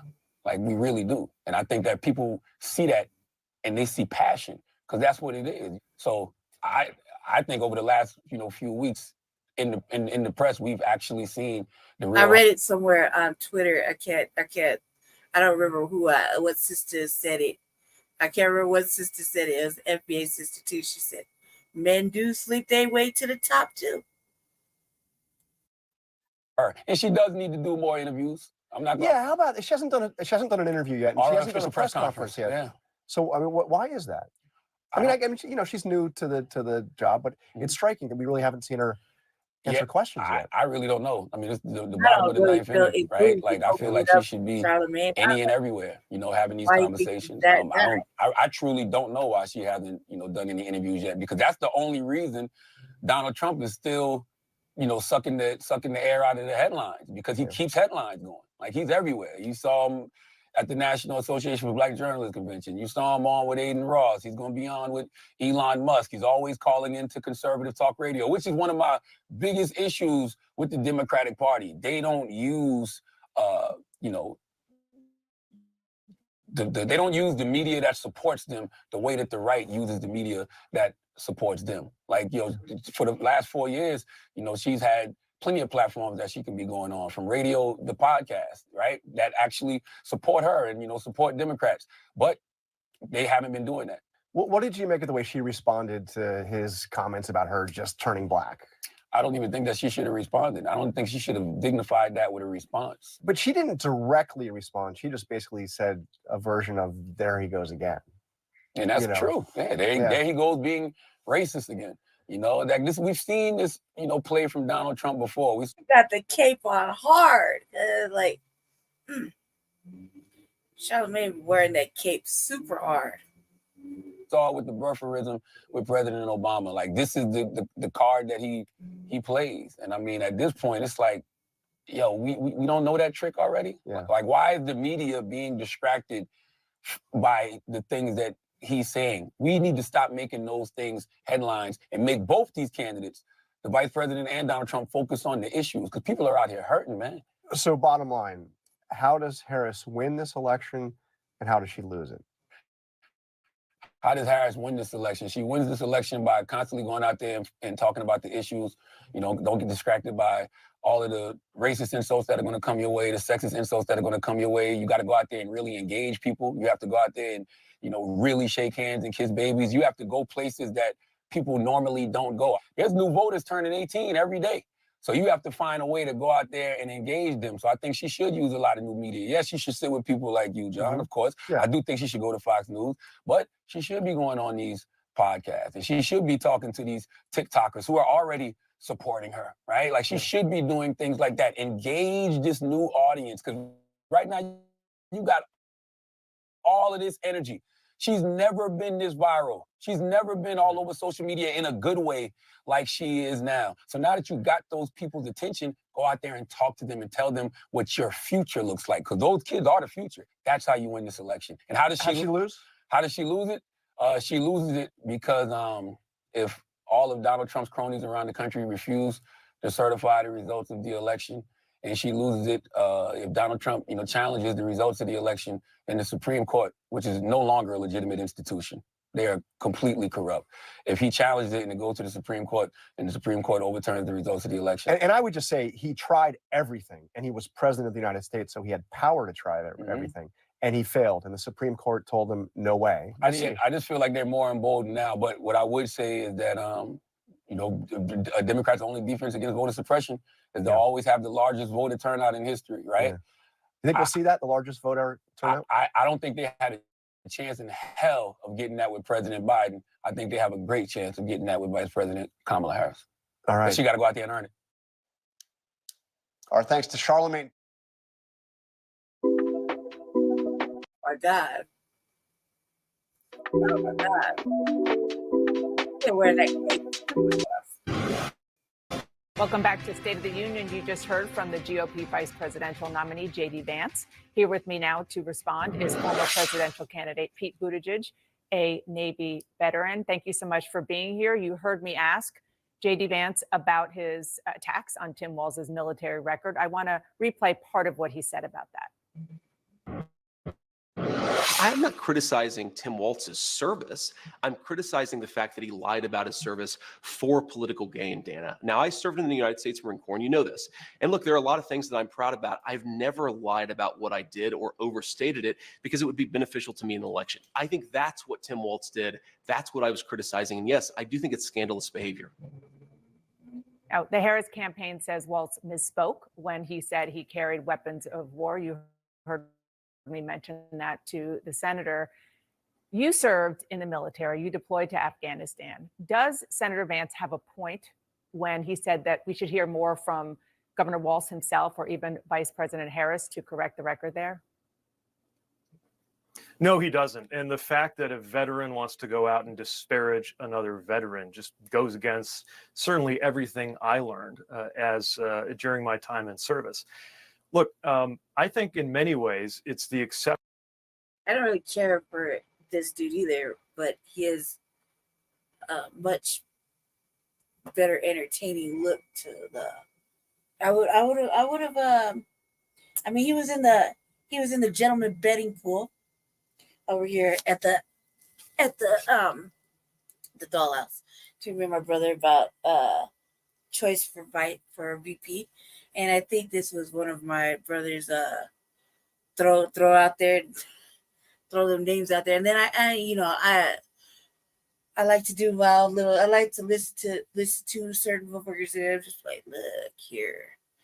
There was this one interview where I thought he killed it. Like he tore that motherfucker a new asshole. And I kind of liked him for just because she had to pick somebody. I didn't know she was gonna pick an old boy from. Oh, that dude look. Oh God, I don't know, but we'll see. Exception that proves the rule. If the only thing that they can find about Tim Walz to complain about is to disparage his military record that was clearly honorable. Remember, you can retire at 20 years. Tim Walz served for 24. And the fact that they have to go back to find a clip from 2018 to find the one time that he slipped up when he talks about the weapons of war that he carried and said something instead about carrying a weapon in war, it's kind of an exception that proves the rule in terms of how hard you have to look to find Tim Walz saying anything that isn't precise and accurate. But there's something, I think, much bigger at play here, which is I watched that interview and watched J.D. Vance present himself as suddenly very particular about precision in speech and very concerned about honesty. He's running with Donald Trump, somebody who has set records for lying in public life. He just gave a press conference where fact checkers estimate that he told 162 distortions or lies. That, frankly, is just impressive in terms of being able to physically do that. It's like the Olympics of lying. So maybe just because it's Sunday morning, I can't stop thinking about the scripture that says, how can you look at your brother and say, let me take the speck out of your eye when you have a plank in your own eye? I want to ask about something else that J.D. Vance and I spoke about, and that is the fact that you were among the Democrats that Vance had previously criticized as being childless cat ladies. I asked him about that. Take a listen. I feel like you called out Kamala Harris and Pete Buttigieg in particular. Kamala Harris has 2 stepchildren. Pete Buttigieg and his husband have adopted twins. Do you recognize them as parents and more broadly as being part of families? Well, of course I do, Dana. I never, Dana, criticize people for not having kids. I criticize people for being anti-child. What's your response to that? Well, but I don't know which part of that is worse. The lie that he just told when he says he never criticized people for not having kids, because of course he very much did, including Kamala Harris and me and a lot of other people, millions of Americans, in fact, who he disparaged as childless cat ladies. And look, I'm a dog guy with 2 kids, but I'm one of millions of Americans he managed to insult there. But then the other part, just as troubling. Right? I love debate the other day. Just that he has a whole husband. And for some reason, I just ignored that shit because the little zingers he just throws out there is like the best. I'm like, he can have as many husbands as he wants, cuz. The zingers are like, He said, I have 2 kids and I'm a dog person. Cuz, stop it. She should have picked him. He should have picked him. Why did I think she should have picked him? Because he's funny. He's funny. And like, yeah, the shit that he don't really have to defend her or anything, but man, this was like, and when it got down to the betting pool over here at the dollhouse, I had secretly started leaning to this side because he was funny to me. He made me laugh. And he's all serious about the shit. So we're just like, he has a whole husband. Right? Which is saying that anybody who disagrees with him is anti-child. And it's part of just who he is, right? He seems incapable of talking about a vision for this country in terms of lifting people up or building people up or helping people out. It's always disparagement, disparaging a fellow veteran's military service. I'm pretty sure I caught in your interview him attacking Tim Walz for his how he greeted his own wife. After speaking, and now, not saying we have a disagreement about policy, some reason why his ideas are better than our ideas for taking care of kids, but rather, if you disagree with him, if you disagree with J.D. Vance, Donald Trump, and Republicans' agenda to dismantle the Department of Education or any of the other things they're proposing to do, you're not just disagreeing, you're anti-child. This is exactly the kind of politics that people are sick of. I think it's why people feel a sense of exhaustion when they look back to what the Trump era was like and have very little interest and appetite in going back to that politics of disparagement and destruction and insult, when right now you have this incredible amount of joy and lift surrounding the Harris-Walz campaign. That's part of what accounts for the extraordinary momentum that we're seeing as they tour the country. What about this notion beyond the disparaging remarks that what you say are disparaging remarks about the childless cat ladies, which we all heard, about the policies, about the fact that and this is something that he has been sort of entrenched in for several years, this sort of new conservative notion that your policies, your fellow Democrats' policies, don't contribute to the pursuit of family in this country. Gymnastics on my cords. Well, first of all, let's be clear. We're the ones trying to get the child tax credit expanded, and J.D. Vance couldn't be bothered to show up in the Senate and vote for it, and Republicans have blocked that from being expanded, or it would be the law of the land right now. So if you want to talk about promoting children, promoting family, put your money where your mouth is. Same with a lot of other policies, like, paid family leave, something that Tim Walz delivered in Minnesota, something that the Biden-Harris administration sought to deliver for the American people. Right now, Republicans are blocking it, but that's something that they could certainly change their tune on, but they haven't. Project 2025 is full of things that, in my opinion, are bad for families. And look, when you asked him and pressed him on whether my family was legitimate, he said yes, because I think he kind of felt shamed into it. But let's remember also that last time I checked, he doesn't even think I should legally be able to have a family. Now, if he really got his way in his anti-marriage equality views, I don't know if that means that he would want me and my husband to be forcibly divorced and separated from our children, or if he'd be satisfied just to have us lose legal protections like the ability to do our taxes together or visit them in a hospital. I don't know exactly what his vision of us not having a family looks like, but I know that it's not pro-family for me. Pete Buttigieg, thank you so much for being here this morning, and happy birthday to your twins. Happy kids are successful kids. Because When you choose a tuition-free K-12 power. What reaction to this? Oh, Willie Brown. How long is this? 2 minutes? I'm sure they're not going to bring up nothing of importance. Willie Brown refutes former President Trump's scary helicopter ride story. The story that was told yesterday at Mar-a-Lago that's all over the place today. And I'm laughing about it simply because anybody that would place any credence in anything he says, especially about other people, can be easily disproven. I don't know why he would say it. What does it say about him right now as a candidate for someone, when you think about this is a guy who's not very far away, if he were to win, from some very important nuclear codes? He's probably totally in desperation because he wasn't prepared for the quality of the candidacy of somebody like Kamala Harris. Were you ever in a helicopter? I mean, like, tell me a bit about when you heard about this story. I just heard about it like everybody else, somewhere on television or radio. Ever in a helicopter with the guy? No, are you kidding me?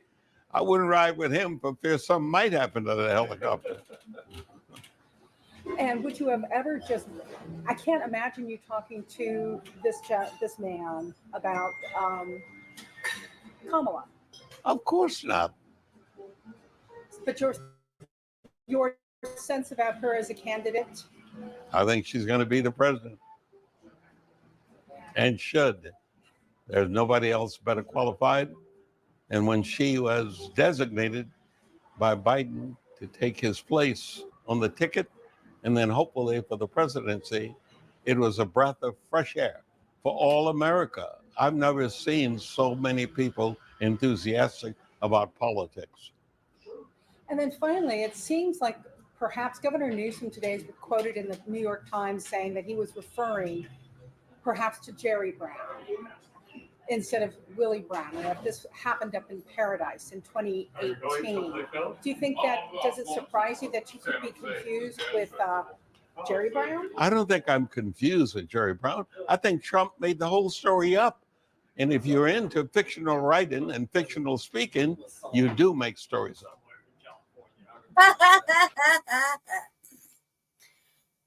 Well,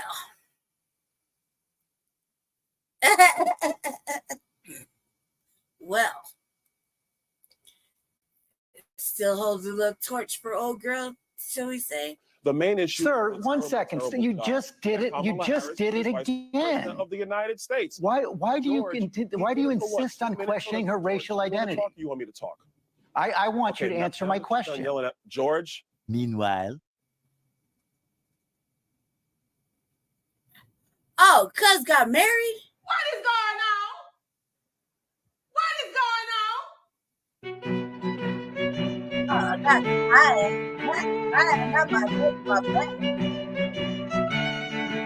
Hi, welcome to Street Politics. My name and Jack the motherfucking gavel from our sister Vicky Dillard. You know, she wasn't rocking no motherfucking gavel. That's always been a Vicky Dillard thing. Not that he had a little clip of fucking Kai, my neck, my back.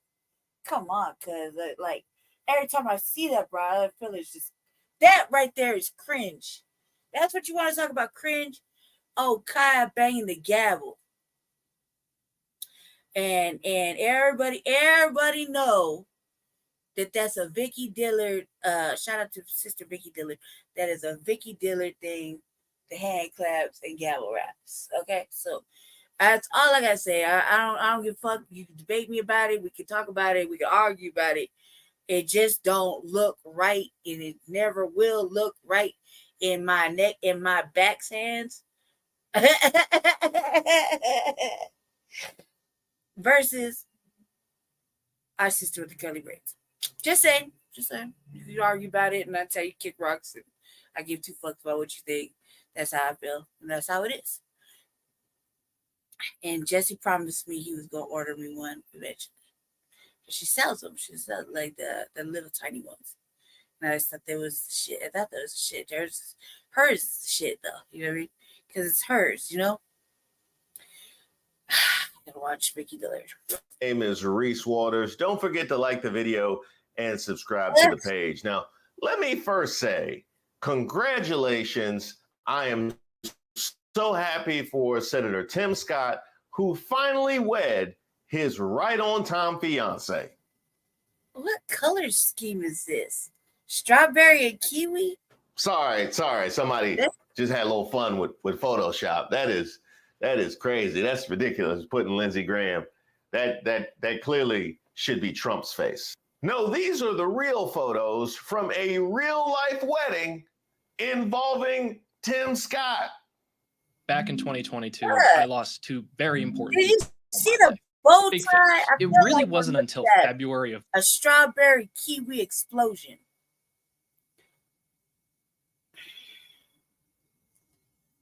What in the fuck is going on right here?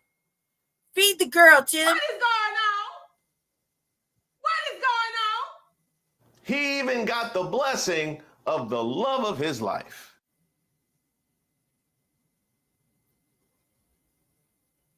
That's got to be awkward when the love of your life shows up to your wedding. Luckily, Tim Scott didn't have to worry about that because he did not bother to show up to Tim Scott's wedding. But he did send him that nice little note. He didn't give him the call up to be VP, mind you. That ain't coming no matter how many normal person things that you do. But tell the truth, Tim. You about to join the HOA, ain't you? I know you are. Yeah, I know you are. You are fully committed to this bit. I knew it. I seen the bowling shirt in the background when you made that fake Get Mad video. I can't believe the hoax, this sham, this absolute injustice justice system. DA Bragg and the judge should be ashamed of themselves. This isn't just ridiculous. This actually erodes the confidence that Americans have in the justice system. Unbelievable. Unfreaking believable. But good news is coming. DA Bragg. This is like watching. Like you kind of wonder, does it get madder than this? Is there a level of anger higher than this? Question mark. Hear me clearly. You cannot silence the American people. You cannot stop us from voting for change. Joe Biden's injustice, Joe Biden's two-tier injustice system, weaponizing the justice system of the United States of America against a political opponent, un-American. Joe Biden, you're fired. We the people stand with Donald Trump. We all admire your commitment to this normal adult bit, but wowzers, it's over, man. It's over. It's over, man. But you will always have the memories.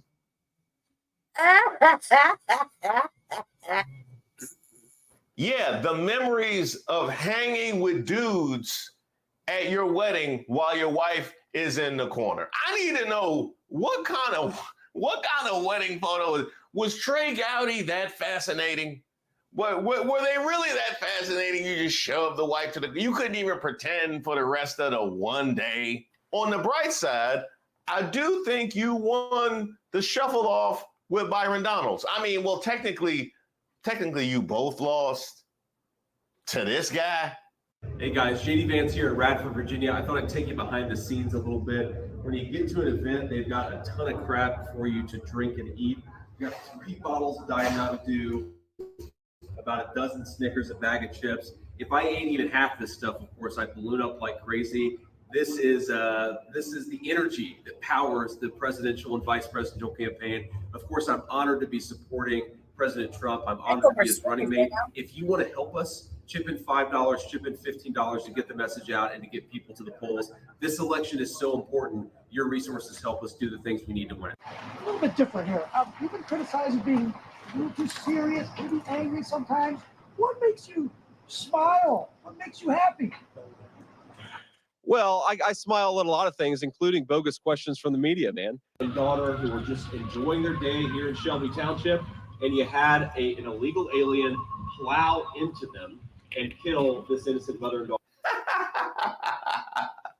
Sorry, I just can't. Look, You know, it was like, if you actually I heard identified as a black person, you actually would have a great case for discrimination. You 1,000% would. I mean, the fact that you were the first senator from the South since Reconstruction, all the things that you have in your rearview mirror as a legislator to get passed over for J.D. Vance. And we know the truth, by the way, that our police are heroes and we're always going to have their back. A vote for Donald Trump is a vote to back the blue. Vance writes, quote, I hate the police. Given the number of negative experiences I've had in the past few years, I can't imagine what a black guy goes through. Like literally just dropped in and snatched the VP. See, this is why we advocate for DEI. You know that DEI, that thing that you have sworn yourself against?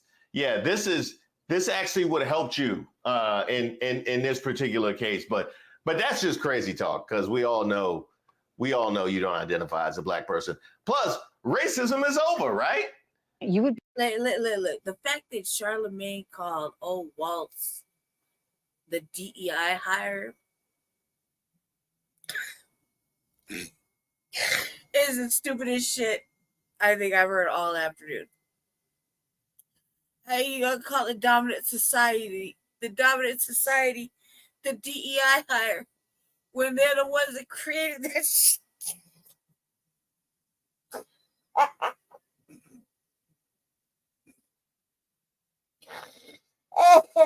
And he don't speak like I think Charlemagne said it, and nobody said anything to him about it. It's real stupid. It's like, does Charlemagne know that we haven't dominated the dominant society yet?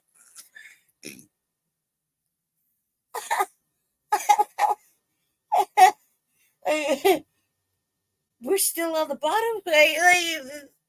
He's the DEI hire. Stupid. Be the first Black Republican VP on the ticket. How do you feel? Well, I think it's exciting, no matter the outcome. It's the evolution of the Southern heart that we see on display. And we Southerners get so little credit for the progress we've made. The whole notion of judging a person on the content of their character, not the color of their skin, has happened. It's not going to happen. It's not around the corner. It's in the rearview mirror. We are living Reverend Dr. Martin Luther King Jr.'s dream.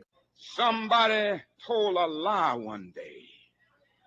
Besides, you're doing way better than Byron. Why is former President Trump questioning the vice president's racial identity? Well, first, George, in Chicago, he was responding to a question from, I believe, Rachel Scott. Like, this is really a phony controversy. I don't really care. Most people don't. Byron, you really gonna sit up there and make excuses for the blatant racism? I would be shocked, except for the fact that I've been paying attention to everything else you've been saying. So I'm not at all shocked. And just imagine how far you have fallen for me to not be shocked at a black man making excuses for racism. But if we're going to be accurate, when Kamala Harris went into the United States Senate, it was AP that said she was the first Indian American United States senator. It was actually played up a lot when she came into the Senate. Now she's running nationally. Obviously, the campaign has shifted. They're talking much more about her father's heritage and her black identity. Bro, you have a biracial family and one that you worked pretty hard for. You had to hustle your ex-wife for that biracial family. You're not even going to protect them in this whole debate? It doesn't really matter. The president mentioned it. What he also talks about far more frequently is the fact that Kamala Harris is the person who created this massive inflation, which is destroying black families, white families, Hispanic families. It's her failure as borders are, that has left our southern border wide open, more than 10 million illegal immigrants coming into our country, record fentanyl coming into our country, which has killed more Americans than at any other point in the history of our country with respect specifically to fentanyl. And the fact that she and Joe Biden have unleashed one of the worst foreign policies in the history of our country that has us on the verge of World War III. That is Kamala Harris's record. President Trump talks about that frequently, but yes, he did mention it in Chicago in response to a question from Rachel Scott. And you just repeated the slur again. If it doesn't matter, why do you all keep questioning her identity? She's always identified as a black woman. She is biracial. She has a Jamaican father and an Indian mother. She's always identified as both. Why are you questioning that? Ain't you Jamaican too? What? You are Jamaican as well. Exactly. Don't make me get to calling them people. Lord of mercy. Where you picnic in? Where you picnic in? Where you go them? I have no idea what that means. Hey, Jamaica, how about that Noah Lyles? Hey, hey. And you just repeated the slur again. If it doesn't matter, why do you all keep questioning her identity? She's always identified as a black woman. She is biracial. She has a Jamaican father and an Indian mother. She's always identified as both. Why are you questioning that? Yeah, riddle me that. Well, George, first of all, this is something that's actually a conversation throughout social media right now. There were a lot of people who are trying to figure this out. But again, that's a side issue, not the main issue. You know what? I'm through. I'm going to bring in my goon, George Stephanopoulos, to handle you. The main issue. Sir, 1 second. You just did it. You just did it again. Of the United States. Why do you insist on 2 minutes questioning her racial identity? You want me to talk? I want you to answer my question. George, now that you're done yelling at me, let me answer. He talked about it on the stage yesterday in Atlanta for what, 2 minutes? He spent more than 35, 40 minutes going after her record, talking about how radical of a senator that she was. She was the most liberal senator in the United States, in the United States Senate. That is a fact. He talked about the job that she did as vice president of the United States, a job, I will add, which has been a failure for the American people. I know you guys like to glom on to this that he talks about in jest or in a serious manner for about a minute or so. Yeah, he also blamed the equipment, which for a media association might as well be a slur. Like he basically called them jungle bunnies. He basically called them jungle bunnies. But what you do not cover is the litany of failures of Kamala Harris. That's what you're not covering, George. So questioning somebody's racial identity for a couple minutes is okay?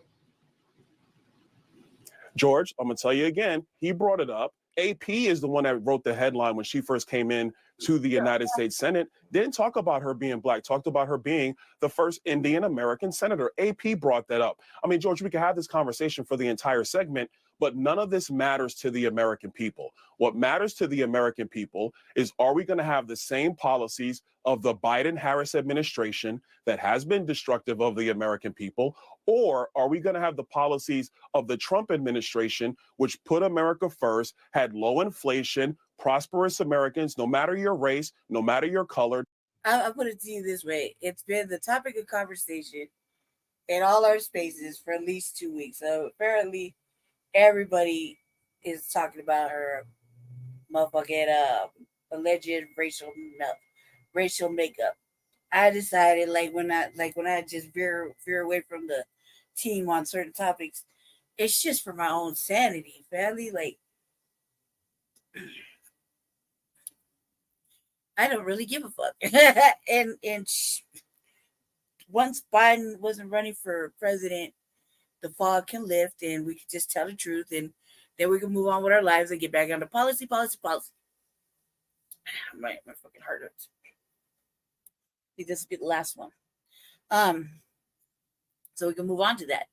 Until then, that's for at least dominated, because that's the bill of fake goods. That's another thing that Democrats want to sell us on, as another distracting fucking thing. So I had to veer away just for my own sanity and not get bogged down with it, because we have much more serious things to think about or look at. We should be looking at. And that was just one of those that we shouldn't really give too much of a damn about. But I think that the way they were selling it and pushing it on us kind of had no fucking choice at some point. But no matter your creed, and a foreign policy that kept America safe. Those are the facts that truly matter, because this issue is going to come and go. The lives of the American people is what's going to remain, and that's what matters more than anything else. If it doesn't matter, I don't understand why you keep on repeating it, why the president keeps on repeating it, why those introducing the president yesterday George, keep on actually, repeating I'm it. not the one who keeps repeating it. George, you're the one that's bringing it up now. That's You've you. done it. I understand why Sir, you're you've done bringing it. up. You've done it Because, 3 times. Every single answer George, you gave me. Now let me finish, sir. George, Every single answer you gave, you repeated the slur. Asked me, George. That's why I'm pushing back on you now. George, you Right, asked me the question 3 times. I responded, but I'm And only every about single what time you truly repeat the matters in this slur. election. That is exactly my point. You simply can't say that it's wrong. George, so then what you're saying, and I want to get off this topic because it's not the only thing that's going on. But George, now you're saying that AP is the one that slurred Kamala Harris, because those are the facts. You can go to the internet and look at the clips, George, if you want to, or we can talk about this now. I prefer to talk about the future of our country, because the American people are struggling. The American people do need serious policy decisions to be made, and they need serious leadership on the world stage. Kamala Harris has not proven that she can do that. Donald J. Trump has proven that he can do that. AP did not say that Kamala Harris is not black. She is biracial. She is Indian. She is black. You continue to repeat the fact that you continue to repeat the slur. I don't understand why you and the president do it, but it's clear you're not going to say that it's wrong. And you've now established that for our audience. Trump also said at the convention that he would pardon January 6 rioters. Everybody look for themselves. Let's move on. I've already said that. Go Look on ahead. the internet, everybody. Let's move on. There we go. So, you go on and repeat the slurs again. Man, I ain't seen a beat down that bad since your ex-wife started talking to the press. He told me he was from Jamaica and he had a Jamaican accent and he was cute. Then the next time I saw him, the Jamaican accent was gone and he said he was from